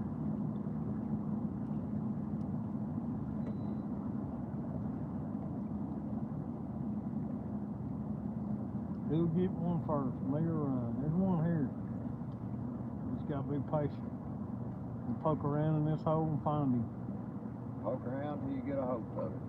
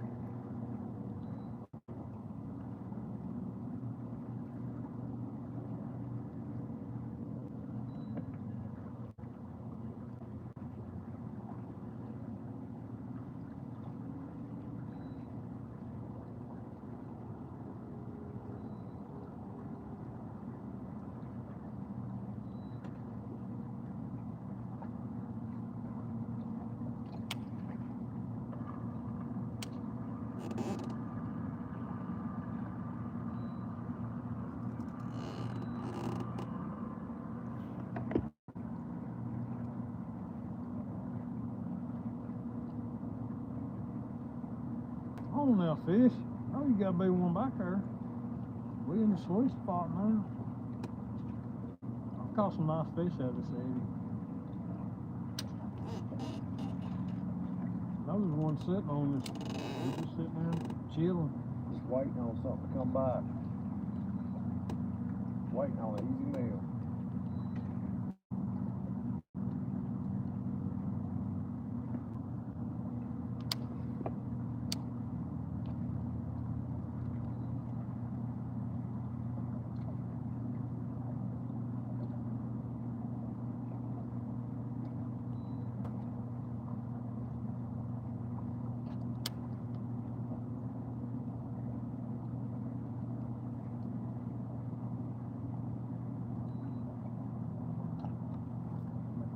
my trolling motor.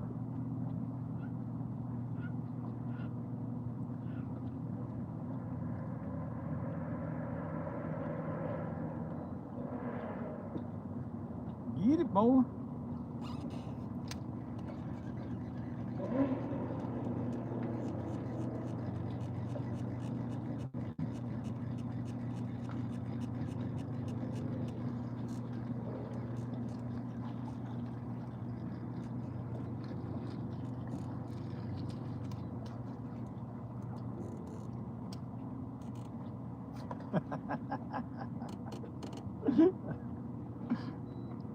He ain't there, Ryan. He could be. Nah. I mean, he could be.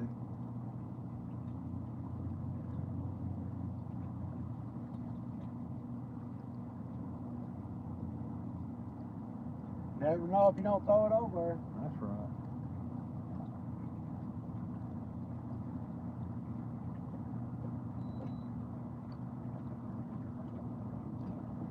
I know that's right.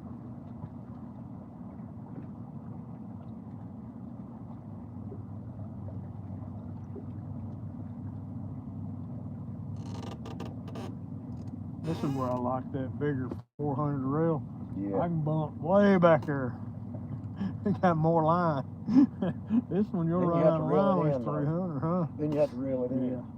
Yeah, you can bump way, and plus that stiffer ripping lips rod, man, you can feel it way back there. I mean, I can be from here to that third bar top and still feel that sinker bumping. It's pretty wild. Have that much line out and still be able to feel that sinker ticking.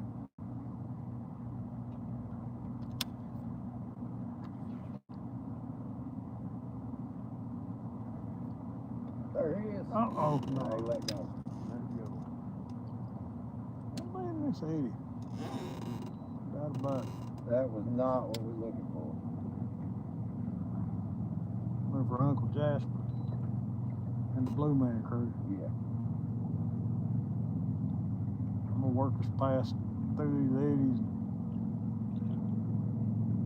I'm gonna work our way across the back of this thing.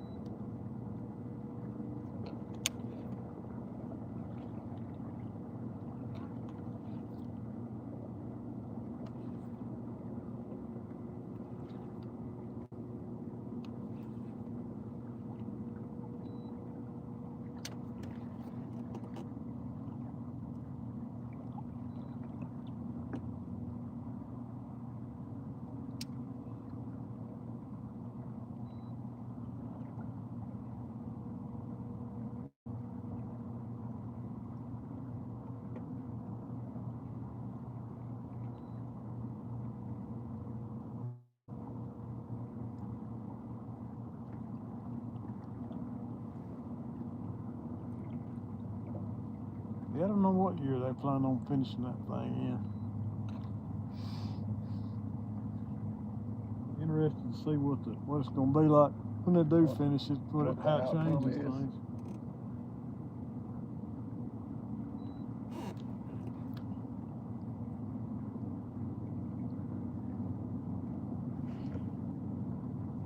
And how many hours I've been live now? Oh, wow. It's been like, it's still 15, been 284 minutes. What is that? Good night. 5 hours? 4 hours? Yeah. There's still 15 people hanging in there. I'm surprised. They're asleep.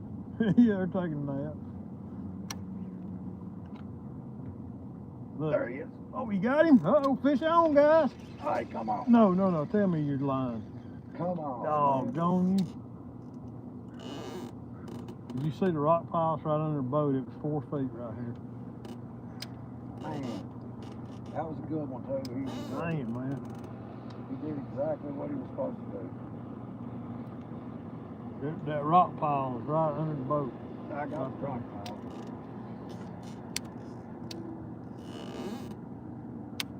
Oh crap. Is that shallow? Yeah.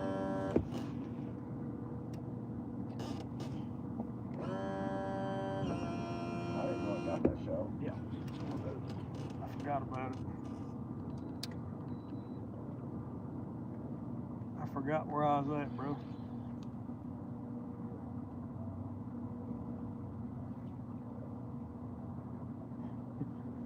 That rock pile right here. I forgot all about it. He knocked his skeg off right here. Oh, did he? Yeah, at like 20,000 you can drift over it, but 10,000 you can't drift past it. 10,000, 15,000.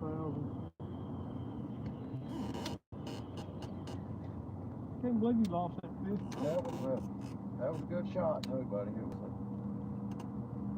Far out was it wasn't real far. Probably off the back side of that rock pile.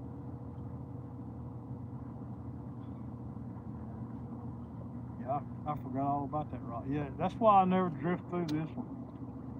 Even at 20,000, I was not drifting through it.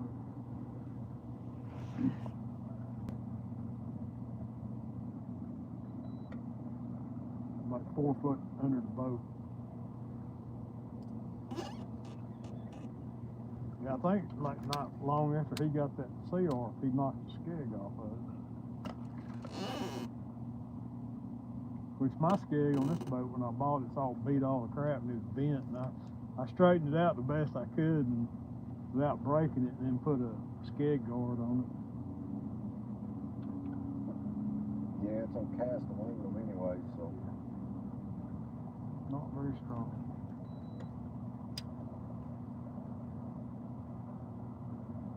I figure out if that's a bait under the boat or what is that? Look at that.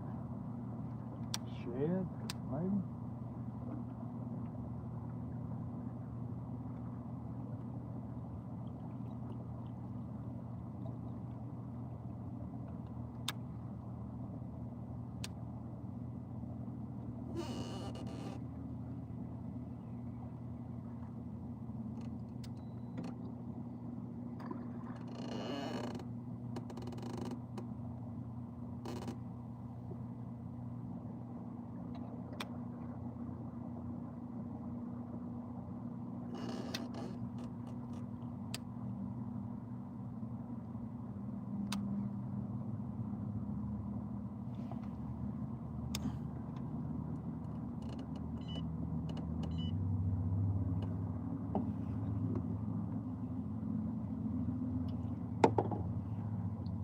There just about ain't enough current to do anything but down here. In the 80 line there, it's actually coming back toward me there in that spot. 2 o'clock. I'm gonna go up there and take care of some business.